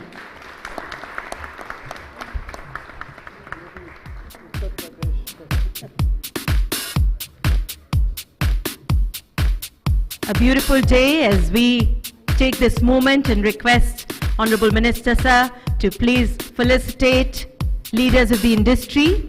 We have with us Dr. Beena Modi, Chairperson Modi Enterprises, as we present her with a plaque for her Outstanding Businesswoman of the Year 2023. I'd now like to request Sir to please present a token of our appreciation and felicitate Dr. Nitin Seth, Vice Chairman, GD Foods Manufacturing India Private Limited, as we present them with the iconic food brand. A round of applause, please.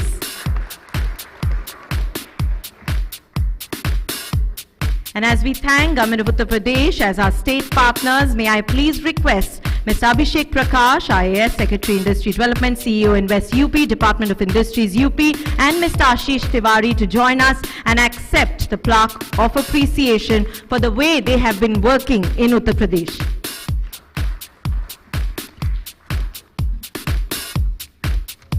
अब मैं अनुरोध करना चाहूंगी Shri OP Singh जी से, IPS retired former DGP, Government of Uttar Pradesh, to please step forward and accept being felicitated for the contribution in developing a conducive atmosphere in UP. A round of applause, please.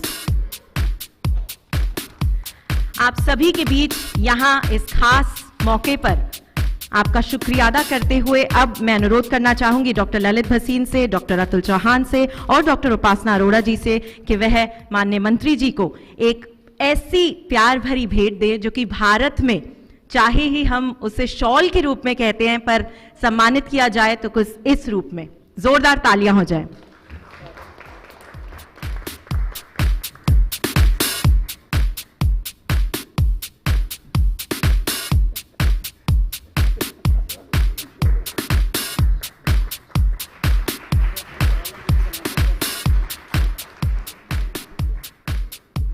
आप सभी के बीच श्री राम के नाम के साथ ये बहुत ही खास टच, सर इसे हमारा पर्सनल टच कहें और इस सोच के साथ आत्मनिर्भर भारत के ओर आपके कुछ शब्द जो हैं यहाँ पर हमारे सभी लीडर्स को बहुत इनकरेज करेंगे। तो मैं आपसे अनुरोध करूंगी कि यहाँ हमारे ऑडियंस को आप प्लीज संबोधित करें।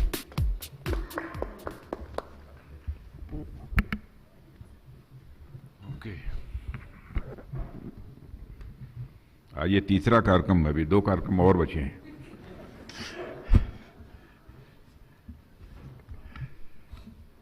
सबसे पहले तो मैं आप सबको धन्यवाद देना चाहता हूं। ओह, मैं भूल गया, सैल्यूटेशन।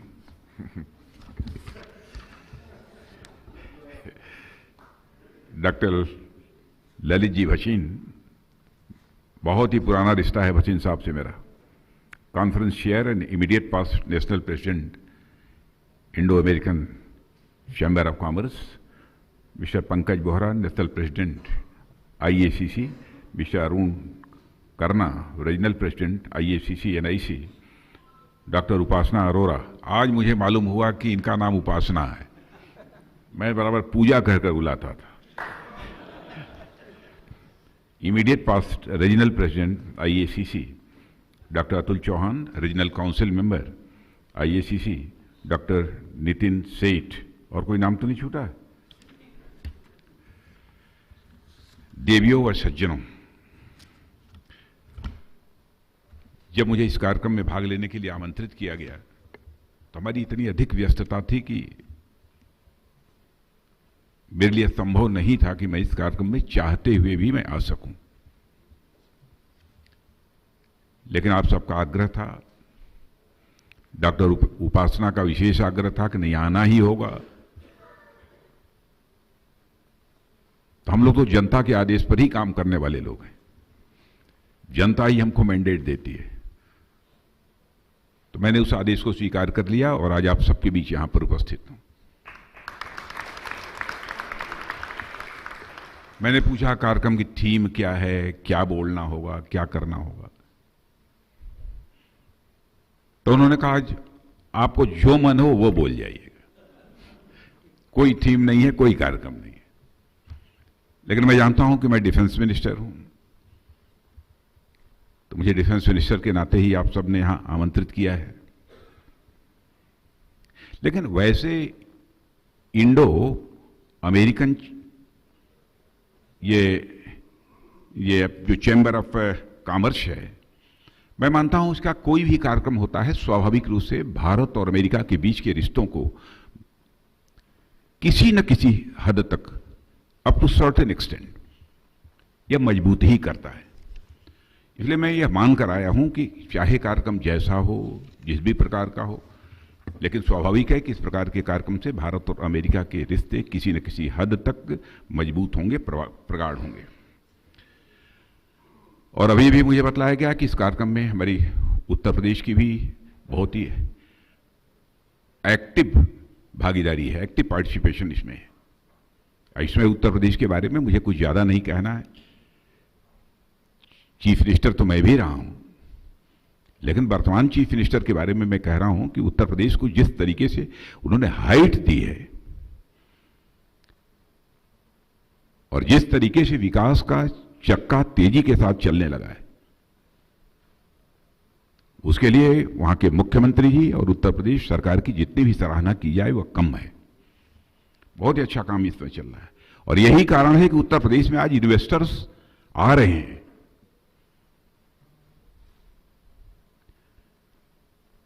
यहां पर लॉ एंड ऑर्डर की सिचुएशन ठीक नहीं होती है, गवर्नेंस ठीक नहीं होती है, वहां पर जल्दी कोई, चाहे डोमेस्टिक इन्वेस्टर हो तो फॉरेन इन्वेस्टर हो, कोई आना नहीं चाहता, लेकिन अब आ रहे हैं। और मुझे ऐसा लगता है कि आज की यह कॉन्फ्रेंस सिर्फ भारत अमेरिका के संबंधों के लिए ही नहीं बल्कि उत्तर प्रदेश के विकास के लिए भी यह महत्वपूर्ण है। और यहां पर अभिषेक प्रकाश को मैं आज से नहीं, IAS ऑफिसर हैं, सीनियर IAS ऑफिसर हैं, बहुत ही डायनेमिक हैं, अच्छा काम करने वाले उत्तर प्रदेश में एक अफसर माने जाते हैं, शायद इसीलिए उनको इस विभाग की जिम्मेदारी दी गई है। मैं मानता हूं कि जब आप लोगों ने मुझे कुछ बातें रखने का अवसर दिया है तो मैं इस अवसर का लाभ उठाते हुए आप सभी मित्रों के बीच कुछ अपने विचार में साझा करूंगा। जब आज हम यहां पर कुछ चर्चा करने के लिए एकत्रित हुए हैं तो स्वाभाविक रूप से मेरे मन में भी यह प्रश्न खड़ा हो सकता है कि यह कॉन्फ्रेंस तो बिजनेस की है, कॉमर्स से रिलेटेड है, फिर डिफेंस मिनिस्टर का रोल इसमें क्या है। लेकिन इस कॉन्फ्रेंस में बिजनेस से संबंधित डिग्नेटरीज या गवर्नमेंट ऑफिशियल्स आते तो एक बार बात समझी जा सकती थी, लेकिन बिजनेस का रक्षा से क्या संबंध हो सकता है, यह सवाल उठना किसी के मन में यह स्वाभाविक है। वैसे मेरे दिमाग में क्लैरिटी है, लेकिन बहुत सारे लोगों के दिमाग में यह प्रश्न खड़ा हो सकता है। लेकिन साथियों, जहां तक मैं समझता हूं, डिफेंस और बिजनेस इन दोनों का एक दूसरे से बहुत ही डीप कनेक्शन है। जो लोग बिजनेस और कॉमर्स का सिक्योरिटी और डिफेंस के साथ को रिलेशन नहीं समझते हैं, दरअसल उन्हें न तो बिजनेस की अच्छी तरह समझ है, न तो उन्हें सिक्योरिटी की अच्छी तरह समझ है, और न तो वे लोग स्ट्रेटेजिक मैटर्स को समझ पाते हैं, और न ही जिस तरीके से कॉमर्स को समझना चाहिए, न तो वह कॉमर्स को ही समझ पाते हैं। आप माइक्रो लेवल पर ही इसका उदाहरण देख लीजिए। यदि आप एक छोटा सा इंटरप्राइज भी खोलते हैं, कोई छोटा सा भी एक आप व्यापार यदि प्रारंभ करते हैं, तो जिस इलाके में आपका व्यापार होता है उस इलाके में लॉ एंड ऑर्डर की स्थिति कैसी है, उस इलाके में सिक्योरिटी सिचुएशन कैसी है, उसमें रूल ऑफ लॉ कैसा है, इन सब सारी चीज़ों को स्वाभाविक रूप से देखते हैं। इसलिए देखते हैं कि यह सारी चीज़ें आपकी इंटरप्राइज को, यह सारी चीज़ें आपके उद्योग को प्रभावित करती हैं, उस पर प्रभाव डालती हैं। जब हम माइक्रो लेवल से थोड़ा ऊपर उठकर मैक्रो लेवल पर जाते हैं, तो ये चीज़ें और भी रेलेवेंट हो जाती हैं। क्षेत्रीय या राष्ट्रीय या अंतर्राष्ट्रीय स्तर पर बिजनेस और सिक्योरिटी का तो एक दूसरे से कुछ इस प्रकार का संबंध है कि एक के बिना दूसरा किसी भी सूरत में नहीं चल सकता है। यदि आप अपने देश में डायनेमिक बिजनेस एनवायरनमेंट चाहते हैं, कोई स्टेट हो अथवा कोई कंट्री हो, यदि अपने यहां डायनेमिक बिजनेस एनवायरनमेंट यदि चाहता है, तो उसे अपने देश में पुख्ता सिक्योरिटी प्रोवाइड करनी ही पड़ेगी। आपको इन्वेस्टर्स के लिए एक उचित माहौल भी तैयार करना पड़ेगा।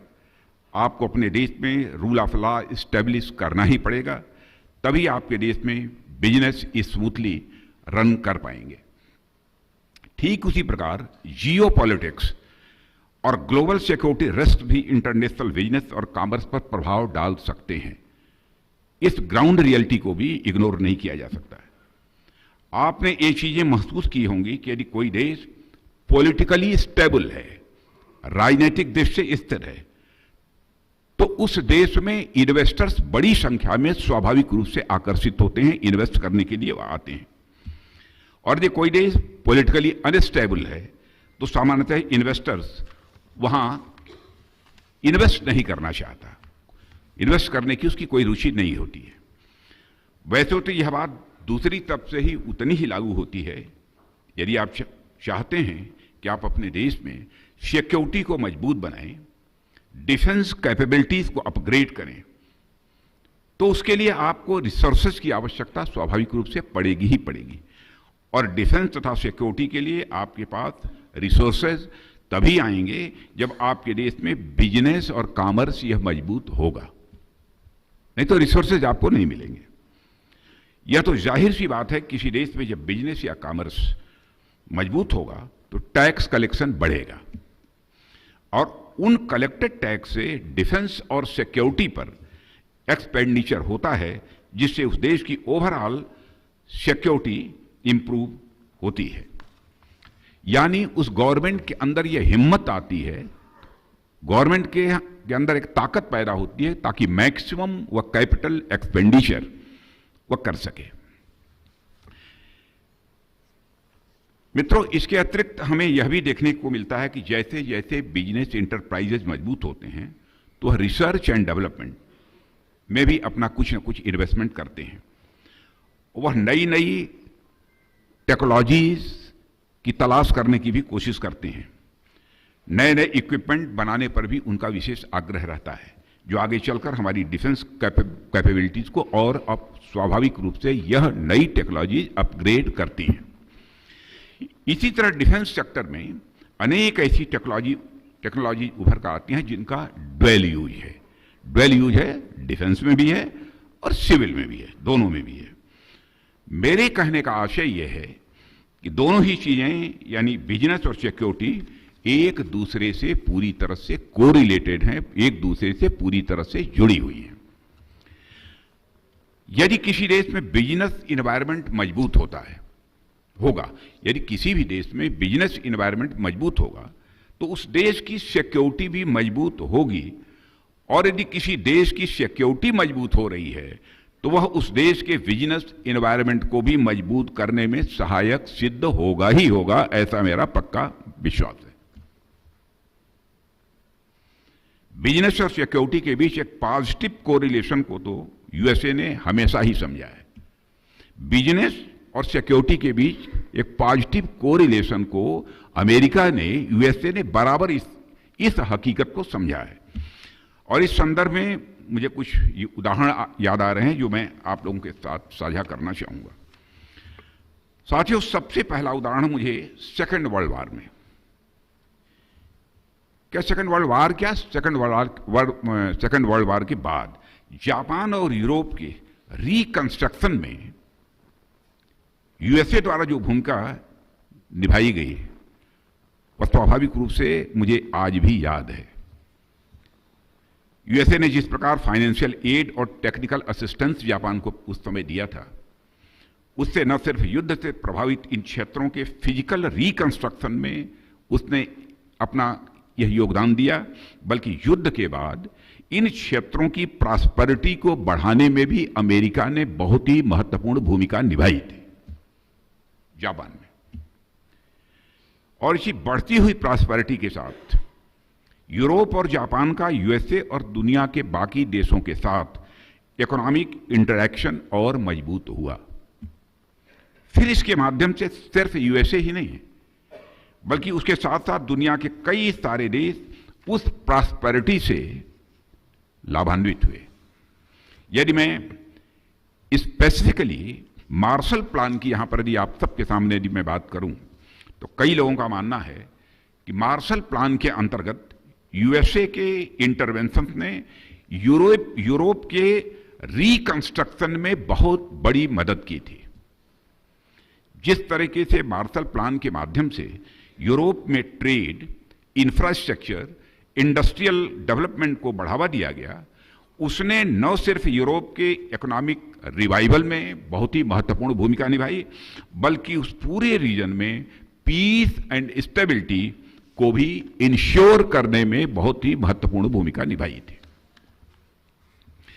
साथियों, द्वितीय विश्व युद्ध के बाद यानी सेकेंड वर्ल्ड वार के बाद हमें वैश्विक स्तर पर एक और बहुत ही महत्वपूर्ण घटना देखने को मिलती है, जब इंटरनेशनल मॉनेटरी फंड और वर्ल्ड बैंक जैसी संस्थाओं की स्थापना होती है। वैसे तो इनकी स्थापना का उद्देश्य मॉनेटरी स्टेबिलिटी एवं इकोनॉमिक डेवलपमेंट था, लेकिन इन उद्देश्यों को पूरा करने के लिए कार्य करते हुए इंटरनेशनल मॉनेटरी फंड और वर्ल्ड बैंक ने दुनिया में पीस, सिक्योरिटी और स्टेबिलिटी भी सुनिश्चित करने में अपना बहुत ही महत्वपूर्ण योगदान दिया। साथियों, सारे उदाहरण जो मैंने अब तक आपके सामने रखे हैं, यह सारी चीजें यह बताती हैं कि बिजनेस और कॉमर्स या फिर कुल मिलाकर कहें तो इकोनॉमिक प्रॉस्पेरिटी का किसी भी देश की स्टेबिलिटी और सिक्योरिटी से बहुत गहरा नाता होता है। हमारे कहने का तात्पर्य यह है।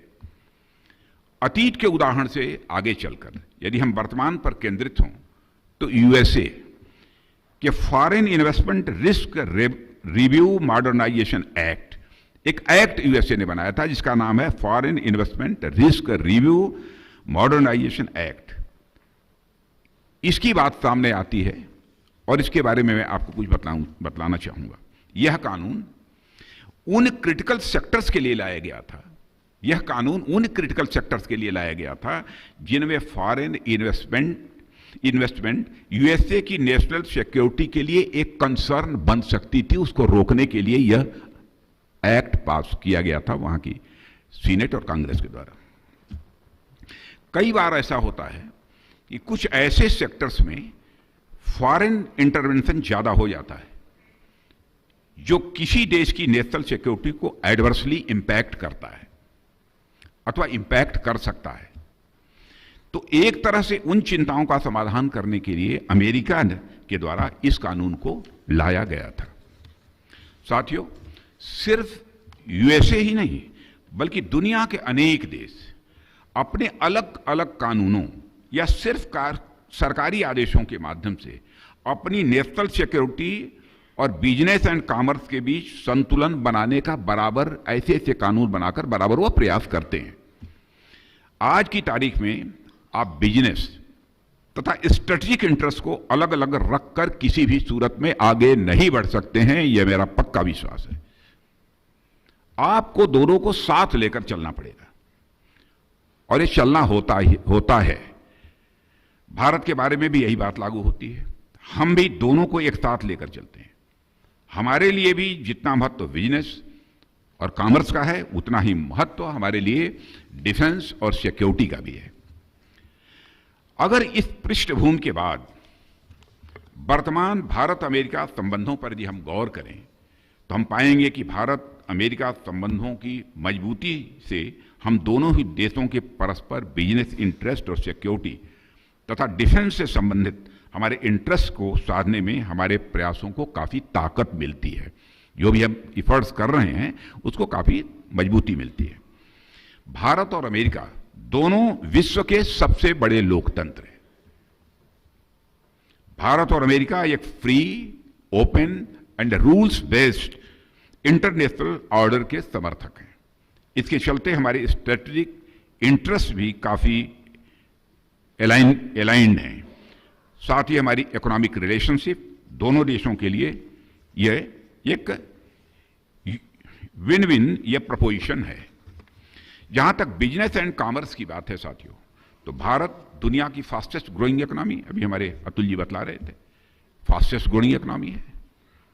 अब तो दुनिया की बड़ी बड़ी जो भाई मानी जानी जो फाइनेंशियल फर्म्स हैं, मॉर्गन स्टैनले को ही आपने सुना होगा, कई ऐसी फर्म्स ने दावा किया है कि वो दिन दूर नहीं है कि 2027 आते आते भारत दुनिया की टॉप 3 इकोनॉमीज में आकर खड़ा हो जाएगा।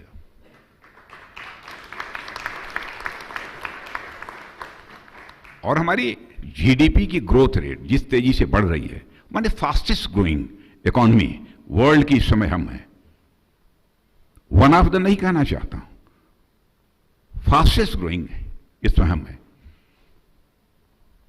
हमारे लिए कोई छोटी बात नहीं है। अब तो कॉन्फिडेंस हम लोगों का इस सीमा तक बढ़ गया है कि अमृतकाल समाप्त होते होते यानी 2047 आते आते भारत दुनिया की डेवलप्ड कंट्री बनकर खड़ी हो जाएगी। माने ख्वाहिश तो यह भी है कि जिनके बीच संबंधों की बात हो रही है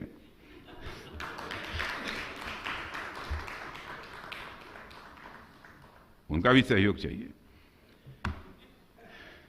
लेकिन इस काम के लिए हमें काफी बड़ी मात्रा में capital and technological know how की जरूरत है, जिसमें अभी हमको अमेरिका की जरूरत है। अमेरिका हमारी मदद कर सकता है और हमारी हाई इकोनॉमिक ग्रोथ यह सुनिश्चित करेगी कि जो भी अमेरिकन इन्वेस्टमेंट या कोलैबोरेशन भारत में आता है उसका बहुत हाई रिटर्न हमारे अमेरिकन पार्टनर्स को भी मिले। यह हमारी ऑनेस्टी है, हमारी थिंकिंग की ऑनेस्टी, हमारे सोचने की। जो कुछ भी आता है इन्वेस्टमेंट या कोलैबोरेशन जो भी मिलता है उसका हाई रिटर्न हमारे मित्र, हमारे फ्रेंडली कंट्री, हमारे अमेरिका को भी मिले। यह केवल दोस्तों केवल भारत सोच सकता है, दुनिया का कोई दोस्त नहीं सोच सकता। ये क्यों सोच सकता है? क्यों सोच सकता है कि भारतवासी बहुत बड़े मन के होते हैं। यदि हम बड़े मन के हमारे ऋषि और महर्षि न होते तो वसुधैव कुटुंबकम का संदेश देते, the whole world is a family. माने भारत की सीमा में रहने वाले लोगों को ही हम अपने परिवार का सदस्य नहीं मानते हैं, बल्कि पूरे विश्व की धरा पर रहने वाले लोगों को अपने परिवार का सदस्य मानते हैं। यह बड़े मन का ही कोई व्यक्त कर सकता है, इस प्रकार के भाव व्यक्त कर सकता है। और जो बड़े मन का होता है वही स्पिरिचुअल होता है। छोटे मन का व्यक्ति कभी स्पिरिचुअल नहीं हो सकता है, आध्यात्मिक नहीं हो सकता है। मैं तो बच्चों को कभी कभी पढ़ाते समय, मैंने पढ़ाता नहीं हूं लेकिन कभी कन्वोकेशन वगैरह में जाता हूं बच्चों को, तो मैं कहता हूं स्पिरिचुअल बनने की कोशिश करो। मंदिर में जाकर पूजा करना, मस्जिद में जाकर इबादत करना, गिरजाघर में जाकर सजदा करना, यही स्पिरिचुअलिज्म नहीं है। उसका पार्ट हो सकता है मन का बड़ा होना, यही स्पिरिचुअलिज्म है। मैंने कहा थोड़ी देर के लिए मान लो कि तुम्हारा मन सर्किल है, सर्किल का सरकमफरेंस बढ़ाते चले जाओ, उसी रेशियो में तुम देखोगे तुम्हारा मैग्नीट्यूड ऑफ सुख, सुख की मात्रा, आनंद की मात्रा बढ़ती चली जाएगी और अंत में तुम परमानंद की प्राप्ति करोगे। तो मैथमेटिकल फार्मूले में, चूंकि मैं फिजिक्स का टीचर रह चुका हूं, इसलिए मैंने कहा सर्कमफरेंस ऑफ मन is directly proportional to the magnitude of सुख। Circumference of मन is directly proportional to the magnitude of Anand. Circumference of मन is directly proportional to परमानंद, क्योंकि परमानंद का कोई मैग्नीट्यूड नहीं होता, परिणाम नहीं होता, परमानंद अतीत है। माने यह कि जो भी हो हमारे यहां उसका लाभ हमारे फ्रेंडली कंट्री को भी मिले, यह हम ही सोच सकते हैं, इसलिए यह बात मैंने कही। भारत की तेज गति से बढ़ती हुई अर्थव्यवस्था मित्रों, हमारा डेमोग्राफिक डिविडेंड, हमारी स्किल्ड लेबर फोर्स, हमारी एमएसएमईज, हमारे वाइब्रेंट स्टार्टअप्स, हमारे एनर्जेटिक इंटरप्रेन्योर्स और हमारा बहुत बड़ा डोमेस्टिक मार्केट, ये सारी चीजें मिलकर अमेरिकन कंपनीज तथा इन्वेस्टर्स को हाई रिटर्न की गारंटी देती हैं। एक और महत्वपूर्ण बात है जिसका मैं जिक्र यहां पर करना चाहूंगा। हाई रिटर्न्स के साथ साथ मेरे अमेरिकन फ्रेंड्स को भारत में इन्वेस्टमेंट या कोलैबोरेशन करने से डी रिस्किंग का भी लाभ मिलेगा, डी रिस्किंग का भी लाभ मिलेगा। रूल्स बेस्ड इंटरनेशनल ऑर्डर को जो चैलेंज मिल रहे हैं, उन चैलेंजेस को फेस करने तथा स्ट्रेटेजिक ऑटोनॉमी को मेंटेन करने के लिए यह जरूरी होगा कि हमारे अमेरिकन बिजनेसमैन इंडिया में इन्वेस्ट और कोलैबोरेट करके डी रिस्किंग करें। क्लियर? मैं यदि इसे समराइज करूं तो भारत में, मैं इसे यदि समराइज करूं तो भारत में आपको हाई रिटर्न के साथ साथ डी रिस्किंग का एक एवेन्यू भी मिलेगा और भारत को आपके कैपिटल तथा टेक्नोलॉजिकल नो हाउ से रैपिडली ग्रो करने में और भी मदद मिलेगी। साथियों, वर्तमान में जिस तरह का ग्लोबल और जियोपॉलिटिकल क्लाइमेट है, उसे देखते हुए यह आवश्यक हो जाता है कि भारत और अमेरिका दोनों ही नेचुरल पार्टनर्स एक साथ मिलकर बिजनेस और स्ट्रेटेजिक सेक्टर दोनों ही क्षेत्रों में आगे बढ़ें, कदम से कदम मिलाकर दोनों देश आगे बढ़ें। भारत अमेरिका संबंधों की विशिष्टता की चर्चा में एक और तरीके से आप सबके सामने यहां पर करना चाहूंगा। कहीं भी दो व्यक्तियों, संस्थाओं या राष्ट्रों के संबंधों का इवोल्यूशन, विकास, दो चीजों पर आधारित हो सकता है। एक तो उनके आइडियल्स, लाइक्स, डिसलाइक्स आदि, जिनको ब्रॉडली आप उनके वैल्यूज कह सकते हैं, यह मिलते हों, लाइक्स, डिसलाइक्स, आइडियल्स यह मिलते हों, तब हो सकता है उनके संबंधों का इवोल्यूशन। यानी आपके वैल्यूज में सिमिलरिटी है, तो इस बात की बहुत हद तक संभावनाएं हैं कि आपके संबंध भी अच्छे होंगे। रिलेशनशिप बिल्ड करने का दूसरा फैक्टर यह हो सकता है कि आपके इंटरेस्ट अलाइंड हो। दूसरा फैक्टर यह हो सकता है, यदि ब्रॉडली आपके इंटरेस्ट एक दूसरे से जुड़े हुए हैं तो इस बात की संभावना बढ़ जाती है कि आपके परस्पर संबंध स्वाभाविक रूप से अच्छे हों। साथियों, कई बार हम देखते हैं कि हम ऐसे संबंध भी डेवलप कर लेते हैं जहां हमारे इंटरेस्ट नहीं मिल रहे हैं लेकिन हमारे वैल्यूज मिल रहे हैं, हमारे लाइक्स डिसलाइक्स सब सारी मिल रही है। तो ठीक इसके विपरीत भी हमको यह देखने को मिलता है, जहां हमारे वैल्यूज भले ही न मिल रहे हों लेकिन हमारे इंटरेस्ट अलाइंड होते हैं, तो भी हमारे रिलेशनशिप अच्छी हो जाती है। ब्रॉडली इंटरनेशनल लेवल पर यदि देखा जाए तो इंटरेस्ट का अलाइंड होना यह बहुत ही आवश्यक होता है। यानी आपसे दोस्ती के कारण मेरा भी इंटरेस्ट पूरा हो रहा है, आपका भी इंटरेस्ट सर्व हो रहा है, तब तो यह तो आवश्यक है अच्छे संबंध बनाने के लिए भी। मैं फ्रैंकली बात करूं तो मुझे ऐसा लगता है कि इंटरनेशनल रिलेशंस में इंटरेस्ट का अलाइन होना कई बार वैल्यूज से ज़्यादा महत्वपूर्ण होता है, कई बार उससे ज़्यादा आवश्यक होता है। उदाहरण के तौर पर आप देखें, 50 और 60 के दशक में, 50s और 60s में भारत और अमेरिका के वैल्यूज तो लगभग एक जैसे ही थे। हम तब भी डेमोक्रेटिक कंट्रीज थे, तब भी हम ह्यूमन राइट्स का सम्मान करते थे, अमेरिका भी सम्मान करता था, हम भी सम्मान करते थे।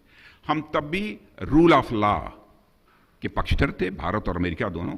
लेकिन कोल्ड वार की जियोपॉलिटिकल रियलिटीज की वजह से कहीं ना कहीं एक ऐसा परसेप्शन बन गया कि हमारे इंटरेस्ट अलाइंड नहीं है, इसलिए हमारे संबंधों में वह गहराई नहीं आ पाई जो आनी चाहिए थी। लेकिन पिछले 2-3 डिकेड्स में जिस तरीके से माहौल बदला है, उसमें यह बात और मजबूत होकर सामने आई है कि हमारे वैल्यूज तो सिमिलर हैं ही, लेकिन वर्तमान में जियोपॉलिटिक्स तथा भविष्य के हिसाब से यदि देखें तो हमारे इंटरेस्ट भी अलाइंड है। ये चीज अब उभर कर आई है। As per my understanding, the current Indo-US relationship is driven by twin congruence of our shared values and aligned interests. Such twin congruence is a guarantee for long sustainability and robustness of our relationship, या उसे कह सकते हैं of our friendship. साथियों, मुझे देखकर भी अत्यंत प्रसन्नता होती है कि भारत और यूएसए समय की जरूरत को भांपते हुए इस अपॉर्चुनिटी का लाभ उठाते हुए अलग अलग क्षेत्रों में मिलकर काम कर रहे हैं। मैं 1-2 उदाहरण दूंगा जो भारत और यूएसए के बढ़ते संबंधों को स्पष्ट रूप से आप सबके सामने रेखांकित करेगा। स्पेस सेक्टर में भी मैं आपका ध्यान ले जाना चाहूंगा, क्योंकि स्पेस सेक्टर में इसमें भारत करिश्मा कर रहा है। स्पेस सेक्टर में यदि आप ध्यान दें तो आप सब जानते हैं कि भारत का इसरो और अमेरिका का नासा, ये दोनों मिलकर इन्होंने निसार बनाया है। निसार नामक एक इनिशिएटिव प्रारंभ किया है भारत और अमेरिका दोनों ने मिलकर, वहाँ का हमारा इसरो और उनका नासा। इसके माध्यम से दोनों ही देश अर्थ साइंस में, डिजास्टर मैनेजमेंट में और क्लाइमेट चेंज में जैसे अनेक क्षेत्रों में एक दूसरे को हम कोऑपरेट कर रहे हैं, सहयोग कर रहे हैं, भारत और अमेरिका। स्पेस सेक्टर के अलावा यदि मैं डिफेंस टेक्नोलॉजी कोलैबोरेशन की बात करूं तो मुझे भारत और यूएसए के मध्य defence technology and trade initiative, जिसे DTTI कहते हैं, का भी यहां पर स्वाभाविक रूप से स्मरण आता है, जहां भारत और अमेरिका अपनी डिफेंस टेक्नोलॉजी पार्टनरशिप को और स्ट्रेंथन करने की दिशा में काम कर रहे हैं।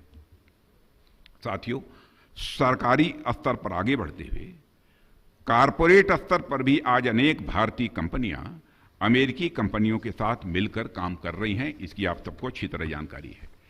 यूएस और Indian companies supply chain integration के माध्यम से कोलैबोरेट भी कर रहे हैं।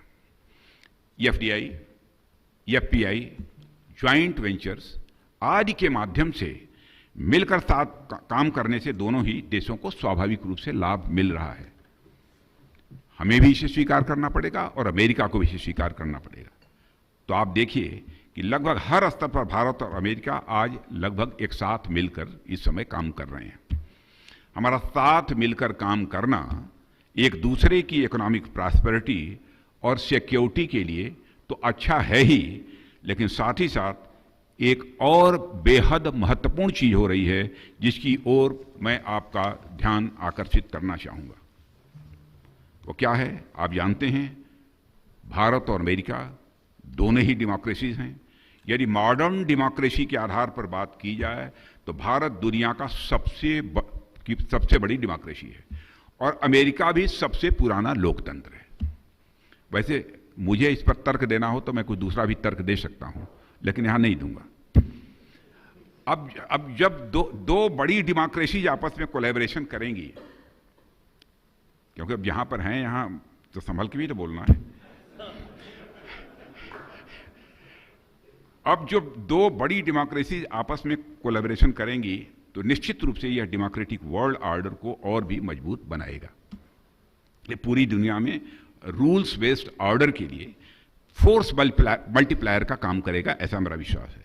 इसलिए मुझे ऐसा लगता है कि हमारा एक साथ मिलकर काम करना सिर्फ हमारे लिए ही नहीं बल्कि पूरी दुनिया के लिए लाभदायक सिद्ध होगा।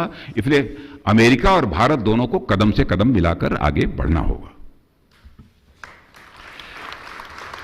साथियों, चूंकि आज की कॉन्फ्रेंस अमृतकाल में आत्मनिर्भर भारत की रूपरेखा के आलोक में हो रही है, इसलिए मैं भारत की आत्मनिर्भरता के विचार के बारे में एक बात क्लियर कर देना चाहता हूं। हमारे आत्मनिर्भर भारत अभियान का उद्देश्य एटॉर्की नहीं है। हमारा उद्देश्य बिल्कुल भी नहीं है कि हम वैश्विक व्यवस्था से ही पूरी तरह से कट जाए। हम ऐसी भी आत्मनिर्भरता नहीं चाहते। आत्मनिर्भर भारत अभियान के तहत हम एक ऐसा भारत बिल्कुल भी नहीं बनाना चाहते जो दुनिया से बिल्कुल अलग थलग रहकर काम करे। ऐसा भारत हम नहीं बनाना चाहते, बल्कि साथियों, हम तो अपनी फ्रेंडली कंट्रीज के साथ कोलैबोरेशन और कोऑपरेशन के लिए पूरी तरह से कमिटेड हैं। हमारे प्रयासों में ये बातें स्वाभाविक रूप से आज दिख भी रही हैं और हमारी फ्रेंडली कंट्रीज इसे महसूस भी कर रही हैं। हमारा आत्मनिर्भर भारत का कार्यक्रम आइसोलेशन को नहीं बल्कि कंपेनियनशिप को बढ़ावा देता है। हमारा आत्मनिर्भर भारत का कार्यक्रम आइसोलेशन को नहीं बल्कि कंपेनियनशिप को बढ़ावा देता है। हमारी तो संस्कृति ही वसुधैव कुटुंबकम की है, जो मैंने पहले कहा, जब हमारे लिए पूरी दुनिया ही एक परिवार है तो हम दुनिया से अलग रहकर भला अपना विकास कैसे कर सकते हैं, और दुनिया से अलग रहकर अपना विकास करने की हम सोच भी नहीं सकते। जय भारत। अपनी फ्रेंडली कंट्रीज के साथ कदम से कदम मिलाकर आगे बढ़ते रहने के लिए हमने भारत के हर क्षेत्र में बहुत सारे व्यापक बदलाव किए हैं। बहुत डिटेल में जाने की जरूरत नहीं है। हमारे यहाँ फॉरेन इन्वेस्टमेंट आए तथा हमारी स्किल्ड लेबर फोर्स का लाभ वो आएँ और हमारे स्किल्ड लेबर फोर्स का लाभ उठाएं। इसके लिए हमने FDI और लेबर लॉज में भी कई इधर रिफॉर्म्स किए हैं पिछले 8-9 वर्षों में। यदि मैं इंफ्रास्ट्रक्चर की बात करूं तो हम भारत में नेक्स्ट जनरेशन इंफ्रास्ट्रक्चर प्रोजेक्ट, आप लोग सहमत होंगे, नेक्स्ट जनरेशन इंफ्रास्ट्रक्चर प्रोजेक्ट्स पर भी हम अब काम कर रहे हैं। आप लोग शायद महसूस किया होगा आप लोगों ने। रोड, रेलवेज, वाटरवेज, इलेक्ट्रिसिटी और इंफ्रास्ट्रक्चर्स के मामले में भारत ने अभूतपूर्व प्रगति की है। 10 साल पहले जिन विदेशियों ने भारत को देखा था, आज देखते हैं उनको अंतर साफ दिखाई देता है। भारत एक वर्ल्ड क्लास इंफ्रास्ट्रक्चर डेवलप कर रहा है साथियों। World class infrastructure Bharat develop कर रहा है और आज भारत में वो सारी चीजें मौजूद हैं तथा उन सारी चीजों पर काम हो रहा है जो हमारे संबंधों को समग्रता में यानी कंप्रेहेंसिव वे में और मजबूत बनाने की दिशा में कारगर सिद्ध हो सकती हैं अमेरिका के साथ। मुझे विश्वास है कि इंडो-US कोलैबोरेशन में हमारे सिक्योरिटी एंड प्रॉस्पेरिटी के साझा उद्देश्यों को साकार करने की अपार संभावनाएं मौजूद हैं और जो Indo American chamber of commerce है, इसको लगातार इसे और मजबूत करने की दिशा में काम करते रहना चाहिए। मैं इस सम्मेलन के सभी पार्टिसिपेंट से इस कोलैबोरेशन के पोटेंशियल अपॉर्चुनिटीज को एक्सप्लोर करने का भी आग्रह करता हूं और इसके साथ ही मैं आप सब से यह भी आशा करता हूं कि आप सभी एक यहां पर सार्थक चर्चा करेंगे, एक दूसरे के साथ अपने व्यूज को शेयर करेंगे और जो भी आपके इंसाइट्स होंगे, जो भी आपका नजरिया होगा, जो भी आपके दृष्टिकोण होंगे, वो भी आप शेयर करेंगे और जो कुछ भी निकल कर आएगा स्वाभाविक रूप से शासन को भी मिलते जुलते रहते हैं, आप अवगत कराएंगे और उससे देश को लाभ होगा। और Indo American chamber of commerce ने तो भारत और अमेरिका के बीच ट्रेड एंड इन्वेस्टमेंट के संबंधों को बढ़ावा देने में बहुत ही महत्वपूर्ण भूमिका निभाई है और अब तक Indo American chamber of commerce ने जो अपना रोल प्ले किया है भारत और अमेरिका के बीच संबंधों को मजबूत करने में, उसके लिए मैं इस चैम्बर ऑफ कॉमर्स को अपनी तरफ से हार्दिक बधाई देता हूं और उसके प्रयासों की मैं सराहना करता हूं। डिफेंस की बहुत सारी बातें हुई, लेकिन डिफेंस की बहुत सारी बातें इसमें छूट गई, इसलिए बहुत ज्यादा चर्चा नहीं करूंगा उस पर। डिफेंस के बारे में मैं कहना चाहता हूं, हम आत्मनिर्भर सेल्फ रिलायंट बनने की दिशा में तेजी से आगे बढ़ रहे हैं। स्लोली नहीं, चींटी की चाल से नहीं, ठीक चलना है। जिस चाल से चलना चाहिए उसी चाल से चलना है कि हमारी टांग आगे चलकर लड़खड़ाने भी न पाए। मजबूत कदम रखते जाएं और आगे बढ़ते जाएं। कोशिश हमारी यही है। अब आप कल्पना कर सकते हैं, जहां पर हमारा एक्सपोर्ट केवल माने सबसे बड़ी वेपन्स, आर्म्स, एमिनिशंस इंपोर्टिंग कंट्री इस दुनिया की कोई थी तो भारत थे, और आज दुनिया की टॉप 25 एक्सपोर्टिंग कंट्रीज में आकर भारत खड़ा हो गया। और आप प्राइवेट इंडस्ट्रीज के जो लोग हैं उनसे भी मैं कहना चाहता हूं, अपने कैपिटल एक्सपेंडिचर का 75% मैन्युफैक्चरिंग के लिए जो भी तय किया है हमने, 75% वो कह दिया प्राइवेट इंडस्ट्रीज को जाएगी। आपके कोलैबोरेशन से हम बनाना चाहते हैं, यह हम लोगों की कोशिश है। और थोड़ा इस समय रशिया यूक्रेन की जो लड़ाई चल रही है और जिस प्रकार से इजराइल, हमास, फिलिस्तीन, माने कई कंट्रीज का इधर उधर से बहुत सारा वो है, कुछ इसमें अलाइंड ही हैं सब, किन्हीं न किन्हीं तरह एक्टिवली इनएक्टिवली, सक्रिय रूप से अथवा मानसिक रूप से, तो उसके कारण भी थोड़ी बहुत प्रॉब्लम आ रही है एक्सपोर्ट वगैरह को भी लेकर। लेकिन सब मिला जुलाकर इतना मैं आश्वस्त करना चाहता हूं कि भारत आगे बढ़ता जाएगा, और ये मानकर चलिए कि भारत कमजोर भारत नहीं है। भारत अब ताकतवर भारत बन चुका है। ऐसा नहीं कि कोई आए और आंख दिखाकर निकल जाए, अब ऐसा नहीं होगा। आंख जो दिखाएगा तो उसको उसका खामियाजा भुगतना पड़ेगा। यह है आपका भारत। इसलिए पूरे विश्वास के साथ बढ़िए, कदम आगे बढ़ाइए, यही आप सबसे अपील करते हुए अपना निवेदन समाप्त। मैं बहुत बहुत धन्यवाद करना चाहूंगी श्री राजनाथ सिंह जी का कि वह आज हमारे सम्मेलन में शामिल हुए और अपने शब्दों के साथ, अपनी शुभकामनाओं के साथ इस पल को आगे ले जाते हुए अब मैं अनुरोध करना चाहूंगी डॉक्टर ललित भसीन जी से और श्री अजय बगाई जी से कि वह एक बहुत ही प्यारी सी पेशकशी यहां पर माननीय मंत्री जी को प्रस्तुत करें।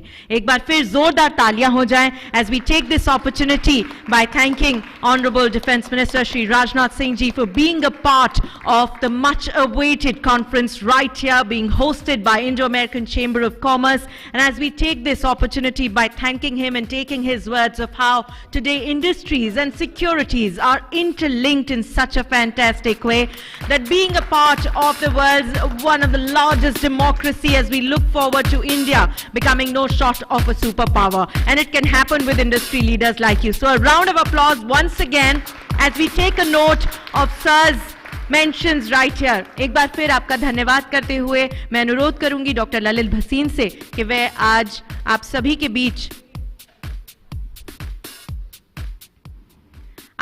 बीच कुछ पंक्तियों के साथ आपका शुक्रिया करें। लेकिन उससे पहले आइए मैं आमंत्रित करूं इस मंच पर हमारे स्टेट पार्टनर्स को एक ग्रुप फोटोग्राफ के लिए, जिससे कि इस मोमेंट को हम कैप्चर कर सकें।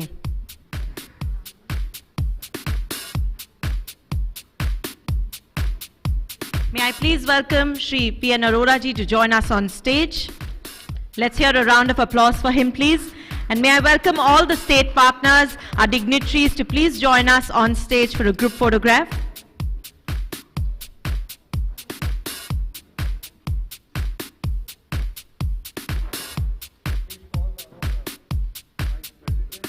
May I please request the leadership of ISCC to join us on stage to be a part of the group picture.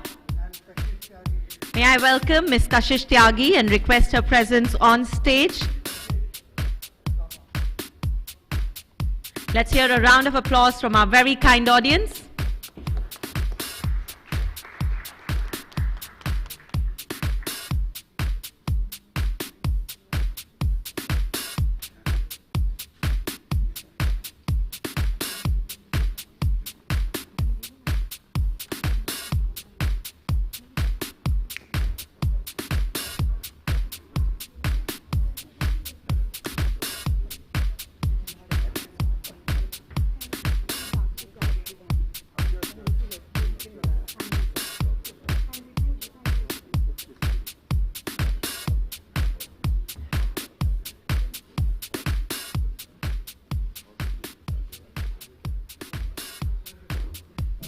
I would like to request and urge all our guests to please remain seated, keeping in mind the security protocols. I'd like to request all of you to please remain seated. We have some very interesting sessions lined up on travel and tourism up next. So I'd like to request all our guests to please be in the hall. We shall be starting in the next 60 seconds. Requesting all guests to please be seated.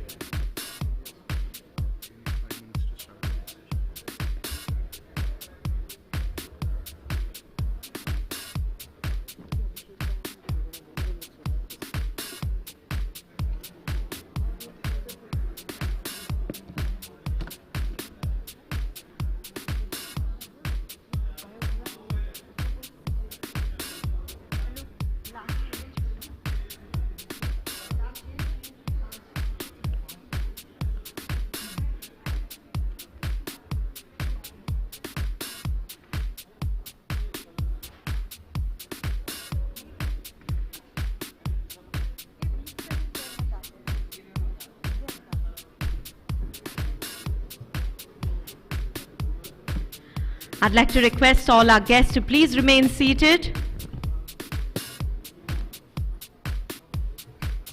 Please do bear with us, and as per the security protocols, I'd like to request all of you to please remain seated. I promise you we'll give you time for networking after this session on travel and tourism. A humble reminder to each of you that your delegate kits will be available to be picked up right after this session from the registration desk.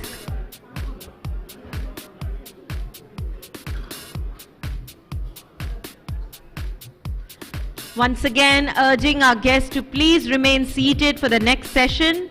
We are about to begin with our session on travel tourism, how to promote inbound tourism between India and the US. As we get set for this segment, may I request all of you to please take a seat.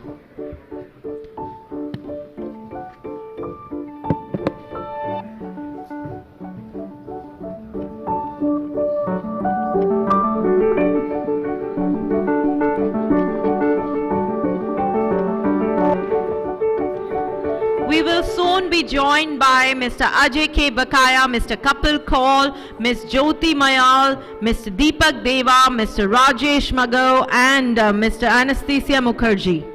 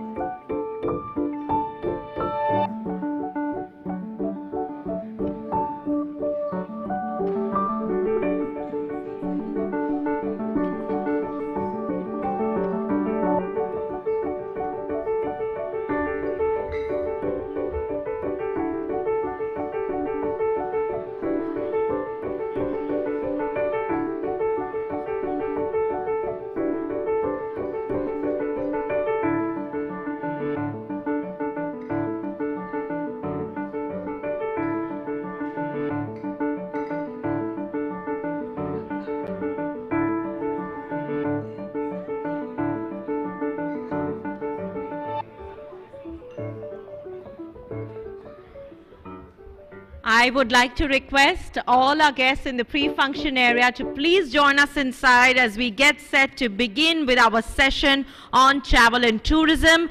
Before I introduce to you my speakers for the next session, we will also be signing and exchanging the MOU between Indian-American Chamber of Commerce and National Skill Development Corporation. So requesting our guests in the pre-function area to please take a seat.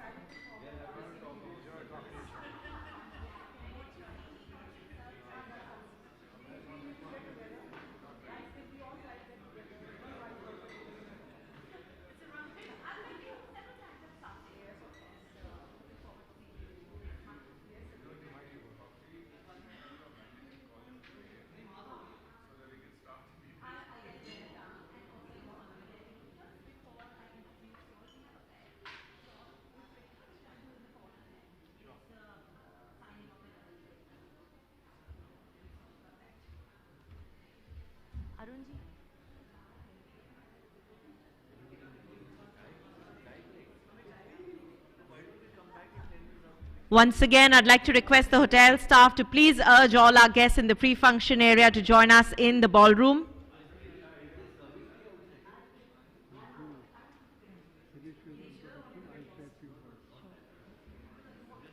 May I please request all our guests in the pre-function area to join us inside and take a seat.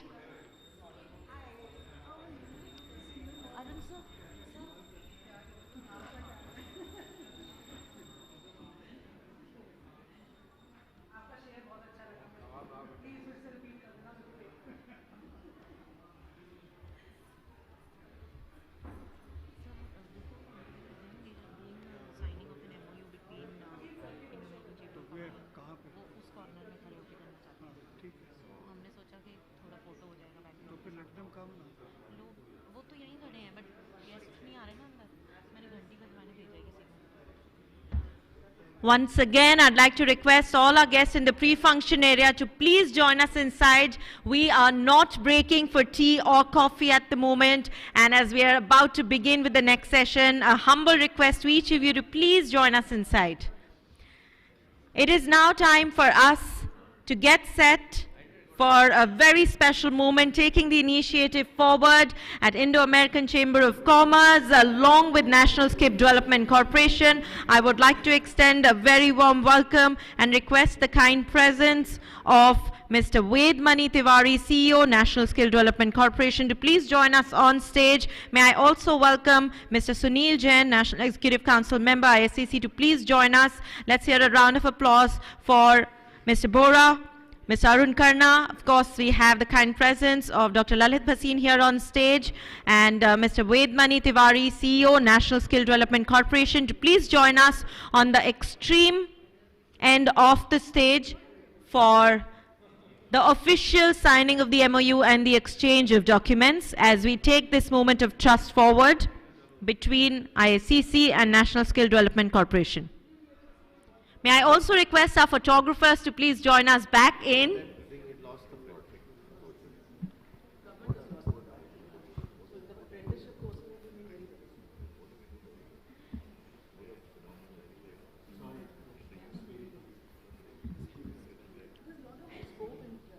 I would like to request my photographers team to please join us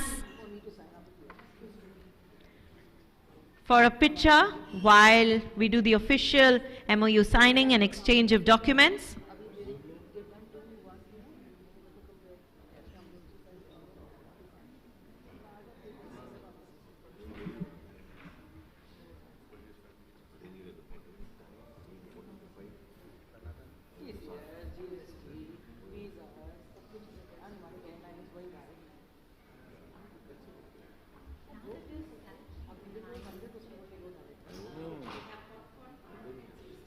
That's fine.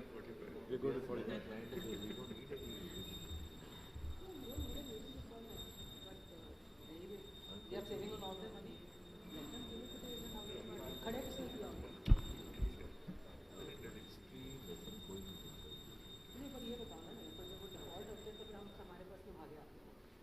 Once again, I'd like to request all our guests in the pre-function area to please join us inside as we look forward to our session on travel and tourism. Those of my guests who love to be backbenchers, usually, you've suddenly become my favorite, so may I urge all of you to please step forward. Please do join us up front and close to the stage so that my panelists here have a very attentive audience. May I request all of you all to please join us. I promise you right after this session we will break for tea and coffee, and I assure you the tea will be very much worth it even then.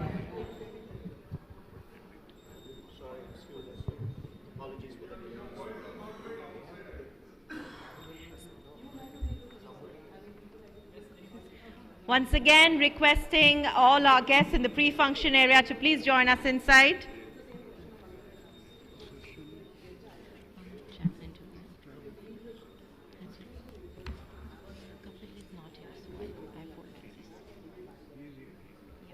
That's what he's saying.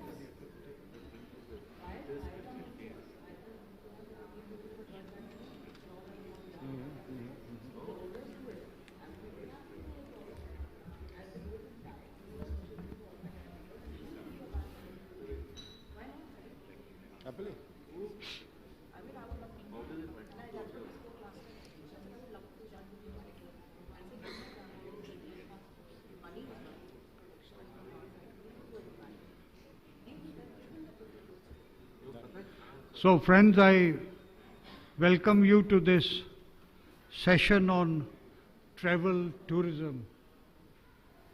I think it is one of the most important sessions, but due to some change of timings because of the Honorable Minister's tight schedule, this is being held post that session. That is why we don't see the house full, but still it is half house full. So please be seated.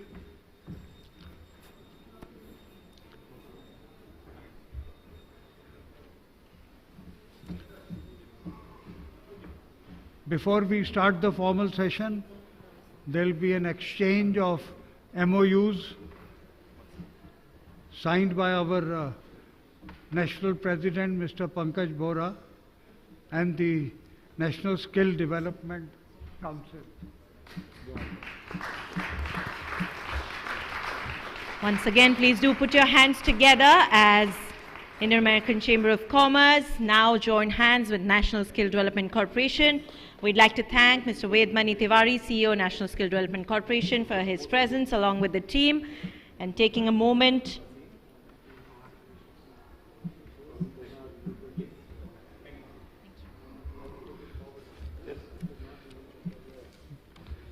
Yeah, this session is being moderated by Mr. Ajay Bakaya. I have had the good fortune of knowing Mr. Bakaya literally rise from the rank. He started his career with the Oberoi Group of Hotels and then went on to be one of the founders of one of the biggest chains in India now, that is the Sarovar Group of Hotels, and he's currently the chairman of this group of hotels. There could be no one better to moderate this session on one of the most important topics, you see, that we are having, travel tourism. And as I said in the morning, there is an outflow of tourists from India overseas. We see large groups of people traveling from India to foreign destinations. But there is a marked dip in the inflow of tourists into India from overseas. Now how that could be tackled? Are we lacking in something? Something is required to be done by the government. Something is required to be done by the industry. All these issues would emerge, you see, because I think that is a very vital segment of our economy, travel tourism, and that can be only neglected to our peril. So I have posed this question and now leave it, you see, to our very able, distinguished moderator, Mr. Ajay Bakaya, to take the session forward. Thank you. Thank you, Dr. Bhasin. IACC office bearers, ladies and gentlemen, I'd like to take the first few minutes to introduce my panel to you. Starting from the far end, Rajesh Mago is co-founder and Group Chief Executive Officer of Make My Trip. They have transformed the Indian travel and tourism landscape in the last 20 years. Anastasia Mukherjee is Commercial Attaché in the US Embassy in New Delhi. Jyoti Mayal, again, a huge luminary in the travel and tourism trade, the president now for many years of the Travel Agent Association of India, and a fiery tourism brand activist. Deepak Deva, Managing Director of Travel Corporation of India. Again, he's been on the tourism scene for a few decades. Anastasia, I'll start with you. While the topic is inbound tourism, I'm looking at inbound both into the US and into India. So let's look at both directions. And while we are strongly biased in the numbers coming into the country, I think we'll look both ways. But in a scenario where the US loves India and vice versa, and a lot of the other parts of the world love India, there's strong reliance on greater manufacturing, greater growth, greater technology transfer to the country. There's huge transformation in terms of infrastructure. There is a strong sense of national pride and the fact that we are getting somewhere. From your point of view, looking at this landscape, what would be your sort of your grasp of the scenario and your sort of an expectation from India in terms of delivering numbers, traveling out, and the sort of landscape you'd expect for numbers traveling into the country?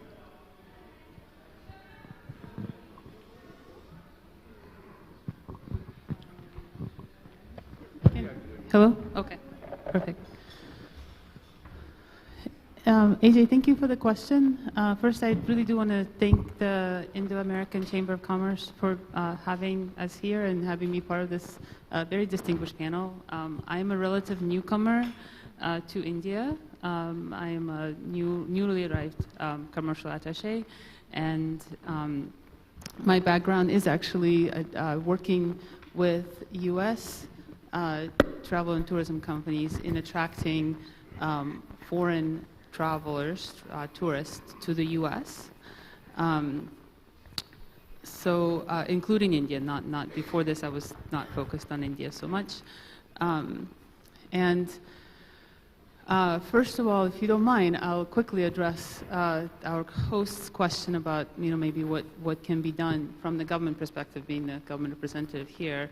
As I learned very, very quickly, quick on my feet, about the various initiatives, I realized that there's a keen awareness both in the US government and in the Indian government and in the need to support this vital industry, travel and tourism, especially after the damage that the pandemic has brought to this sector. So I am really excited about the fact that there's this focus on finding ways and creating a plan, bringing in together various partners from India and US to the table to have discussions and create sustainable, diverse, and inclusive travel between our countries. I think when we were discussing sort of off on the sideline about definitely focusing on both flows in and out of India. So the Travel and Tourism Working Group has been created under the umbrella of the US-India Commercial Dialogue, and there's very vibrant conversations going on between on the level of U.S. Department of Commerce and India's Ministry of Tourism. Now, how does that percolate down to the working level? That is something that I'm very eager to learn from the panelists here and in general while I'm in India. To address your direct question about the expectations, of course, from our perspective, we would like to welcome as many Indian tourists as we possibly can welcome in the U.S. The growing trend is to try and promote the second and third tier destinations. I think most Indian travelers that I have spoken to have visited New York, Chicago, LA.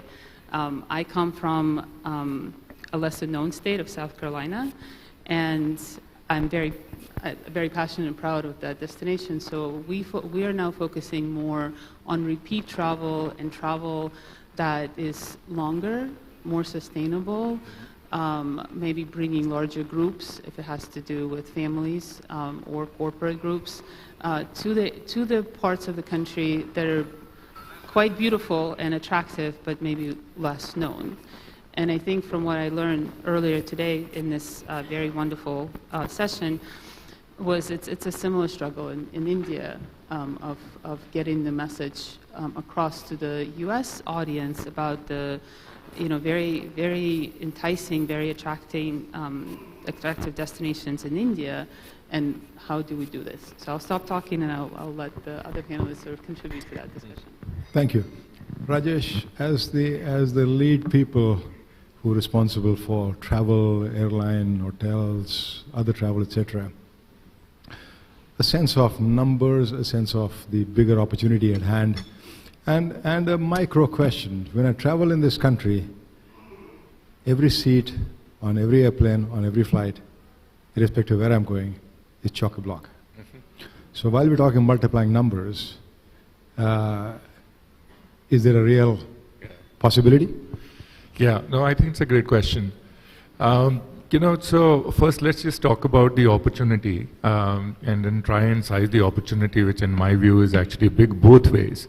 Sending, let's say, Indian travelers outside of the country and, Americans coming back into the country for 2-3 main reasons, right? So let's talk about outbound first, and we can then talk about inbound. And then we can get on to the discussion of what all do we sort of need to do to tap into that opportunity. So if you look at the outbound first, and look at the history a little bit, about annually 18 million, 20 million sort of outbound travelers pre-pandemic, and we have, as far as outbound segment is concerned, inbound has not necessarily fully recovered, but outbound segment has completely recovered in terms of reaching to pre-pandemic number, while the domestic is already sort of in the growth path, which speaks volumes about the size of the opportunity. But if you look at 10 years, 15 years, from in the future, and you will realize 2-3 fundamental things were happening. Honorable Defense Minister was also talking about it. For the last 10 years, if you really see the way a country is growing from a GDP growth standpoint, and as a direct result of that, the earnings have also been growing. And last when I looked at very important sort of data point, there are about 40 million households today which has about more than $10,000 income today. And if you further sort of break that up, you will find another, the top 10 million people or the households would have more than $35,000 to $50,000 annual income, and then the next 10 million will have more than $20,000 annual income. Now, this 20 million set is very clearly a clear opportunity for, let's say, an outbound segment. And a lot of that 18-20 million travelers that travel, they have all kind of segments. At this I'm saying more from a leisure travel perspective, because that includes VFR, labor traffic, work-related traffic, etc. So the one important point is when you look at the way the household income is growing and the discretionary income is growing, you can afford to spend more, and therefore you would love to sort of experiment the world.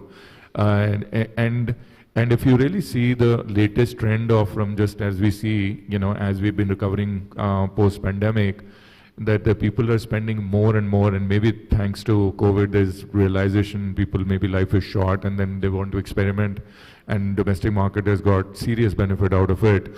But potentially as you go in the future, you would be very, very tempted to sort of just explore the world, explore the destinations as well. And then the last point that I would make specifically for, let's say, long haul, specifically within long haul, let's say America, I think it's a great opportunity for America, because a lot of the share or the lion's share of the current outbound market actually goes to South, short haul and Middle East, which is also short haul, so Southeast Asia and Middle East region. But I think slowly and gradually Europe is growing, slowly and gradually US is growing as well. But if you connect the first data point with the second data point, in terms of frequency of travel that is increasing from a consumer sort of spending power standpoint, as well as the growing income standpoint, you can see that there could be a massive share shift that could happen in favor of long haul destinations, and America has a lot to offer on the other side as well. So I think in terms of opportunity, I would say great opportunity from an outbound standpoint, the way India is growing. And as far as inbound is concerned, I think unfortunately, it's a segment that is probably recovered the slowest. Overall, I think 50–60% recovery that has happened. But I don't really see fundamentally that it is not recovering because of the demand side. It is recovering because of the different issues, more operational, and I'll touch upon that. But if you really look at on the demand side, I think the biggest reason why inbound may not have recovered today is because of the fact that a lot of focus has been the domestic markets across the world. So within Europe region actually has grown significantly. Within China, let's say China domestic market has grown, China outbound is not growing at all. In fact, not even, sort of fully recovered. You look at India domestic market has benefited a lot because we have a large size of market, and post-pandemic the focus was in India domestic market, and people started to travel because of the operational issues, because the borders were taking time to open up, and they were massive operational issues specific to visa and the supply side on the international side, and that sort of demand got shifted to the domestic market. Now, as things settle down, I think you will again see all sort of segments sort of rising as well, whether it is the domestic market because the overall pie is increasing. The projections suggest for the next 3 to 4 years at least, there is going to be a double-digit CAGR of overall travel and tourism growth. Now, if you take that, which is a huge market, and then you break that into, sort of all segments, and then see the demand momentum going, the rising income, incomes growing with every household, I think there's a great opportunity in store for us for sure, for both sides. Thanks, Rajesh. Deepak, as a leader in the inbound segment, so there are two parts to it. One is there is always the sense that we could do more in markets like the US in promoting the country. Has enough been done, and can we do more, and where all can we do more? The other angle is we've now got a new consumer altogether. Moving away from the travelers who want to see the country as purely from a leisure point of view, in the Taj Mahals and the Varanasis and the Keralas and the Rajasthan, to people who will come here for work, and whatever you do in terms of video calling, etc., with the level of tech transfer we're looking at, with the level of manufacturing we're looking at, with the level of new knowledge we're going to bring in out here, people movement would be huge. Some of it amongst youngsters in their 30s and 40s. What can we do to be a more attractive country? Thanks for the question. Thanks for the invite today. Inbound, and I'm talking now of people from overseas traveling into India, which Rajesh did touch upon a bit, has now reached full recovery, in my view, from now on. The past Of course, 9 months we had issues with UK visas, etc., etc. See, let's put it in perspective. In the best year, we had 10 million tourists. Of that, 6 million were tourists. Right? You have to categorize the people who would spend money in your hotels, travel through us, and use other services that generate tourism income. Geopolitics can be good and bad for some industries. For the tourism industry in India, China shutting down and people not traveling out of or to China, the China plus one strategy making countries like Philippines and Vietnam economically pretty strong, and the war in the Middle East is actually the best news for inbound tourism. Question is, how can we translate this into real numbers? And that is the job of the government. So far, I think the government needs to do much more. They need to go out into the key source markets and spend money immediately and get the eyeballs, get the interest, and people will come. Just to blend the answer into the second question you asked me. See, if there is good economic news, people love traveling to the destination. There's a direct correlation between countries that do well economically, so good news, there's positive news in the various business channels, business newspapers, over the internet. People say, hey, this is a great country, let's go and visit it. And the third thing is that the problem is we have not communicated what India has. You asked a very, very important question. What about people in the younger generation? You see, India has traditionally been a holiday destination for people above 60, retiring, enough money, once in a lifetime. That has to change. We need the next gen, the Gen Z to come now. And we have it all for them. We just need to communicate it. And Ajay, I think we have a great opportunity in the next 5 years for inbound business. And I'm not only talking of people coming on their private jets and staying at the most expensive hotels. Across the entire offering of tourism product, we have it all. You have culture, you have wellness, you have food, you name a trigger for you that takes you on a holiday. And we have it all. And I think that is the only thing we need to do, is translate that to the consumers around the world, and including the US, which is largely driven by traveling to Mexico and Europe, but can also be extended further, the numbers that we want, and we can make a big success out of it. Jyoti, you've always taken up the cause or causes with fire and brimstone, and you've always made our voice heard as an industry. What can we do as an industry? And what would we expect the powers to be on both sides to do to help us? Thank you, Ajay, and thank you, IACC, for inviting us and giving all of us an opportunity, surely.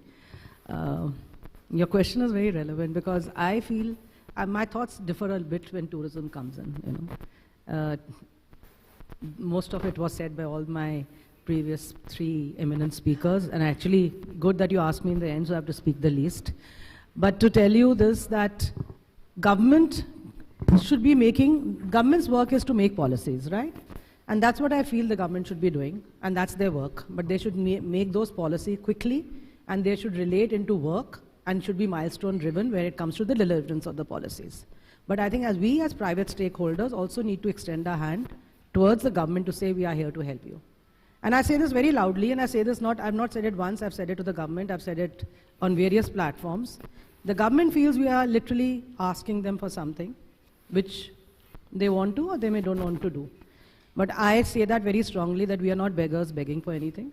We are the people of the industry, developing this industry, and we are your partners. Consider us as your partners to move forward. And that is the only way that this country will be able to showcase the right way, right products in the right way. Because every traveler is looking for the right product. So what is tourism all about? It's basically, I mean, we all know it. It's nothing that I'm speaking something different. Tourism is all about people-to-people connect, we know that. So what do we need? What is the little things that we need to attract a traveler? Could be any part of the world. Me going to America, America coming here, me going to any other region. First is that you need a product, right? The product is to be made by the stakeholders. It's not the product, the government is not going to make the product. Then comes to the ease of business, the travel, the last mile connectivity, which the government is supposed to be doing, and I think India is progressing very well where that is concerned currently, that our infrastructure day by day is progressing very well, and we should be proud of it. And then, of course, comes the visas, which are an issue, which, of course, it has to be both sides. It can't be one-sided. You know, one country gives us visas. I think tourism visa should be looked at very liberally and in a very different format, and there should be many ways of looking into it. So I think there are a lot of things that as stakeholders we need to do, but the most effective thing which the government should be doing, and I endorse what Deepak said in his own words, was the marketing. That is where we are actually lacking, where India is concerned. You know, we see stakeholders from America every day. I've attended so many of the road shows recently, you know, so, and we are lacking there. I think those are the things that we need to do as an industry to say, why aren't we going and doing road shows outside? Why aren't we, if the government doesn't do it, why can't we stakeholders get together and do our road shows? Why not? It is our bread and butter. We are passionate about this industry. We need to take it forward. So why can't we also put in our best and not only think everything doesn't relate to a value, it relates to a value of traveling and of the people coming into this country and, you know, tourism going forward. So I think those are the things that we need to work collectively. Government has to play a part. I've said it many times, I'm going to say this again on this platform. I wish Lalit ji was here. We should take it forward and say, literally privatize the Ministry of Tourism. Why not? That's a good thought.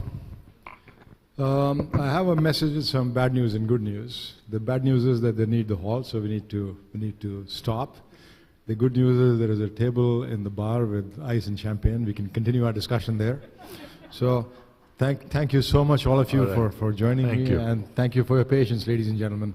Thank you very much. Have a nice evening. Thank you.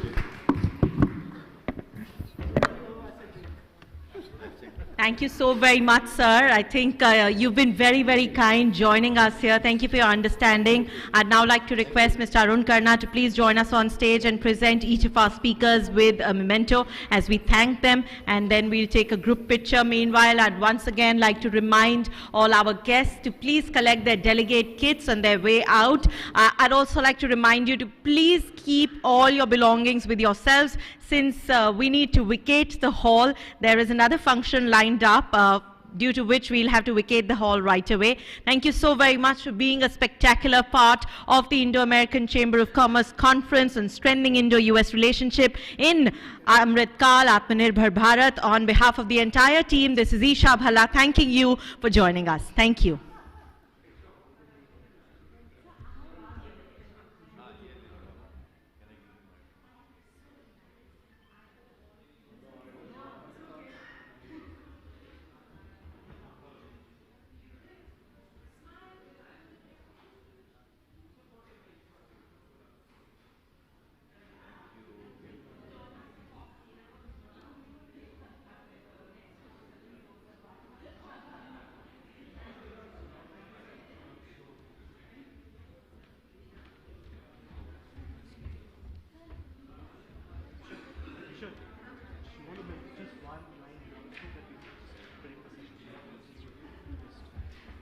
Once again, I'd like to thank all of you. May I please request our guests to clear the hall. We need to vacate and hand over the hall. So once again, taking this opportunity by thanking all of you for being a part of Indo-American Chamber of Commerce Conference on Strengthening Indo-American Union, especially keeping in mind our theme on Atmanirbhar Bharat. So as I thank you, may I request you to please take networking in the pre-function area. Do remember to collect all your belongings. We cannot have anything in the hall. We need to vacate it right away. Thank you.